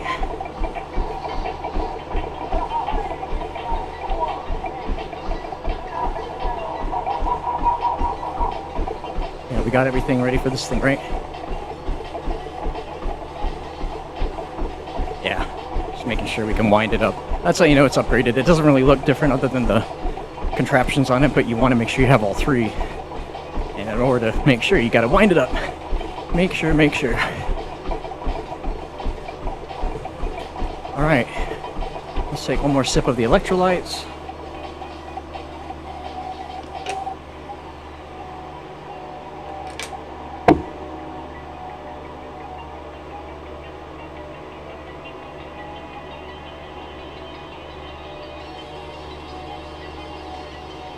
One more sip of water. One good stretch. Oh, man. How are we doing treadmill time? 60 minutes? Within an hour, I think, on this map. Yeah. Pretty much an hour. We're at a good pace. We're going to keep this pace. Oh, 50 minutes, 51 minutes we've been on this Easter egg. Pretty cool. Alright, let's get it. Attack of the radioactive thing. Here we go. Bomb step done.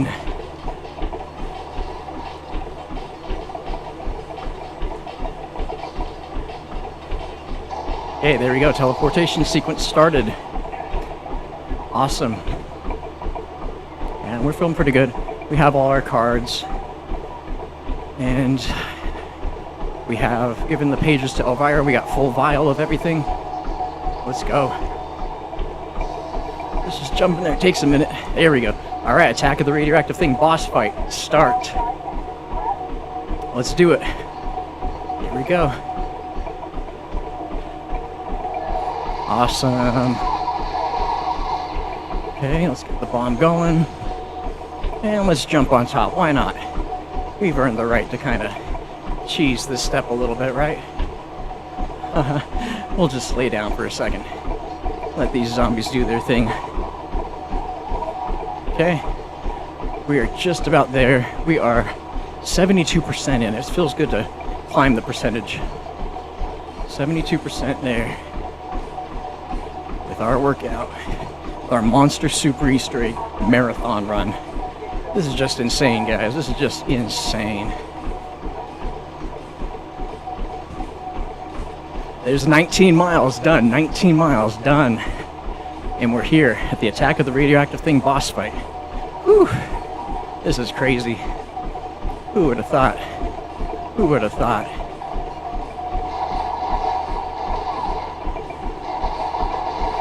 Round 9, not too bad. Alright, we'll jump off the bomb. Finish these guys off. Oh, we got some crocs spawning in. Fine. We could deal with them. We could deal with them, no problem.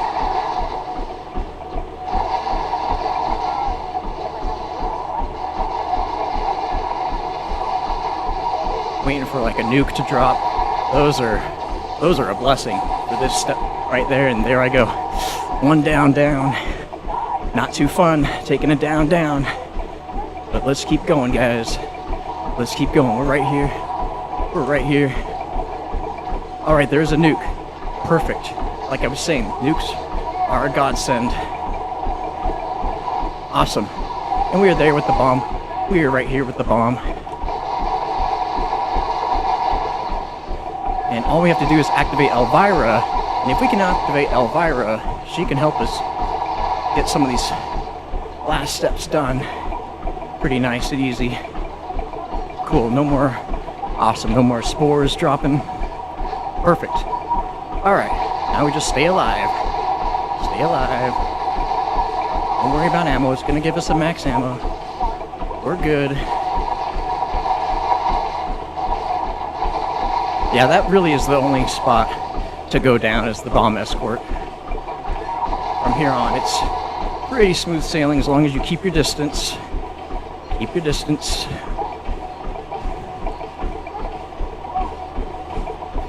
Alright, launch off. Cool. Alright, first step, the boss fight, done.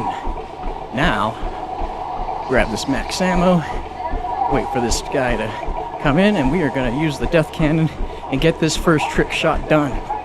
What do you say, guys? First shot, ready to pop.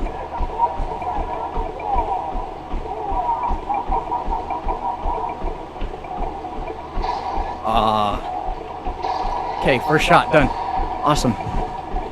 Let's go up here. So really, you just keep your distance between the zombies that are spawning in, which are way down there. There's another shot. Look at that. Trick shot done. And yeah, you keep your distance. You keep going back and forth. And you really are quicker. Nope. Gotta be quick. And you only take 2 shots. Don't get too cocky. You gotta take 2 shots and jump out. Otherwise he'll laser or he'll smack you. Okay, that's it. That is it. Sweet. And we didn't have to kill too many zombies right here. Clear them out of our way. Nice. We are there. So now we initiate the bomb sequence, right? There we go. Teleportation sequence. Give the pages to Elvira. So she jumps in with us. And we are good. This is it. This is the easier step of the boss fight. So we just kind of circle around. Here she comes. Thanks, Elvira. You better revive us if we go down. I'm telling you, kid. You gotta do it. Okay.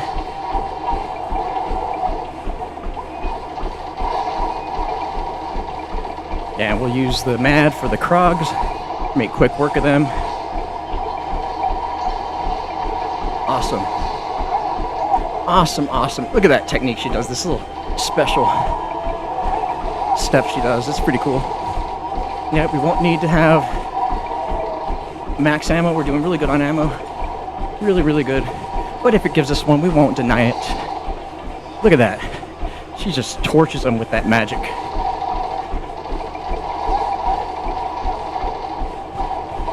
Yeah, oh, look at that. Gave us the max ammo anyway. Thank you, guys.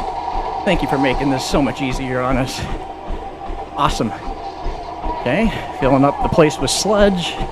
It's getting tight, but we're all right.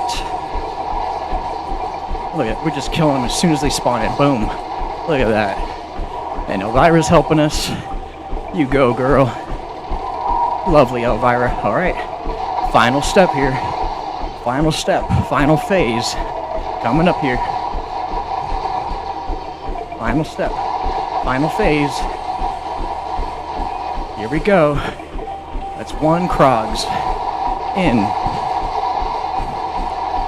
Boom. Now the next one. Come in. Come on in, Krogs. Awesome. Yeah, Elvira's very helpful in this boss fight for sure. Hey. There we go. Let's get running. Let's get running. Sweet. Oh man, it downed us. It downed us. Come on, Elvira, you better help us. You better revive us, girl. You bet. Yeah, she's getting us up. Thank you. She went out before we got in. No. No. You bad girl. Well, I gotta say, it was kind of a miss.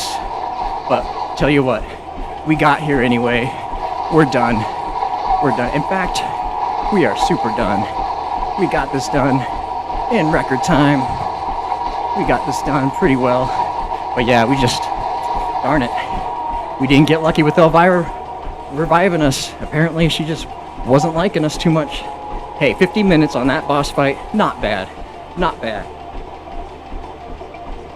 Not bad at all. But check this out, we're only 19 and a half miles in. We're gonna jump right into the boss fight right here, because that's what we can do. We can go ahead and do this Krogzilla boss fight just like this. So that's what we're gonna do. We're gonna grab another sip of water and we're gonna jump back in.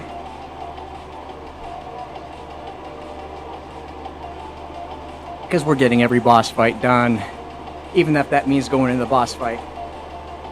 In boss fight battle mode. Let's get a good stretch in.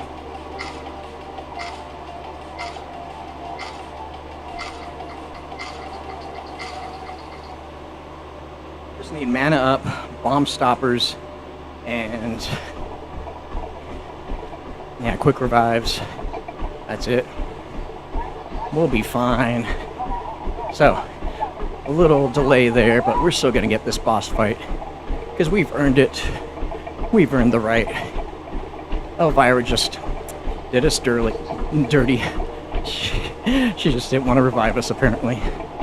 Alright, bomb stoppers and racing stripes.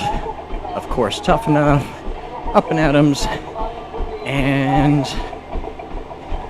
bang bangs. Yeah, double bullets. And really blue bolts, yeah.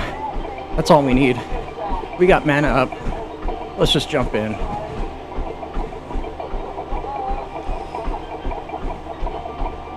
Hey, why won't it let us jump in? Does it say we're too quick? We're too quick for the boss fight? Come on. We're ready. Did it give us a bomb code? Not yet. I think it gives us the bomb code when we jump in. Alright, well, that was a loss on the boss fight. So sad, we were right there. All we needed to do was enter in the bomb code. But yeah, we were a little late getting to that bomb. And that's why it downed us with the laser, the last laser. Oh well. Oh well. We're doing great. We're doing really good on time. Like, really, the 26 miles is what we're after. We are after the full marathon today. We are after the full marathon, regardless of how we do in these boss fights. But yeah, oh, I beat this in 8. Okay, 6, 8, 7, 1, 2. Let's write that one down. Oop, wrong button. Oop. 6, 8, 7, 1, 2.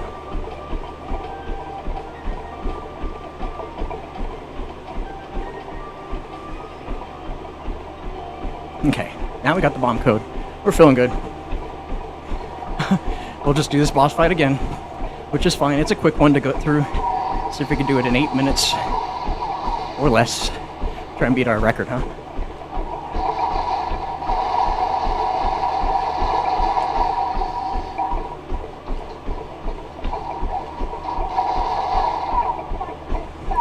And we'll cheese it just like last time. Why not? Why not? We've earned the right.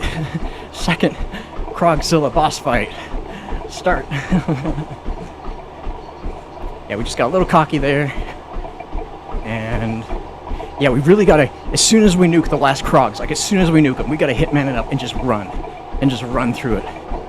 Now, if we mess up the bomb code, then we're doing the laser step manually. Fine, we'll do it. But if we don't have to, we don't have to, right? Oh, cool. It gave us the upgraded version, too.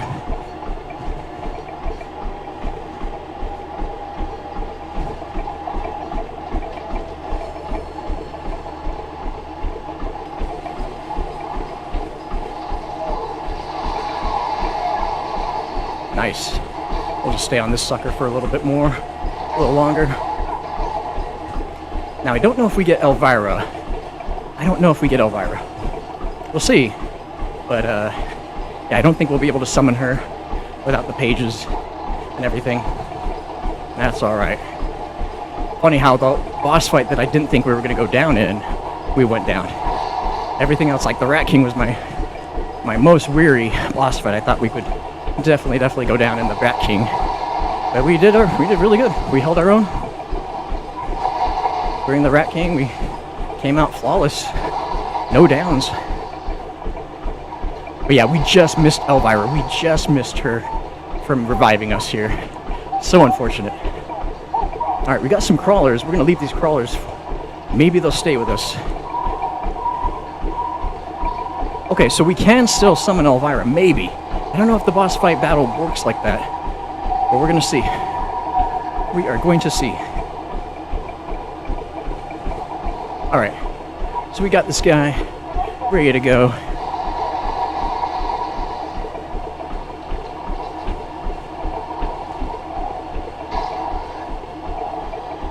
There we go. First one done. Sweet. First trick shot done.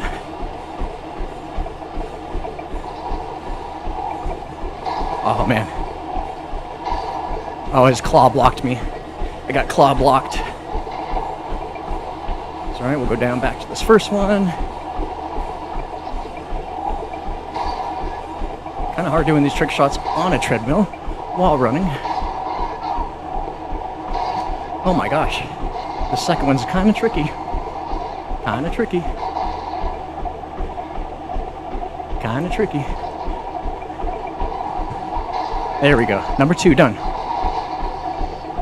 And he goes that way with his blast. Woo! Here comes the zombies. Here comes the party. Alright, we got this, ninjas.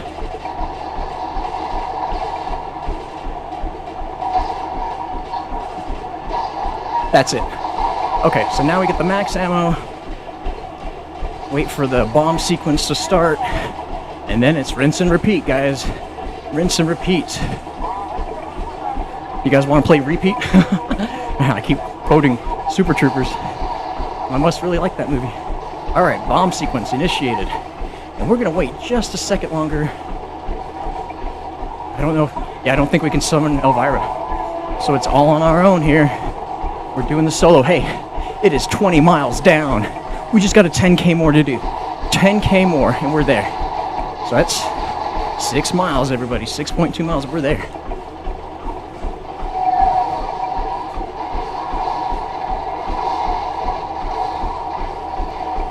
Oh man, I gotta get a shot off. There we go.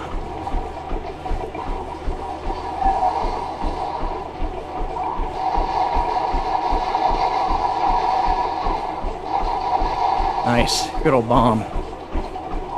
We'll wait a second for the bomb. We will wait a second. No more max ammo.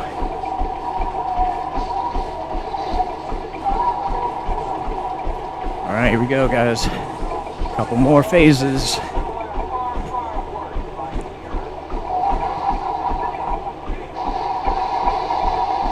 Easy, easy, easy with the Kendalls, man.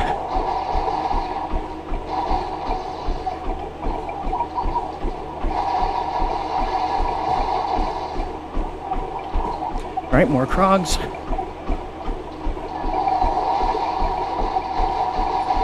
Not too worried about him. Feeling pretty good on ammo. Feeling pretty good on ammo. We'll switch over to this stand for a second. Alright, last sludge phase. Here we go.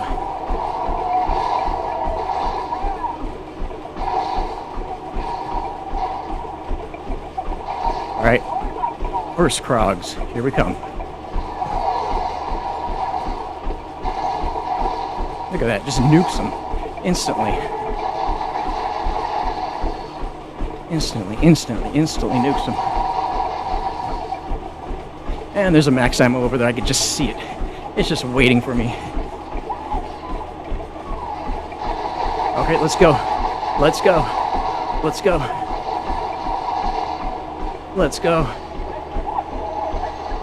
Again. Wow. I'm just a little too late. So this is what we're doing. We gotta do this step manually. Manuel. Let's go get that max ammo. Yeah. Okay. We're re-upped. We got no more mana up, which means we're gonna have to do this laser step manually, which isn't hard, Kevin. We can do this. We've done it before, and we're about to do it again. How are we doing on the treadmill speed? How are we doing? Alright, gotta start the bomb sequence again. I almost forgot. Okay, bomb sequence. And I wish we could summon Elvira, but we really can't without her pages, which we don't get during boss fight battle.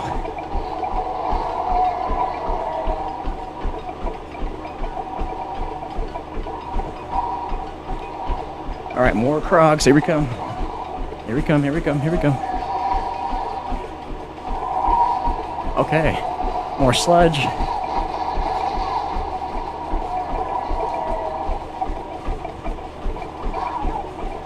Oh.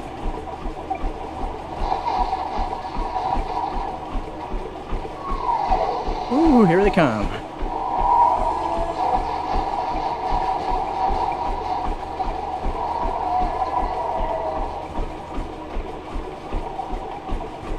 Okay, a couple more Krogs. And we are there. We don't have any perks, I just realized that. That's funny. Alright, bomb step, here we go. Oh, and we just die right there. Okay. Oh my word. Alright. Gonna have to continue, guys. We're gonna have to continue on to the Beast from Beyond. Even though we failed, we're gonna have to continue. So we gotta take a quick pause.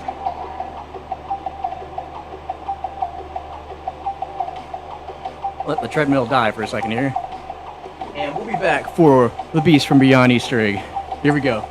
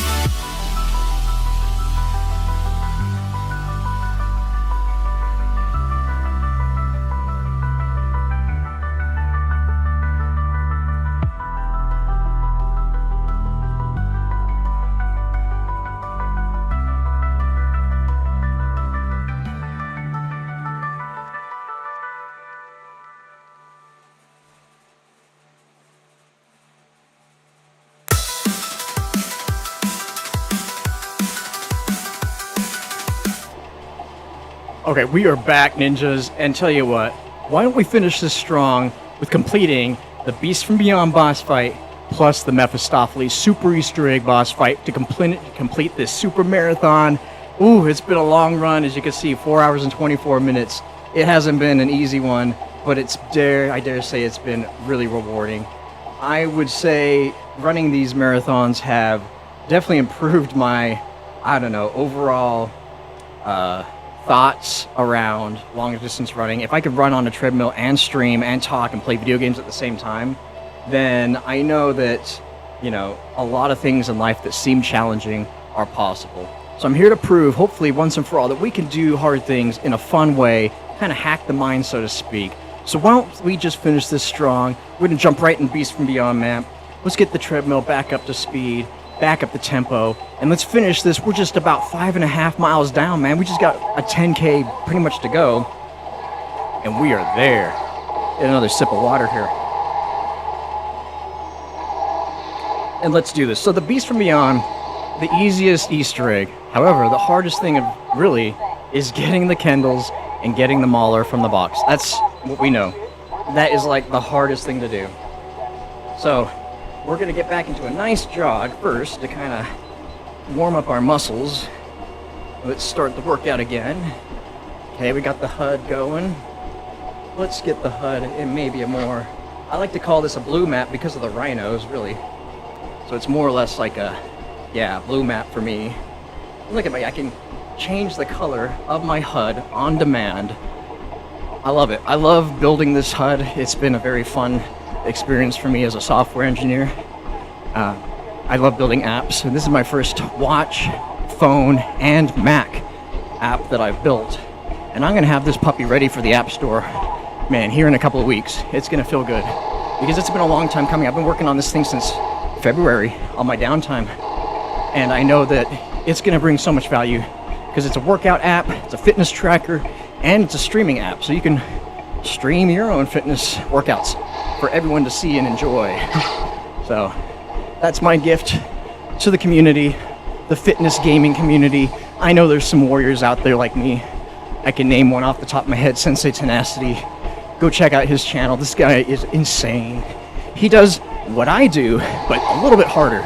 I would say a little harder than I do. He runs on one of those manual 360 treadmills, manually powered, and he's doing a VR Elden Run and other games with VR goggles while hitting a bob. So you think about that resistance of the impact of hitting, with a sword.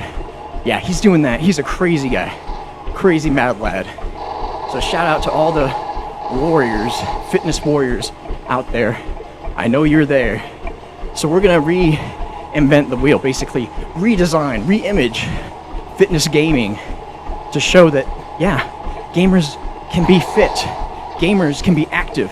And here I am showing in one game, Call of Duty, Infinite Warfare, Zombies, and multiplayer. I just got Singularity on Black Ops 7. I'm so excited. Just got Singularity unlocked last week. I'm here to show the community that, you could do these things that are hard, seemingly hard, in a fun way. You can give an extra effort, just put in a little bit more effort, and not give up gaming just because you're getting a workout in. If you have to sacrifice, like I had a time to sacrifice early on, 6.5 years ago, man, am I going to give up video games because I can't find the time to video game anymore? Becoming pretty hard. So I was like, I don't want to give up video games. They've been a part of my life forever, I would say. Am I going to sacrifice that? No. We're going to combine the two. We're combining workouts and video gaming. You don't have to sacrifice video games just because you're getting older. Like me, I'm 41 years old. I'm an old man.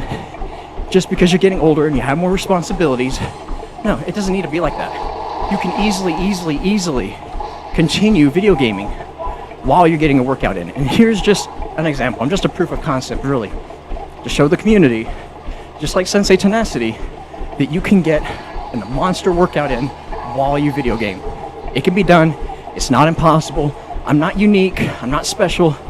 I'm just an active guy who refused to be inactive, to refuse to give up my love for gaming just because I was getting older, and use my workouts in a great way. Use my workouts and earn them. Cool. First disc. I'm calling this one Eagle Mountain. So that's what we're doing on this channel, the Motodojo. We are here to prove as a testament that you can do hard things in a fun way. And like I was saying, you kind of hack the mind. You hack the mind because the mind usually thinks of a monster workout like this. All right, Rising Eagle. Eagle Mountain, Rising Eagle. You really have to kind of hack the mind because the mind really does play games with you sometimes. Because this might seem really daunting, and it is. Like I said at the beginning of the stream, running a marathon scares me. Even till this day, I've done 6, in 1 year.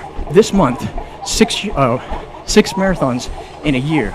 A year ago, this month was my first marathon, and I ran it in 7 hours and 7 minutes. Kind of slow, but it scared me. But I pushed myself because really the most I had ever ran before that was 17 miles. So I pushed myself to do 9 more miles, 9 more crazy miles, and I did it.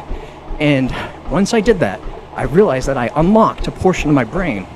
We talked earlier in this stream on how these maps are very representative of the human anatomical structure. The brain, the DNA in Spaceland, the mind, the body in Rave, Shaolin, unlocking disciplines through martial arts to unlock higher mind. The Attack of the Radioactive thing is all about mind work, chemistry, numbers, sequence of ordering steps and everything. And here we are facing our fear, our absolute fear of what? The beast, the inner beast that we all have, the one that always seeks to tell us that we can't do hard things, that things are too complicated for us, or, just slow down. You're getting older. Slow down. Take a break. Take it easy. That's not what we're about here on this channel. We're ninjas. We're warriors. Peaceful warriors that do hard things in a fun way. And so I'm just here to show you that you can do this. That it's not impossible. It can be done. And by doing so, we're rewarded with greatness.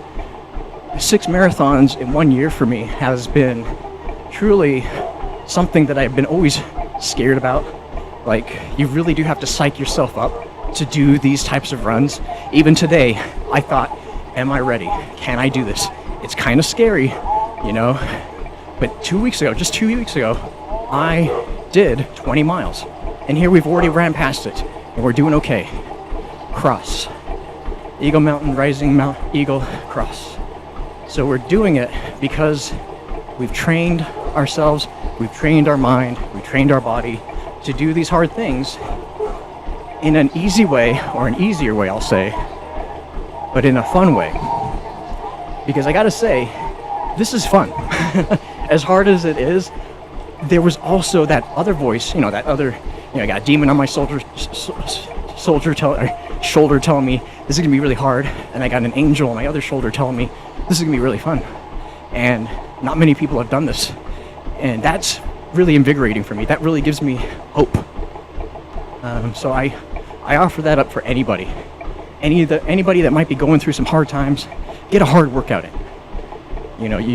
You'll be surprised on what the mind can endure if you just give it the opportunity. Okay, and X. So here's our numbers. Let's look at it. Let's plug it in. We have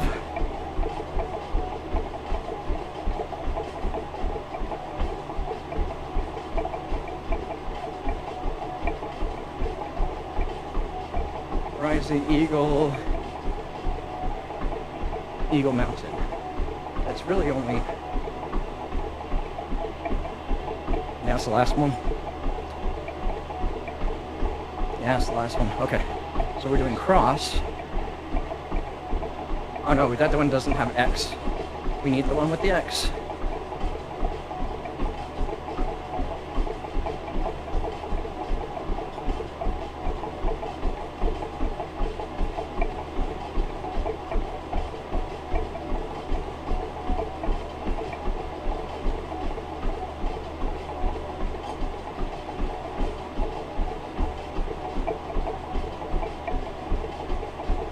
this isn't complete.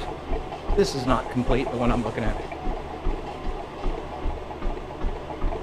21 miles done. The one I'm looking at doesn't have my set of cards. Yeah, it really doesn't. That one does, but it doesn't have the Rising Eagle. That one does, but it doesn't have Eagle Mountain. Wow. And I hate to just guess, but we might have to just do that. Yeah, this cheat sheet that I have is not complete. How wacky. Did they add new symbols for us? You know? I don't think so. Yeah, this is the X. So really, the X could go... My gosh. Let's go back and pick up all the cards. Just to make sure. The other way we could do it is by looking at the different papers around the map. There's one over here. We got mileage to do. Might as well. We're not going anywhere. We got 5 more miles. 5 more miles to do. Yeah, these papers. So really, if we look and see, does this one have our set? This one has our set. Look at that. So it goes Rising Eagle, X, Cross. Oh no, Eagle Mountain first. Okay. So we're gonna take that to memory. Eagle Mountain, X, Cross, Rising Eagle. Eagle Mountain, X, Cross. So this is number 2. There it is. Okay, so that's the one we follow. We just do it the easy way, the old-fashioned way, right? No shortcuts here. No shortcuts. Okay. And then this is what we just picked up. So then we have this one up here. Gotta do this before my mind shuts down, right? Gotta do this before my mind shuts down. Rising goes last. Yep. Okay, we got this. We got this. You can trick your mind into doing anything, right? Hard things in a fun way. Hard things in a fun way. You know, I think this is an easier way to do a marathon. And really, I would say if you're getting into running, this is the way to do it because it's safer. It really is. I'm at home. I'm not out on a trail somewhere. Yeah, I don't have like people coming in and give me water and anything. I have to kind of hydrate myself and get my honey gel packets myself. But honestly, you know, I have my restroom. I could turn off my trip. I could just jump right off, and I'm here at home, so I'll feel safe about that. Versus out on a trail or somewhere out, yeah, that's kind of dangerous. And I did my first marathon like that. It wasn't too dangerous because I was at a park with a bathroom and a water fountain. I did do it at the worst month, August here in my state, where it gets super, super hot. And it was 98 degrees, and the air quality was super poor. It was like 40%. Awful. And yeah, so I wasn't too smart in my first marathon. But yeah, it took me 7 hours and 7 minutes, and I kept thinking that wasn't smart. That wasn't smart to do. So I've been smarter since then, and we've done, yeah, a couple marathons on this channel. I did another marathon around on these trails that I live by. And yeah, you got to start slow. You got to start small. Awesome. That's how we do it, guys. All right, so now we go get our button. Who's got the button?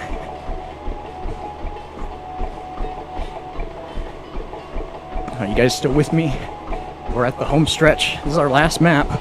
2 more boss fights to do. And we're feeling good. We are feeling good, everybody.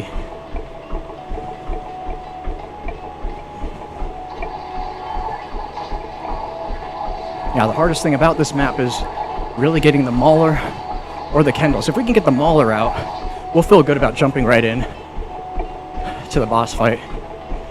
And then we can get the Kendalls before Mephistopheles. That's not too terrible. Okay, here we go.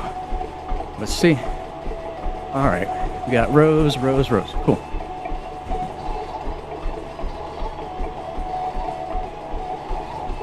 You play this game so many times. I played this map more than the others, probably by far. Only because, yeah, the Easter egg is super easy. But the boss fight is challenging. The blue mammoths are super challenging. But, yeah, the Easter egg's super quick. You can get the super Easter egg done here in 15 minutes, or you can get this Easter egg done in 15 minutes. And then, yeah, just tear up the mammoths, and if you fail, just restart, try again.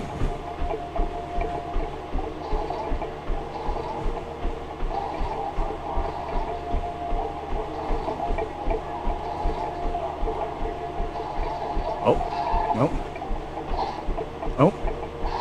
Oh my gosh. There we go. All right, he's hacked.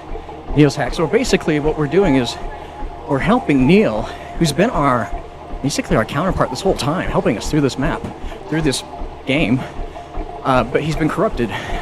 Supreme AI technology ultimately corrupts us. Like, it will be our downfall. And so you can see how this station has been corrupted with the 666, the mark of the beast. Yeah, it's a testament to show how, yeah, we have unfortunately been kind of like swindled by ultimate technology. Ultimate technology corrupts absolutely. We'll just keep pulling guns out until we get that Kendall's or Mauler. That's what we're looking for. Ripper. Come on, buddy, come on. Air raid. Come on, buddy, give us the Mauler. That's what we want. Okay. So we're gonna keep going. We're gonna keep going. Let's go open up Neil and get this done, and then we'll go back and start hitting the box. Yeah, the longest step of this Easter egg is really hitting the box for the Mauler and the Kendalls.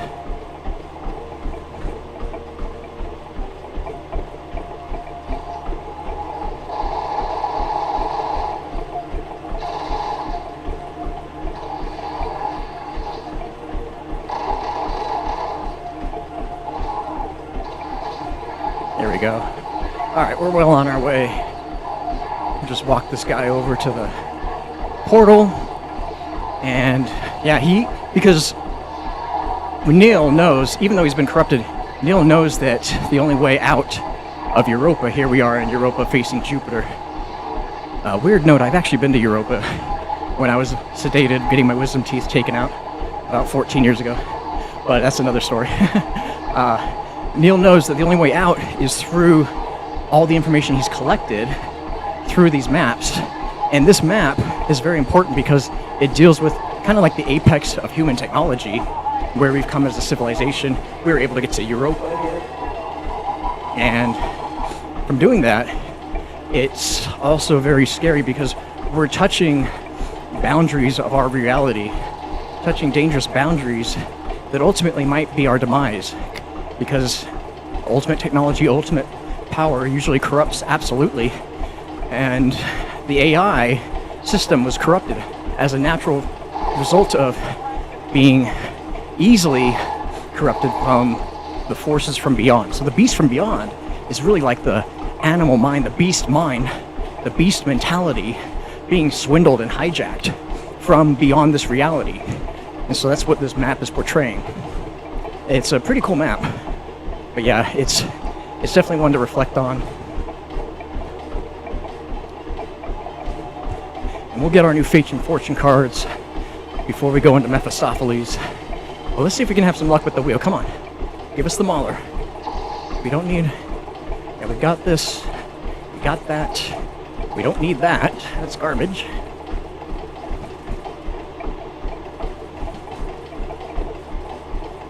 There's some water here. Gotta keep hydrated. This is the dangerous area. When we touch 21 miles, 22.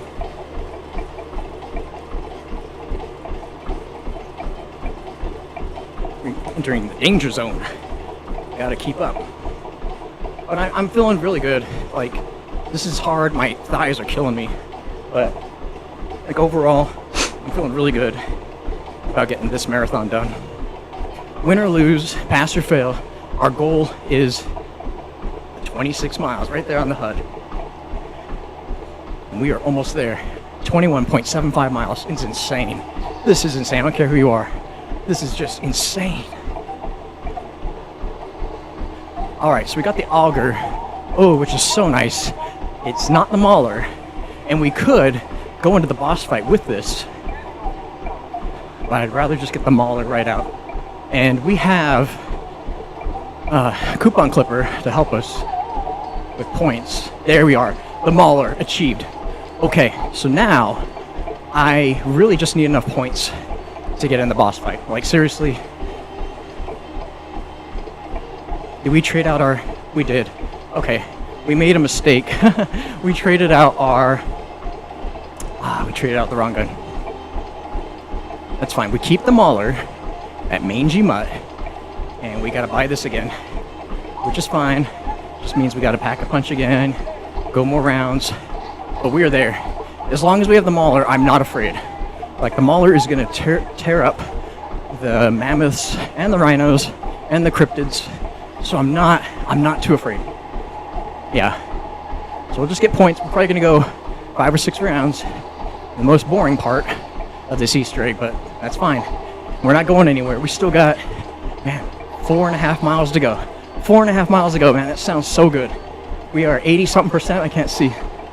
89% of our goal. This is crazy, guys. This is crazy. And like I said, if we run out of mileage, we can just easily walk. Like, it's good to do a nice walk after a marathon. Walk for at least a mile. You definitely don't want to stop and sit down. No, because then you can get blood clots. After these monster runs, like, you need to walk at least for a mile to get the body used to winding down again. Because, man, we've been going at a 13-minute mile pace for 4 hours and 45 minutes. Insane. So yeah, it's about hacking the mind. You trick the mind into doing hard things in a fun way, and you can accomplish, man, great things. My instructors, my wife, her parents, her mom and dad are actually my senseis. They are my black belt teachers, and I look up to them. One thing that they taught me was everything's a workout. Everything, whether it's a physical workout, whether it's a mental workout, or a spiritual workout, everything in life can be considered a workout. And the beauty of that is that we all need to work out emotions. I talk a lot about how you can relieve, maybe not cure, but relieve anxiety through action. So I'm an old man, 41 years. I learned a lot after turning 27 and a half, after my 10,000 days, when my metabolism died. Hey, there's 22 miles, everyone.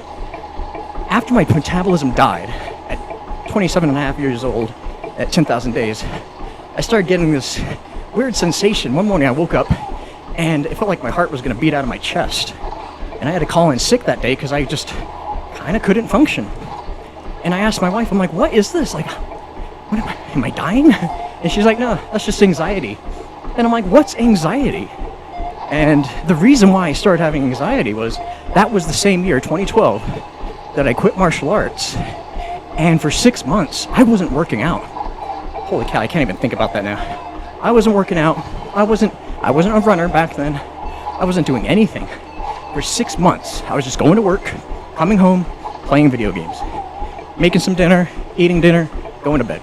Like, that was my routine. Boring, right? What happened was, when I started having anxiety, I didn't know what to do, really. A lot of people go to the doctors and they say, yo, give me something to numb the pain or to relieve my anxiety through medicine. We're not dogging on anyone that has to do that. That's between you and your physician, okay? But here, from my perspective, doing martial arts for 15 years, for me, that was a cop-out. To go and get something to numb the pain, for me, was a cop-out. Why? Because all of my instructors, my in-laws especially, told me that everything is a workout. Everything can be treated as a workout. So I evolved. I wasn't doing martial arts anymore. I wasn't teaching anymore. I evolved. I started doing yoga. So I got into yoga, and I got an active dog. Oh, I miss that dog so much. This run is for you, Rocky. I love you, boy. He just passed away exactly 30 days ago, and it breaks my heart. Think about him every day. I had a dream about him last night. It made me happy because I got to be visited by him again. But it reminded me how I was able to relieve my anxiety by taking action, taking accountability. There's another A you could replace anxiety with, is accountability. Knowing that, gosh, I have the power to virtually improve my mental, because it's all mental. Anxiety, it's all mental space. It's all you dealing with your mental space. Physical activity, working out your emotion, this necessary stress you get from running, biking, jogging, hiking, swimming, whatever. Doing martial arts, doing karate, doing kung fu. Look at these, the ninjas are back.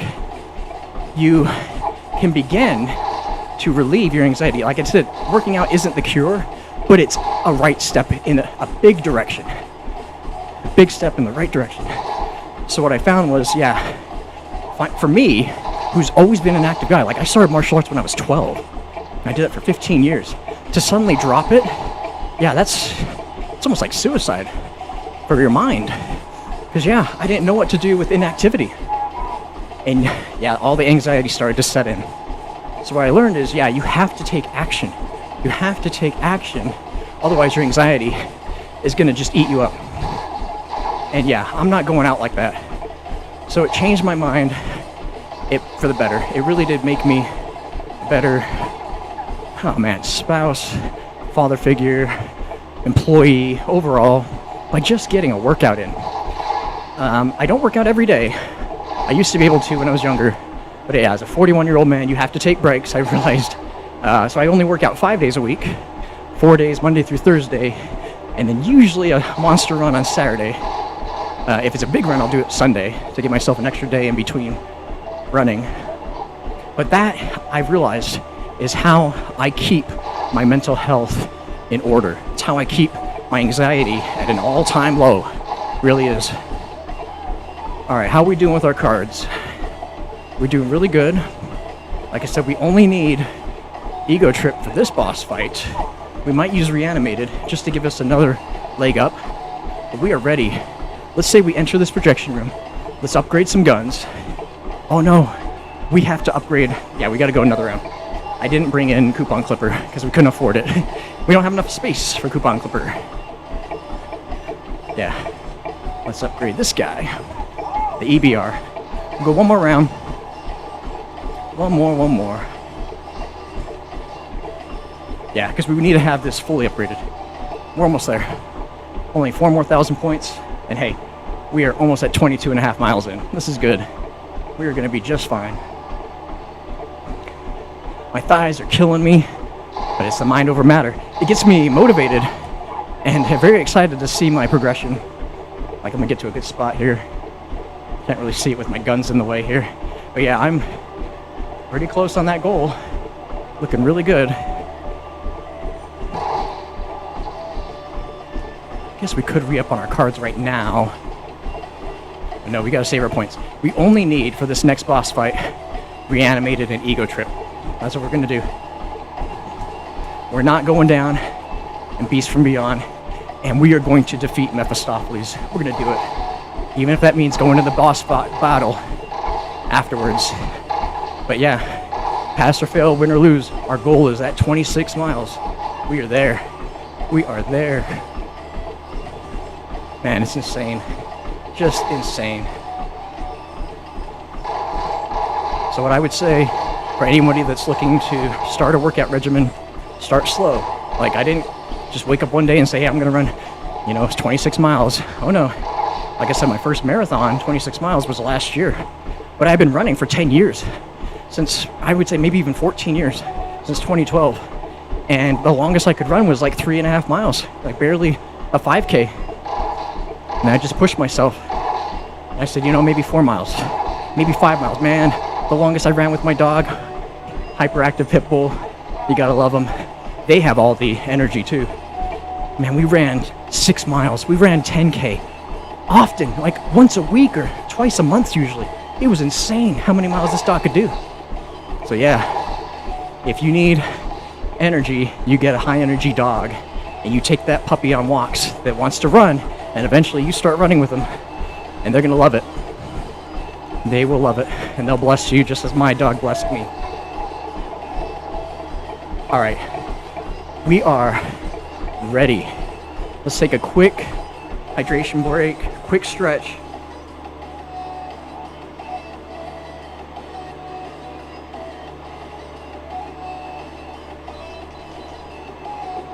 Get some electrolytes going.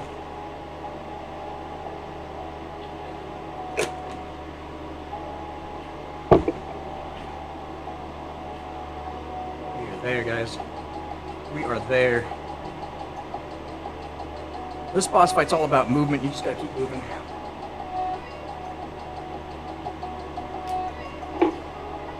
Oh my gosh. Oh, getting tight. Getting tight. It's 73 degrees in here. 73.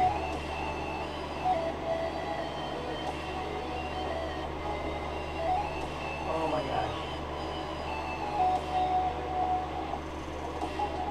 All right. Beast from Beyond. Boss fight. Start. Let's do this. Let's get these rhinos.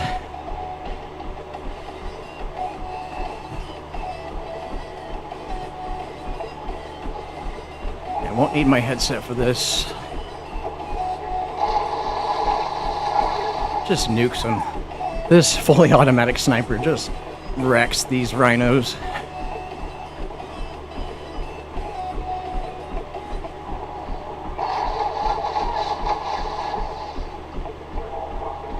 Okay, let's do it, guys. Let's do it. We are on our way. I can't believe it. We are on our way. Yeah, just wrecking them.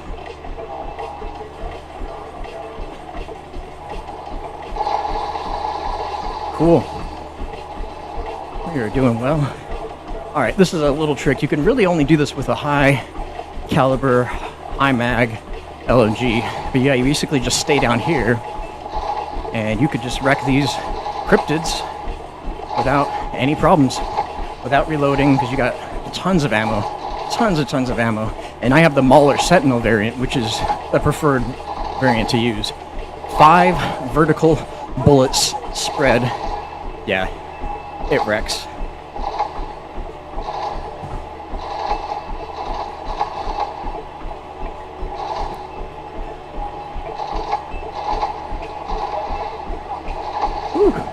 Woo, getting, oh my gosh, they're just coming at me here. Gotta get that out of the way.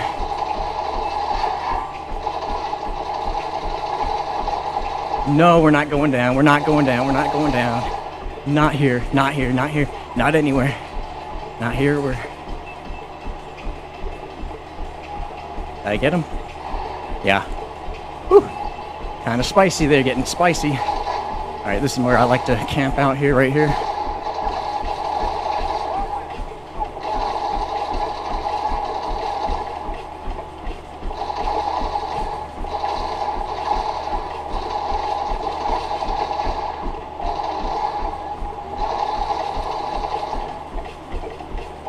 Let's get this reanimated here in a second. I'm not taking any chances. We are doing this boss fight, no problem.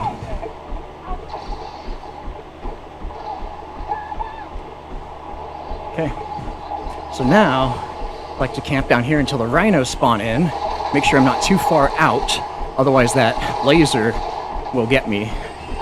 Yeah, right there. It usually will get me if I'm too far out. And yeah, we're just gonna stay here, waiting for the rhinos to spawn in. Gas grenades would have been really helpful. Head Reloaded's also a really good card. But yeah, I wanted to run with Reanimated and Explosive Touch. So we're gonna be fine. We're gonna be just fine. Okay. Rhino's coming in. So we'll just nuke the rhino. Yeah, here we go.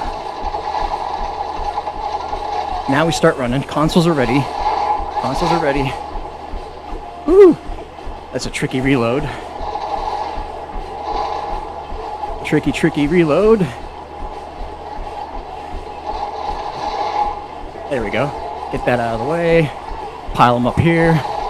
Now, we just wreck them and we wait for... Oh my gosh, how'd you get behind me, dude? Kind of hard that they get behind me, but It can happen. Gotta watch your 6. Okay. Make sure we got full ammo. Cool.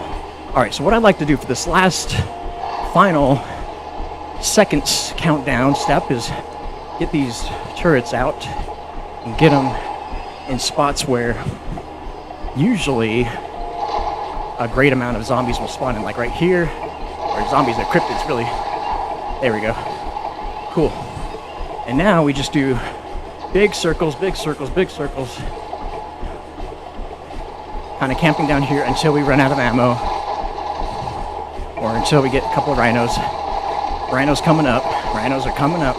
Here we go, here we go, here we go. Okay, nuking them, nuking them, nuking them. Feeling good on ammo. Okay, another rhino. Kablamo. Good. Awesome. Doing really good.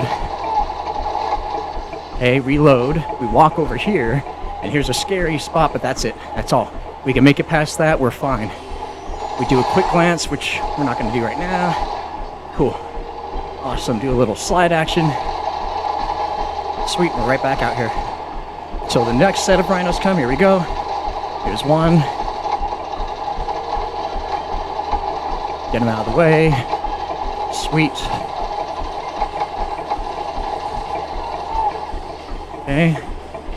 Get him out. Get him out.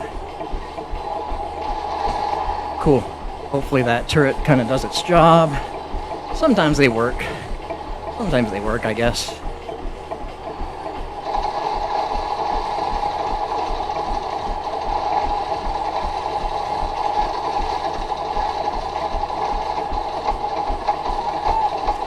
Okay, more rhinos. Getting kind of hot in these rhinos, don't you think? Huh? Okay, another rhino. More cryptids. Okay, reload. Go down to Sketch City right here. Awesome. We'll do a quick peek at the console. And this 34 Europa seconds. Notice how they're not true to the Earth seconds, because we're not on Earth. We're in Europa. These are Europa seconds. Oh my gosh. Okay, kind of had to abandon ship. Quick reload, quick reload, quick reload. Looking out for that console. Trying to keep safe, trying to keep safe. I think we still got a rhino on us. Take care of that puppy here in a second. There we go, there you are, there you are. Okay, you're gone. You're gone, buddy. Yeah, the smaller Sentinel variant is the one to run with. You can pull it from the loot crates, get it. If you can get it from salvage, get it. It is just shred dead, man. Okay, let's check on the time. Maybe we got about 10 more Europa seconds left. We'll see. Oh, it's ready for us. Okay, so we'll do a quick lap right here. Get a couple going just to clear us, and boom. Go get ammo. Get our card out. Get our gun out.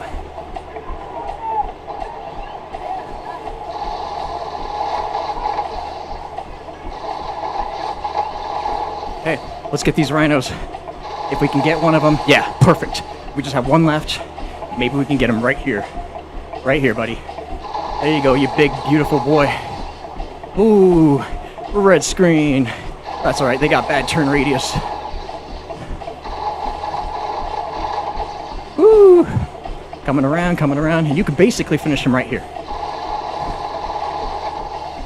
Oh my gosh. Come on, ego trip. Do your thing. There it is. Beast from Beyond. Mammoths destroyed. Done. That's it. That's it. Okay. You know what this means. This means we've earned the right to challenge the devil. Mephistopheles, here we come. Mephistopheles boss fight. Here we are. All right. Whew, we're going to take a quick stretch here. While cutscene's going. We are there, guys. We are right there.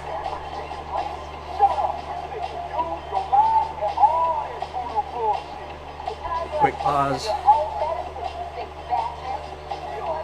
Okay. Change the HUD color to a more appropriate red. You know, because we are fighting the devil.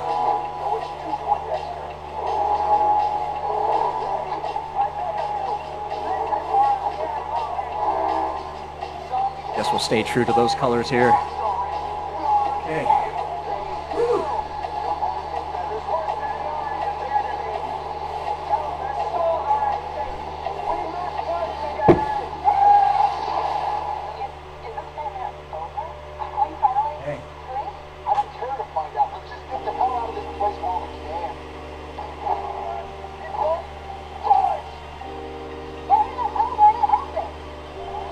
Stay green, apparently. We have earned the right to challenge the devil, and we're gonna do it. We're gonna get him, guys.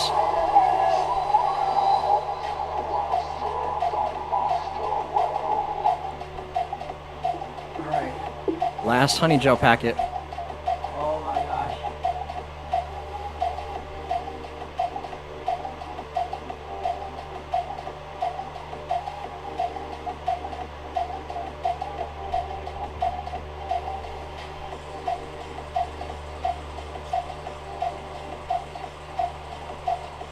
I don't eat a lot of sugar, and so having these things are like a blast. Woo! Woo, so sweet.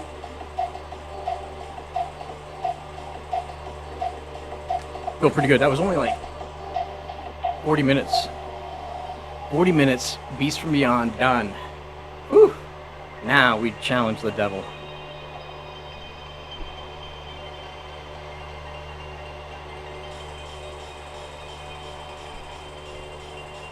Got a little green light for us. Looking out for us. Oh my gosh. Feeling pretty tight, gotta tell you. Feeling pretty tight. Alright, so we're gonna re-up on our Fate and Fortune cards. Get the treadmill back up here. Get going. And really just we need the Kendalls. The Venom gets us in a comfort spot. We gotta get out of that comfort zone. We can't be sitting still with Mephistopheles. I'm telling you, I like the Kendalls, and I don't at the same time. Or excuse me, the Venom. Because it really does take a task on us in toll. So let's get the workout back going. HUD's nice and red. We're ready to shred dead. And let's get these Kendalls out of the box. Here we go. Oh my gosh. I can't believe it. This is amazing. We are almost done. About 3 miles left. Just 3 miles left. And we are done with this marathon. Whew. Okay, re-up on our perks. And re-up on our Fate and Fortune card. And let's get these Kendalls out of the box. Yeah, we have to waste one of our reanimated, but hey, it was better to be safe than dead. Alright, this guy's gotta go. Let's see if we can get these Kendalls out of the box. That's all we need. That's all we need. Banshee, no.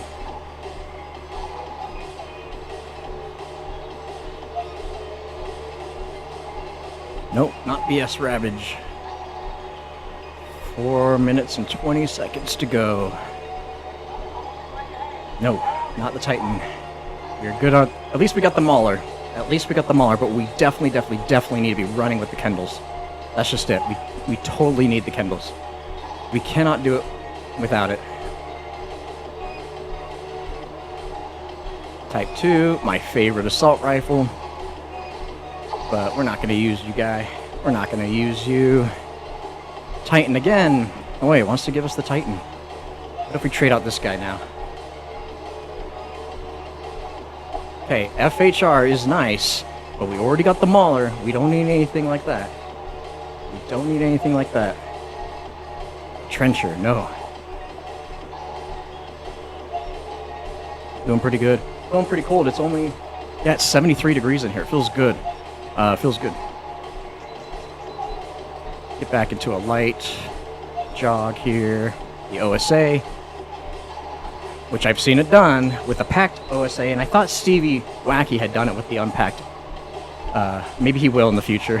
But I know he did it with a packed OSA, which was crazy. Just crazy. NBR, come on. How much time left? 3 minutes? Yeah, 3 minutes. Come on. Be good to us. Otherwise, we're just going to do boss battle. Like, really, we'll just do Mephistopheles boss battle. I'm fine with that. As long as we hit our 26 miles, that's our goal. Man, it wants to give us the howitzer. No. No. We're not doing the howitzer. We're not doing it. And the Spartan. Spartan's way too heavy. Nice and explosive, way too heavy. Way, way, way too heavy. Ah, the S-Ravish, no. Come on, let's do it. Come on. The Venom. Okay, so that goes in our third spot. Just in case. Like, really, it's crowd control. Yeah, it's nice, but it's not our primary. Not going to be our primary. Killing me, Smalls. We still got the Mauler, right? Yep, still got the Mauler. So we just need those Kendalls. Come on, Kendalls. I know you're in there. Give us a pistol. Come on, we got 2 minutes left. Come on, we got it. 2 minutes left. We have to get the Kendalls. We just have to get them. Insanely crazy. This wheel does not want to give us the Kendalls. Come on, Kendalls, let's go. Kendall energy. Come on, let's get that Kendall energy. Nope, nope, nope. Come on. Come on. We could do this. We could do this. We could do this. Nope, not the trencher. Not the trencher. Come on. Let's get a nice slight jog back in here before our legs start to atrophy. Come on, 1 minute and a half. A minute and a half. Come on. Kendalls. Kendalls, Kendalls, Kendalls. Come on, let's do this. Let's do this. Come on. No. Come on. Come on. No, not the raging. Come on. Come on, 1 minute, come on. You better give it to us. Come on, Kendalls. Kendalls, we want the Kendalls. That's all we want. That's all we want. Oh, come on. No, not the K-bar. Come on. We want something crunchy. Give us something crunchy. Give us the Kendalls. Man, it's giving us this shotgun after shotgun madness. Ooh, this is scary, guys. This is scary. Will it give us the Kendalls? We need the Kendalls. To have success, we definitely need the Kendalls. Come on. Come on, guys. We didn't come this far. We didn't come 5 hours and 7 minutes fighting through every Easter egg, every boss fight. Come on. We have to get the Kendalls. 25 minutes left. No. We have to get the Kendalls. Come on. Come on. Give us the Kendalls. Come on. Give us the Kendalls. 17 seconds. Come on. Come on. No, no, no, no. Come on. Give us the Kendalls. Come on, guys. Come on. Good energy. Come on. Good energy. One more hit. One more hit. One more hit. This is it. This is it. This is where it's going to give us the Kendalls. Come on. Oh my gosh. What do we do, guys? That's it. We're in the boss fight without the Kendalls. This is scary business. This is scary, but we have the Mauler and we have the Venom. So wonder if we can have luck with the Venom and DPS Mephistopheles with a Mauler. Let's see. It's going to be scary because if we go down, if we take it down, we will lose the Venom and we will only have the Mauler. So, boy, it's being scary. It's a scary... This is all like luck, guys. To get the Kendalls out of the box, man, is luck.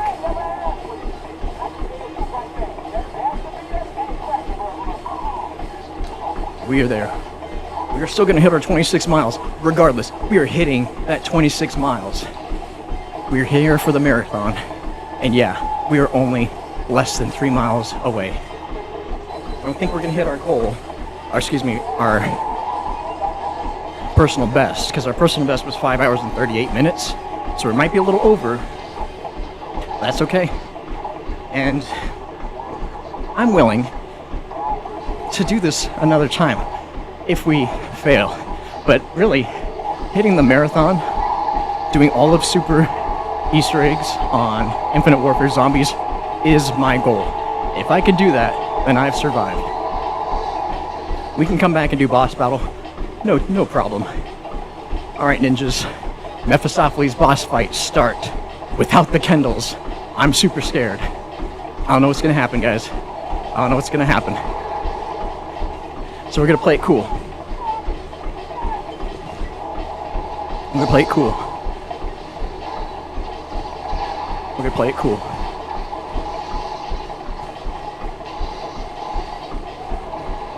We're gonna watch out for him. Now, usually I have my headphones on for this, but I realized I don't need to as long as I'm focusing on the devil the whole time. Using crowd control. Man, I might put the headphones on. Let's get the headphones on, guys. Let's be safe.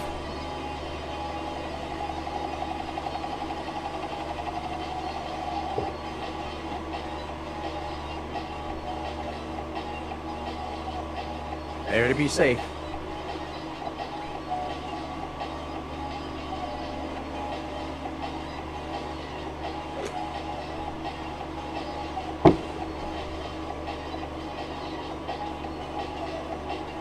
All right, let's go.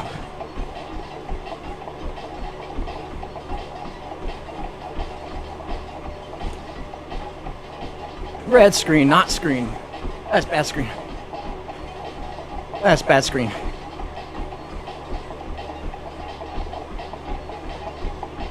Don't get too close to him, don't get too close to him.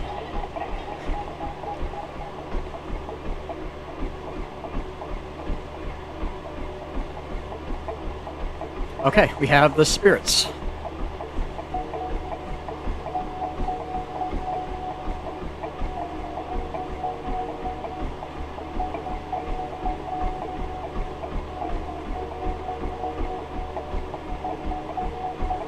There we go. Okay. So we nuke them and drop them. Hey, Mahler, here's where you come in hand. Oh, my battery is low. Okay, we gotta do something about this, otherwise we're gonna die, man. We're gonna die without my controller.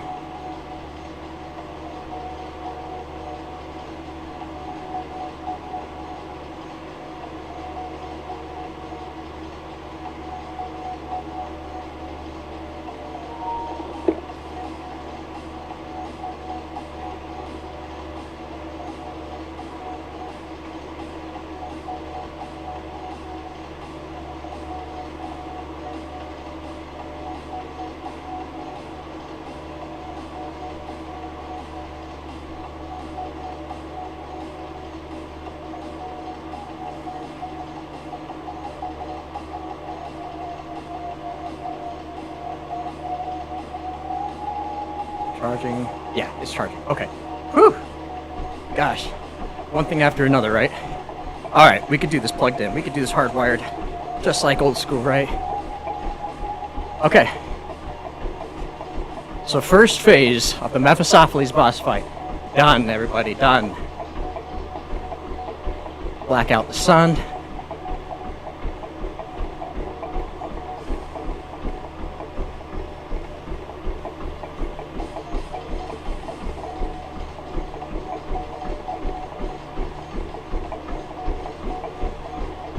Usually get lucky. The first two phases just staying back here. Yeah, and collecting ammo for the venom.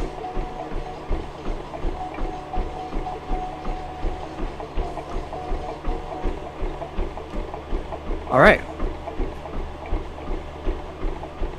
And we are almost got our deck up to par. We're gonna activate Reanimated first. And save Evade for the next couple steps. Whew! Getting spicy. Getting spicy. Oh man, I activated the wrong one at this time, right? The wrong time. Okay, cool.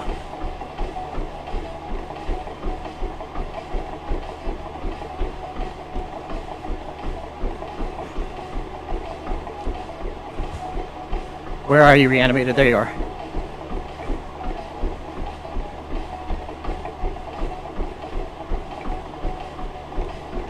Yeah, here we go, here we go. Boy, first time I've done Mephistopheles without the Kendalls. This is insane, guys. Let's go.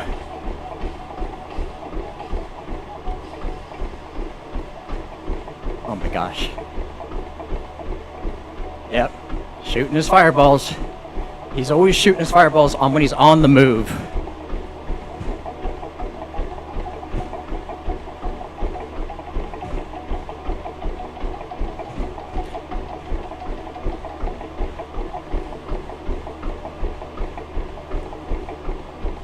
Okay, we got the spirits. We got the souls. Let's get them.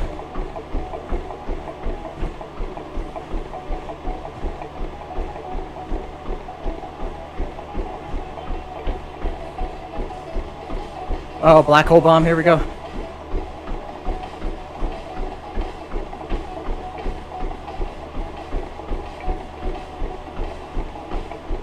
Oh, right. Here we go.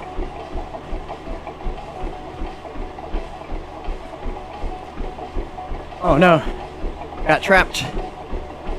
Got trapped. Nope, fireball time. Gotta get clear. Gotta stay clear. Oh, come on. There goes fireball. Hey, he likes those fireballs, doesn't he? Okay, Venom Y. Drop him. And let's nuke him. Here we go, Mauler. Alright, we just hit 24 miles, everybody. 24 miles. We are ready. Cool. We're pretty good on ammo. We got the harder talisman circle challenge done. 2 out of 5 done, guys. Let's get it.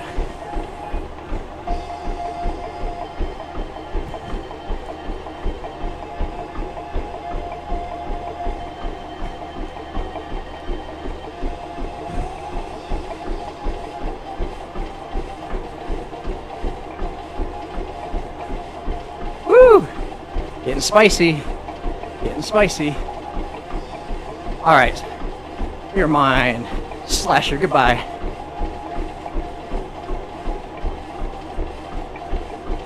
Mauler just shreds him up. Alright, here we go. Second phase done. We almost got another card deck, which we might do evade, we might do evade. We might save evade, we might save evade until after we get revived. Let's go, ninjas, let's lock in.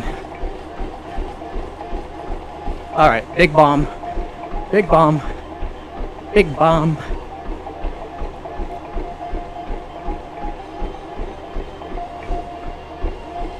Oh, we're anticipating the devil. You always anticipate his moves, guys. Yep. Anticipate him. Pretty cool.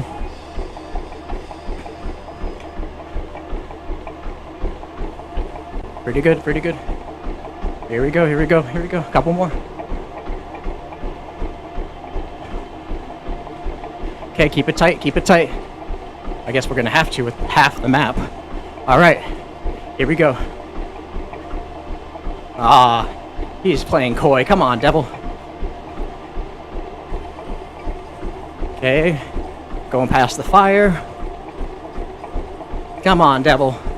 You got nothing on this ninja.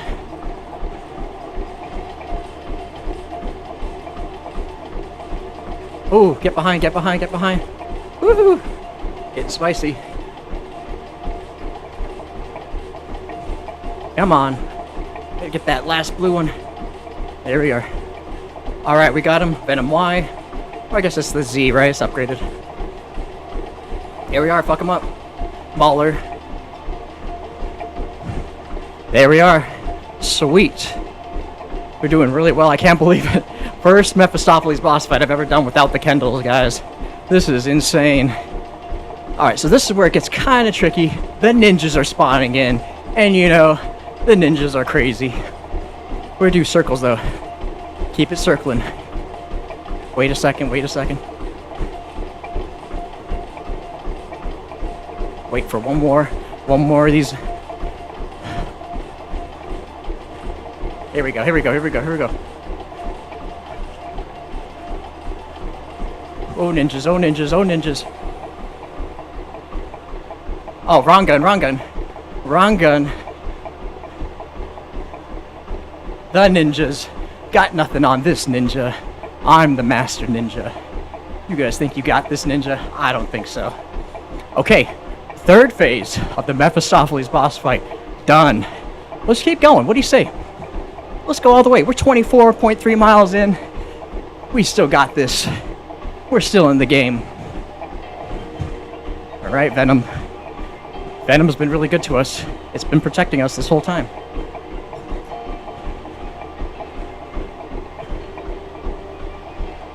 Okay, move. There we go, there we go, there we go.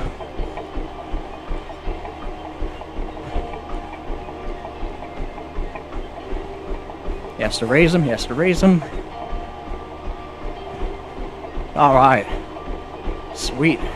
He went under. Should be coming around here somewhere. Where are you, devil? Oh, he's right there. Okay, we are there. Okay, let's run with the Mauler for a second. Actually, the Venom. Okay, here we go. Here we go. Okay, now we're in the clear. Whew! Let's mess them up, guys. What do you say? Not today, devil? That's what we say. Alright.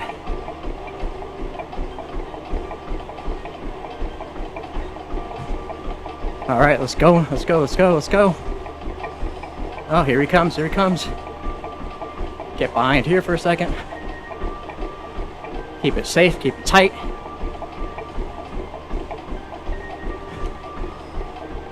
Where are you? Couple more.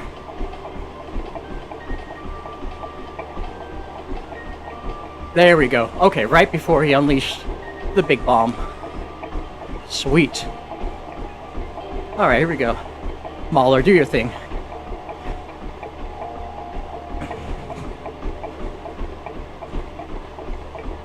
Sweet.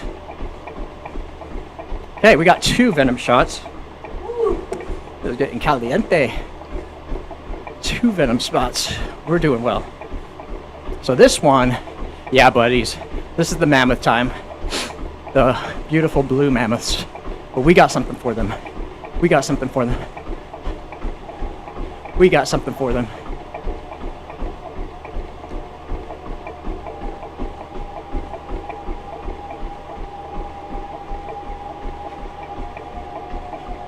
Here we go. Here we go. Here we go. Here we go. We just keep our distance. They're gonna run at us, but we're gonna run away.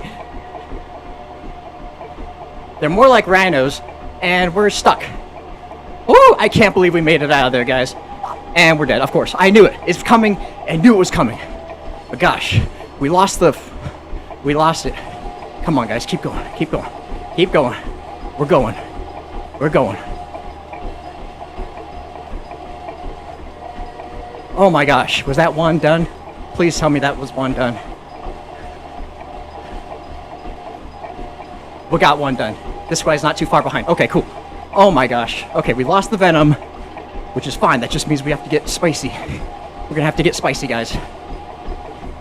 Yeah, we lost the Venom. Darn it. Was there a crawler? Little ankle biter. And check this out. We don't need ammo. We don't need ammo. What are the cards we got? Yeah, Explosive Touch is going to help us out, guys. Explosive Touch is going to rip them up. That's for the final. Once we go down, we'll use Evade. And then we're going to start getting crazy. I mean, gosh. I kind of want to use Evade right now. You know? Yeah, we might just use Evade right now. We might just use Evade right now.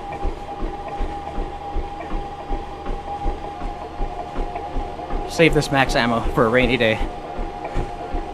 Yeah, let's get spicy. Oh my gosh, okay. 4th phase of the Mephistopheles boss fight.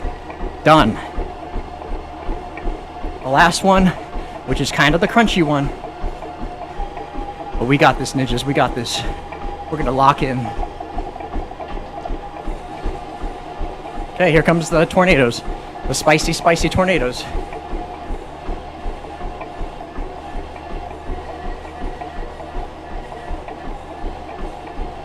Which just means we're gonna have to get spicy, that's all.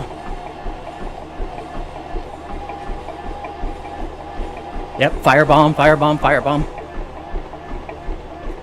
Black hole bomb, black hole bomb, black hole bomb. Which we're fine, we're fine. Oh, we gotta get this, we gotta get this.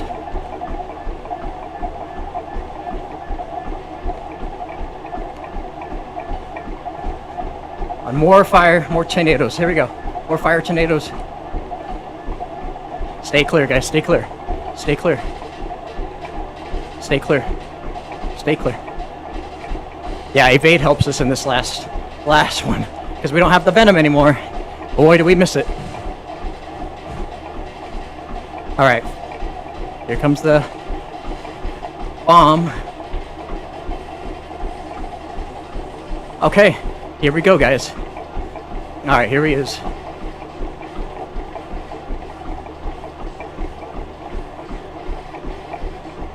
Oh no, we didn't hit the last...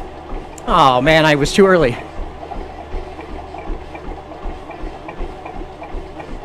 too early. That's right. Back on the circle. Back on the circle. Get clear. Get clear. Get clear. Black hole. We gotta get over here. We gotta keep this circle alive. We gotta keep it alive, guys. Look at this. Look at this. We're doing just fine, ninjas. Come on. Keep it tight.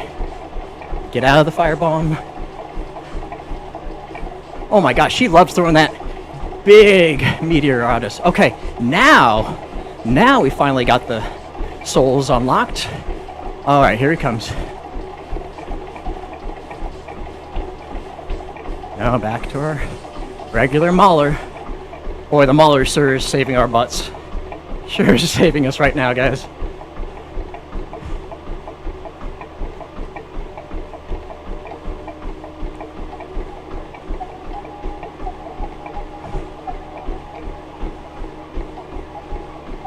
There we go. Okay, this is it. This is the final DPS, guys, of the Mephistopheles boss fight. We're here to mess him up. You know what that means?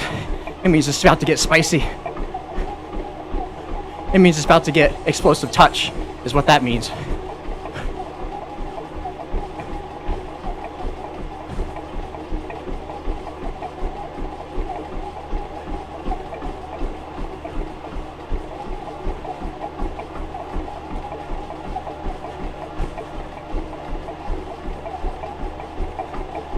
Final DPS. Let's get the devil. We tell him, not today, devil, not today. Not today. Not today. Not today, devil. Not today. You got nothing on us. We got everything on you. We got you.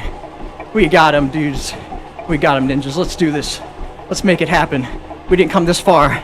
We didn't come this far to suffer and train to go down. We're not going down yet.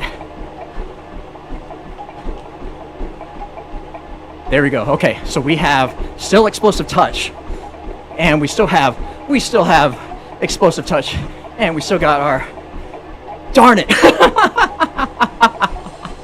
Wrecked, guys.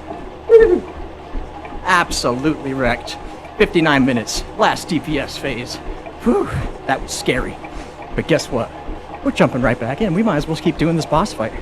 We still have one more mile and change to get through. What do you say?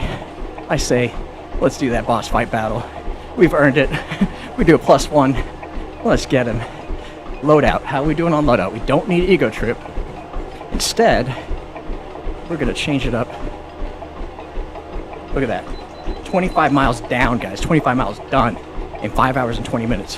One more mile. Okay. We definitely need... I'm thinking...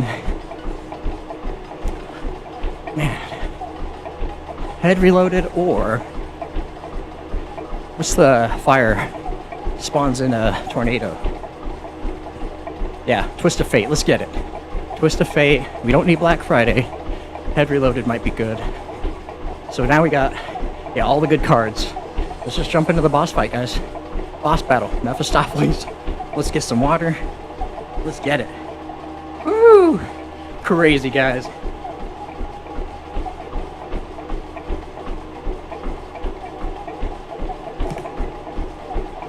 We got him, guys. Woo! Probably another 10 more minutes. See if we can make this happen. Maybe 13 minutes. We got a 13-minute mile. Yeah, probably 13 more minutes. Which will push us just over our last record. Let's start it. Let's get it. We're here. We might as well do it. Our goal has always been the 26 miles.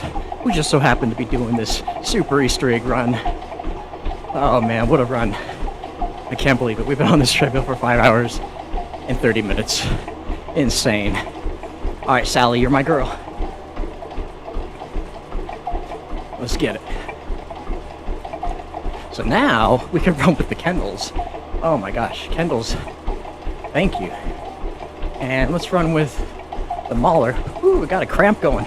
Of course I got a cramp going on the last mile. Come on. Come on, cramp.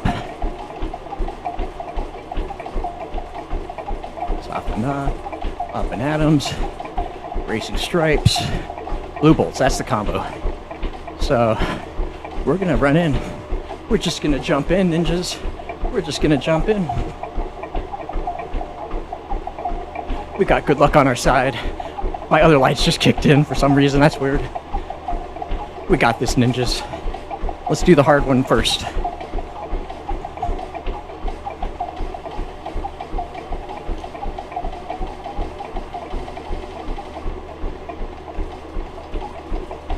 Come on, Mephistopheles. Wreck him up.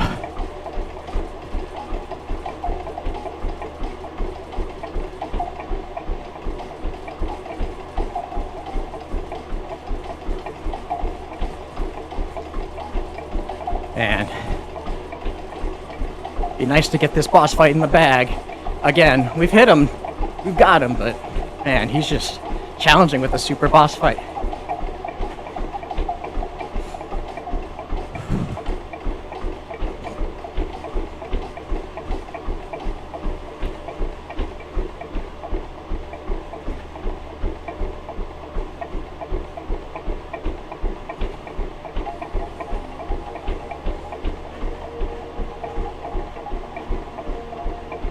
Okay, one more.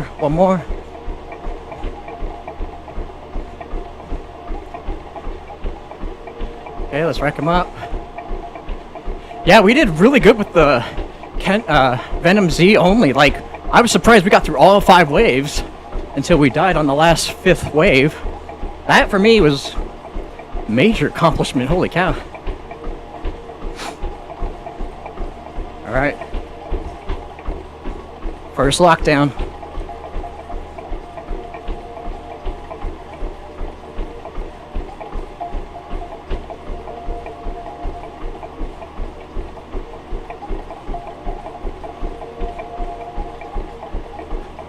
Fast reload's nice to have.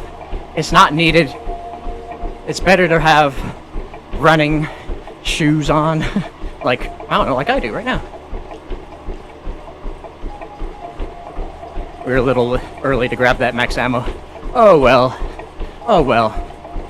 So we might run with reanimated first. Just to use it. We got 6 of them, I think.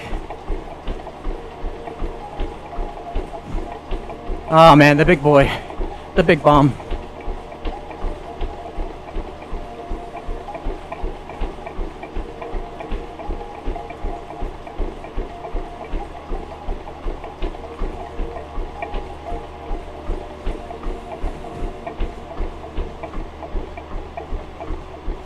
Oh, meteorite again, man. He loves throwing that thing at us.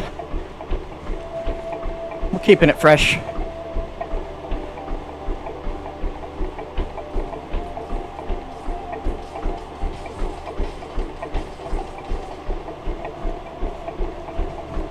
Alright, souls are up.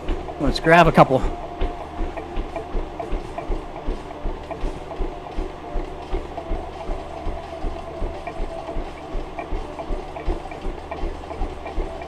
There we go, got the guy.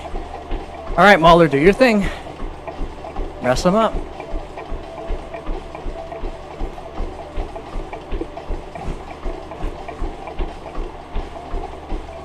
Perfect. We are 97% done with our goal, everybody. 90% done. 97%. We are there. Alright, let's not be too early with this max ammo.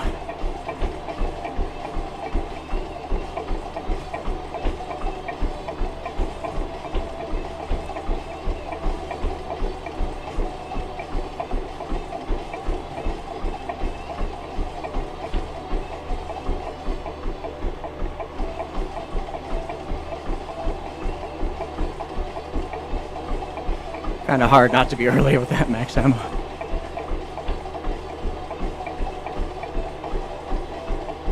Alright, we got another card up. Alright. Phase 2, the Mephistopheles boss fight. Done. Let's get it, guys. We only have, man, just over half a mile left. And then it's smooth sailing. It is smooth sailing from here.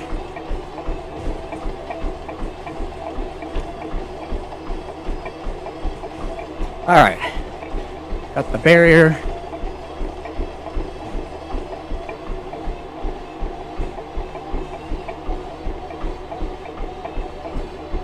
Alright, where'd you go, guy? Where'd you go? Oh, he's on the other side. Cool.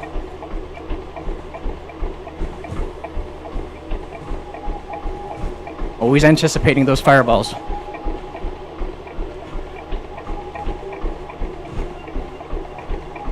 Always anticipating them. Yep. Oh, meteorite. Even worse. Woo! Black hole bomb.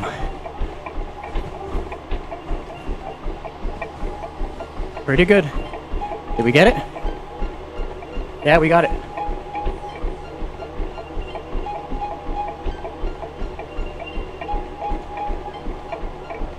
Fireballs.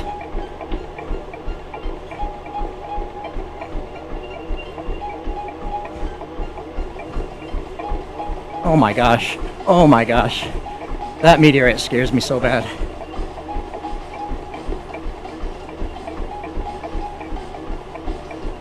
Oh my gosh. Come on, dude. Open up for us here. Oh man.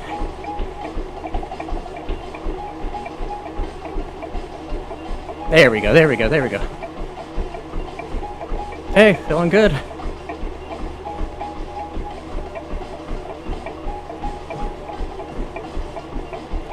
We are so close on our marathon here. We are so close. Alright. Next wave, this is where we get the ninjas, right? The ninjas. Tricky guys.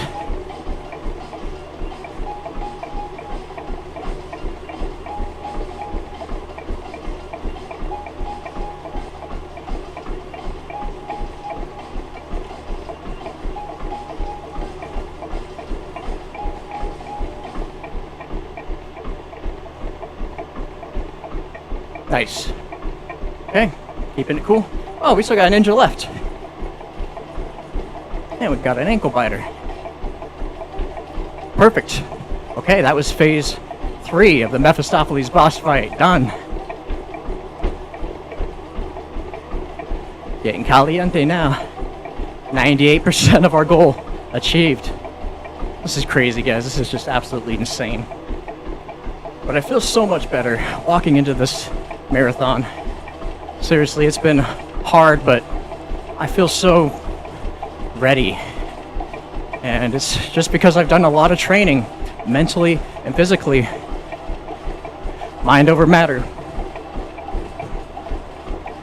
Oh.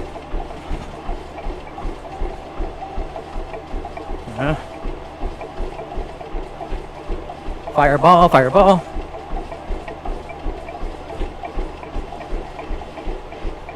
Crash. Yeah, that's what killed us last time. We gotta look out for that thing. We walked right into it. Oh man, they're not even raised over here by us. I love that. Yeah, fireballs again. Okay, now we got this ready. Soul time.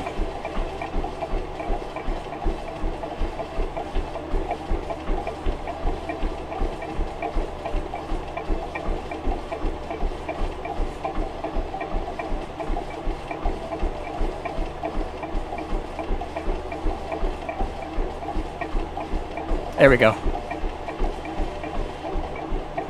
Okay, Mauler time.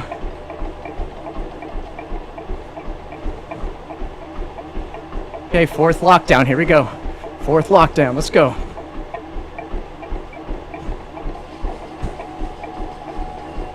All we need to do is this marathon in under 6 hours. That's it. To be certifiable.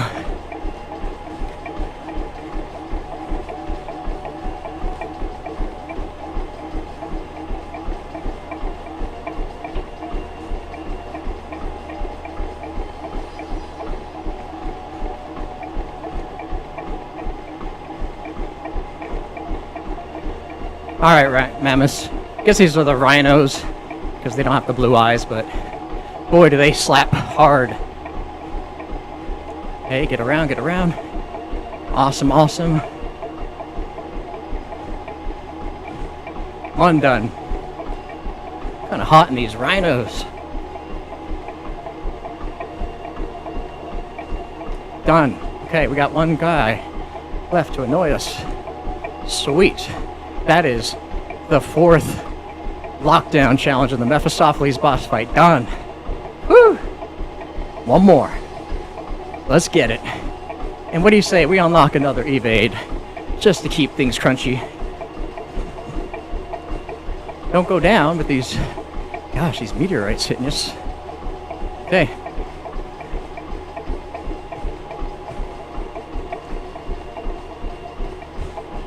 Oh my gosh, that almost got us down. How funny. Okay, that's 26 miles done, everyone. That is 26 miles done. Insane run. He is really trying to nuke us now. Really trying hard. Get out of the way.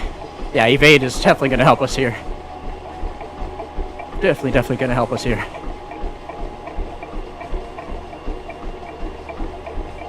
Cool. Feeling good, feeling good. Get away from his fireballs. Yeah, he really wants to kill us here. He is really trying. Look at this. Fireball after fireball after fireball. Meteorite throwing at us.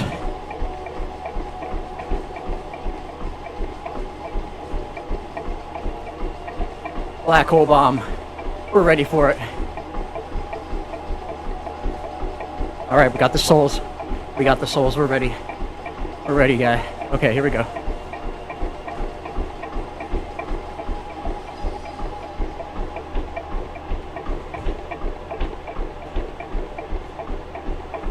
Alright, let's get these souls. Come on. Let's get him. Get him before he does another fire tornado attack. Oh no. We can't go back there. That's how it got us down last time. There we go. Okay. Oh my goodness. Oh my goodness. Okay. Final DPS. He has to wait for a second. Okay, that is it. 5th phase done. We are finally at the part where we get to nuke Mephistopheles. Let's get him.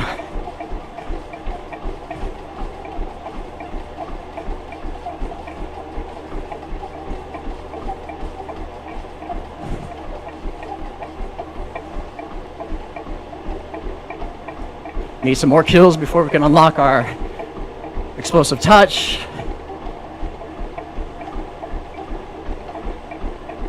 There we go. We're gonna unlock explosive touch first. And we'll just focus fire, guys. Let's just focus fire on him. What do you say? What do you say? Clowns don't scare us. We got this guy. We got him. Come on, buddy. You're mine. You got it. We got you. Woo! Getting spicy. Oh man, meteorite time. Kinda spicy. Kinda spicy.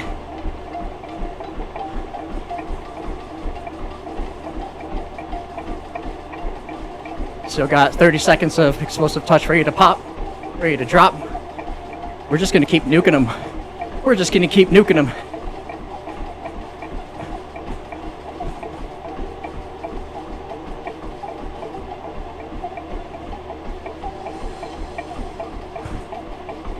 Okay, meteorite time, fine. Gives us a second to breathe. Okay, explosive touch is done, but so is he.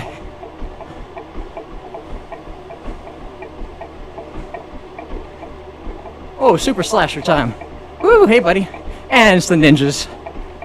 We are steering clear of them, because the only thing that defeats a ninja is a ninja. Oh, and the fiery tornadoes. Woo!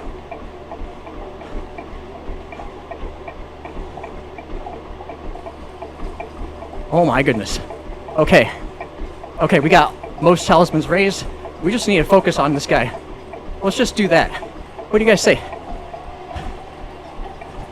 We got all the ammo. We got all the time. He's gonna try everything. But we got it, guys.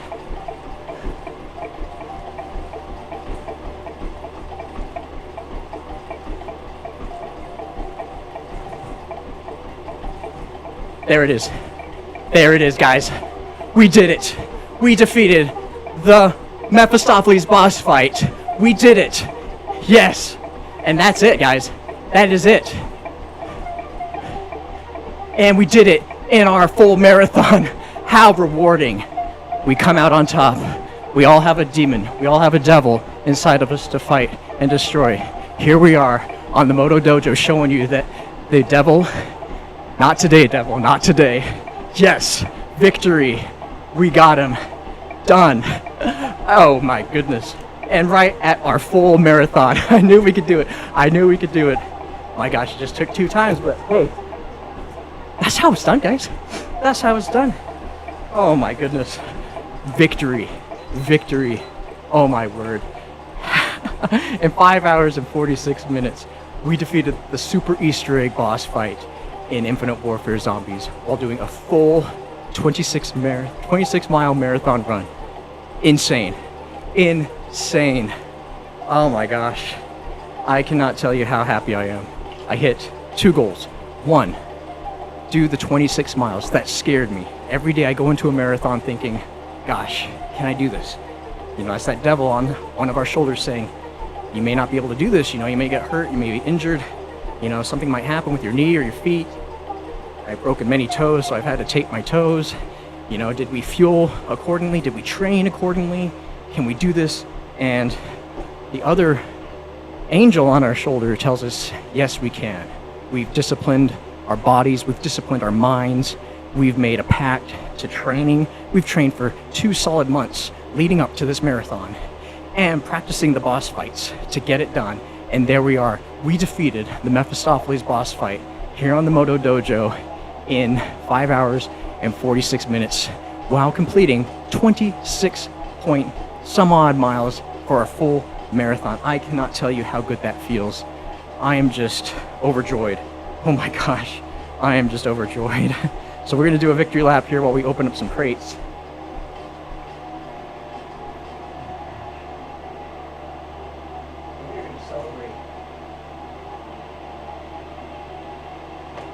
We've earned the right to celebrate, right? Victory lap time. We did it, ninjas. We locked in.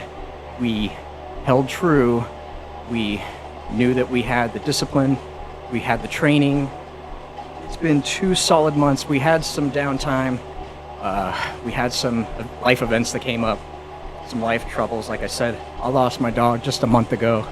And he was my running partner. He's the one that got me into running. I wouldn't be here if it wasn't for my hyperactive super dog, Mr. Pitbull, Rocky. When I got him 14 years ago, he got me up, he got me active. And that's when I started running. And I ran with that dog every day for 8 years straight. Rain or shine, 365 days a year. Didn't matter. We went out in the rain, in the snow. He had his boots, he had his jackets, he had his coats, and he loved it. Every time we went out, he loved it. And so he got me into running, and so this marathon was for my dog, Rocky. I miss you, buddy. But yeah, you can do hard things in a fun way. And here on this channel, we're here to show you that it's not impossible. I am just a proof of concept. That's all. I'm here to show and demonstrate, hopefully educate and motivate some of you to get into a daily regimen of grind, not just in video games, but also physical activity. It dawned on me early in my 20s that, yeah, our future generations may not be getting enough exercise, and I dare say they're not even getting any exercise at all. So here I talk about necessary stress versus unnecessary stress. When we go to work, doesn't matter what you do.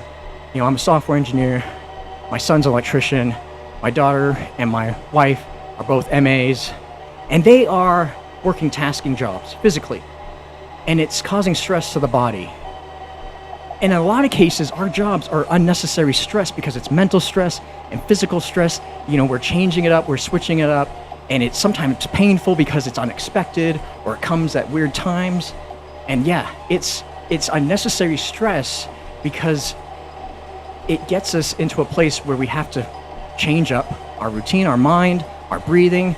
Sometimes, you know, it takes the breath out of you. You know, I've been playing meetings where I've just had like the wind knocked out of me, you know, because it's been a hard conversation or, you know, something goes wrong in production. Like, yeah, and you start feeling that anxiety, that pain. But here, working out is a necessary stress. It's stressing the body. Running 26 and a half miles for 5 hours and 50 minutes is insane stress to the body. And like I said, you don't just wake up and do a marathon. You have to train the body. You have to put it under loads of stress, day after day after day, week after week, month after month, and year after year, before you can build up to this level of physical endurance. But like I said, 6.5 years ago, I was only running 10Ks. Like 10Ks, 6.5 miles was like the most. And I was done. Like after an hour and a half of running, I'm like, I am done. That is like hard. But I switched up my mentality. You first got to train your mind, you switch it up, and you think differently. And yeah, sure enough, you push yourself, you challenge yourself, you say, man, what if I did a half marathon? That's just double of a 10K. You know, it's 13 and 11 miles. And I was doing 6.2 miles. I figured that's just, you know, kind of double of a 10K. What if I did that? So yeah, 6 years ago, I challenged myself. It was the day after Thanksgiving. I remember thinking, Black Friday, I'm going to get in a huge monster workout. And I'm going to eat a lot of food for Thanksgiving, and I'm going to go Black Friday. But instead what I did is I switched the days. I said, you know what? Dinner's not going to be until later. And it's one of the few meals that my wife makes. I'm the chef in the house, so I usually cook 7 days out of the week. But she loves cooking Thanksgiving and Christmas, and boy, do I enjoy it. And I said, well, she's got the kitchen. You know, I'm going to go for a long run. And so I said, okay, I'm going to do this half marathon today. 2 hours and 40 minutes later, I come home in shambles. 14 miles. I did 14 because I didn't really knew at the time how long a half marathon was. I'm like, is it 13 miles? So I did 14 before I made my lovely app here that tracks your workout. And before I really knew what a half marathon looked like. I should have looked at it earlier. But yeah, I came home. Oh my gosh, I was sore for the entire week. I couldn't walk, barely move. And yeah, it was tough. I remember thinking, that's as much as I could do. Half marathon, that's it. That's all I'm able to do physically and mentally. Seriously, I came home and I was just like useless for a whole week. But after that, I kept going back because then I got back in working out again, running daily, or at least 5 days a week. And I kind of had this itch. It was like, man, you know, what if we challenge ourselves again and do yet another half marathon? I'm like, well, okay, let's go next year again. So yeah, next year, same thing. I said, you know, let's make it a turkey run. On Thanksgiving Day, I'll just keep doing half marathons. So yeah, I went back out the year after, I think it was 2021, did another half marathon, went in and came back, and I wasn't as sore. The recovery period was definitely shorter, and I felt a lot better coming out of that. I felt like, man, this is something I could do. And maybe, just maybe I could just push myself a little harder. And so what I started was doing a half marathon twice a year. I would do one in the spring, and then in the fall at Thanksgiving. And yeah, that's when I started getting into the rhythm. I started getting into a good practice thinking, I can get a half marathon done twice a year and get 10Ks out of the way on the weekends and run 5Ks every day.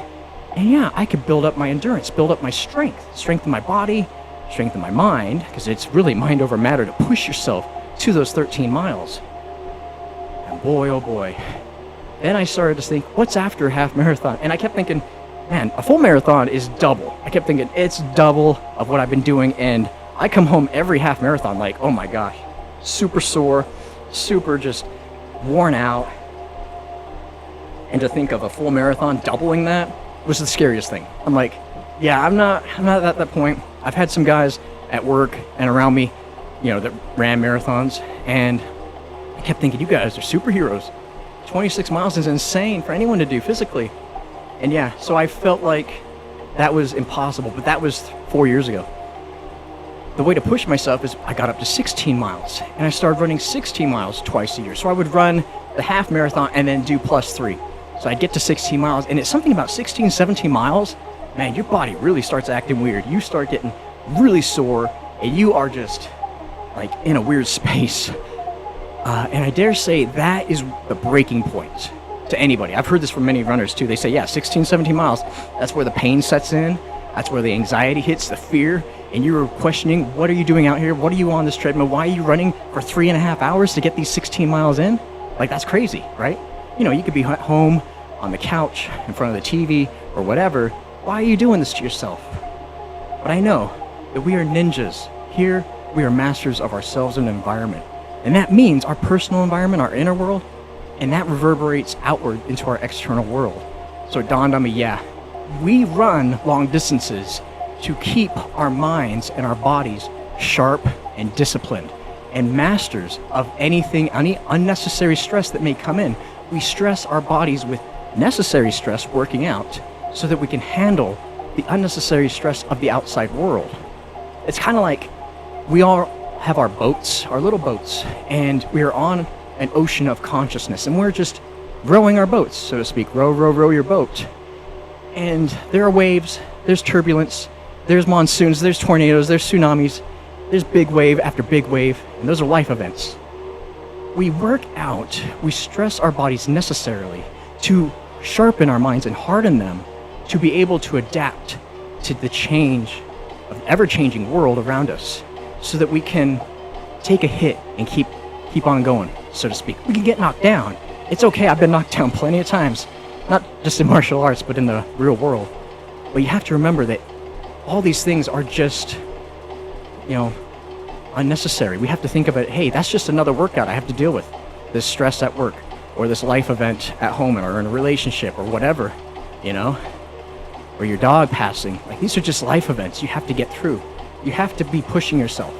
And the only way I found that works long term is doing the hard work. And the hard work are the hard workouts.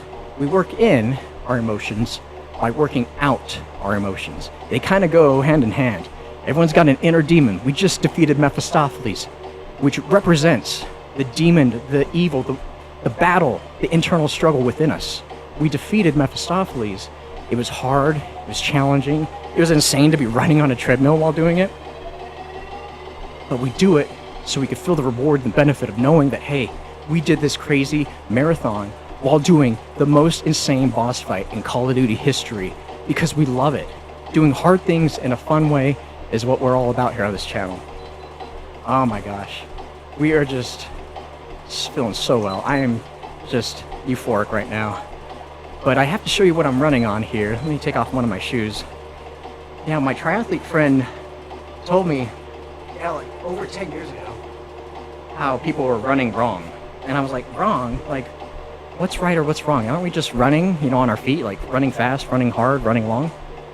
But it was because he told me that the nature of our feet and the anatomical structure is not to be stomping on our heels. Notice that these 5-finger zero-drop Vibrams, barefoot running, have no heels to them. There's no heels because it forces you to instead change your direction approach, your step, to instead land on the balls of your feet. If you're striking on the balls of your feet, you're not strengthening out your knees that are sending micro vibrations up to your back, your lower back here. Instead, you're always bending your knees and you're engaging your calves and your quads to carry you and bounce through the run. When I was first looking at marathon running a year ago, I said, maybe I should switch up shoes. I've been wearing these shoes for 10 years. But I was like, maybe I should switch up my shoes, make it a little easier on me since it's my first marathon, right? Looking for the easy way, right? So I Googled and looked up marathon running shoes. Oh boy, was I disappointed. Why? Because I found Nikes and New Balances and Reeboks and all these top name brand shoes with the big thick paddings, but they had metal plates in them, actual plates that act like springs that collapse and bend back. And it dawned on me, that's how people are able to run marathons in 3.5, 4 hours, 4.5 marathons, because they're actually, I call them cheat shoes. Now, I'm not saying or dogging on anybody that's ran a marathon. If you've ran 26.2 miles, you are a Zen master. I don't care what you're running on. But I say you're robbing yourself, you're robbing your feet of that opportunity to engage your calves and your quads, your natural spring. We have springs in our knees. We're not abusing them by straightening them, heel stomping. No, we engage our calves and our quads and our body here in a way that we're striking with our mid-step, the ball of our foot. So we land on the ball of our foot. I kind of look at like the evolution of man chart, how it starts with, monkey and goes up to, Homo sapien eventually at the end. The guy right behind us is straight with his shoulders back, but he's leaning forward. He's not hunched over like the primate, but he's got his back straight and he's leaning forward. That's where we need to be when we're running. That's the posture we're after. Because what you're doing is you're changing your center of gravity to be right above your balls of your feet instead of straight up and down. You know, like you see all these running magazines where people are doing these long strides.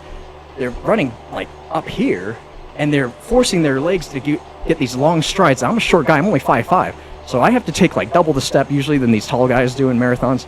Maybe that's how they're able to do 3.5 hours, 4-hour marathons. But you see, the mid-step is better because that engages your body. It keeps you in a good posture to run super long distances. Yeah, my triathlete friend, ex-Navy guy, he is amazing. I call him a Zen warrior because he does ultra marathons. Like this right here, this is a marathon.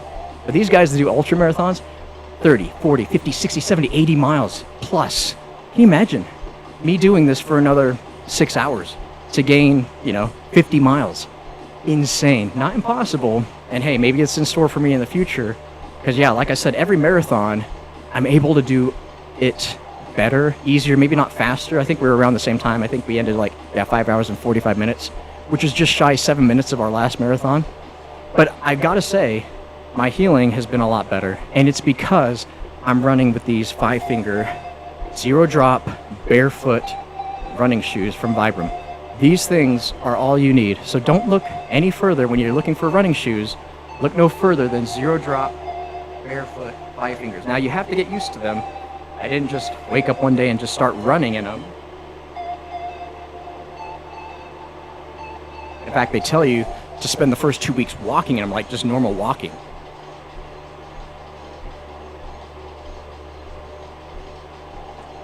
And before you run, you have to really pay attention to your posture. That's it, guys. We are done. We hit our goal, 26 miles. We hit our marathon. We achieved greatness. We did the Infinite Warfare Zombies Super Easter egg, including the Mephistopheles boss fight here on the Motodojo. Complete. Done. That's it. We're going to see you back here. We're going to take a couple of days off rest, and we're going to go back to our Black Ops 7 grind. But this has just been my tribute to honor my favorite zombies collection in Call of Duty zombie history, which is Infinite Warfare Zombies. And we got to play Zombies in Spaceland, Rave in the Redwoods, my favorite map of all time, Shaolin Shuffle, and Attack of the Radioactive thing, and Beast from Beyond boss fight, and finish strong with defeating Mephistopheles. This has just been another first here on the Motodojo. We're here about style points. We're not speed runners, we're actual runners. And we're going to see you back here in a couple of days. We're going to take a couple of days off. But we're going to go back into Black Ops 7, work more on our Singularity grind, because we still need to get that Katana Singularity. But yeah, we already have Singularity on all 30 weapons. And then I think we're preparing for another Black Ops 4 Super Easter Egg Marathon event. Because the last time we attempted that, we hit our marathon, but we failed in defeating Ancient Evil. We had a couple of crashes, server crashes, in it, Voyage of Despair and in 9, which set us back.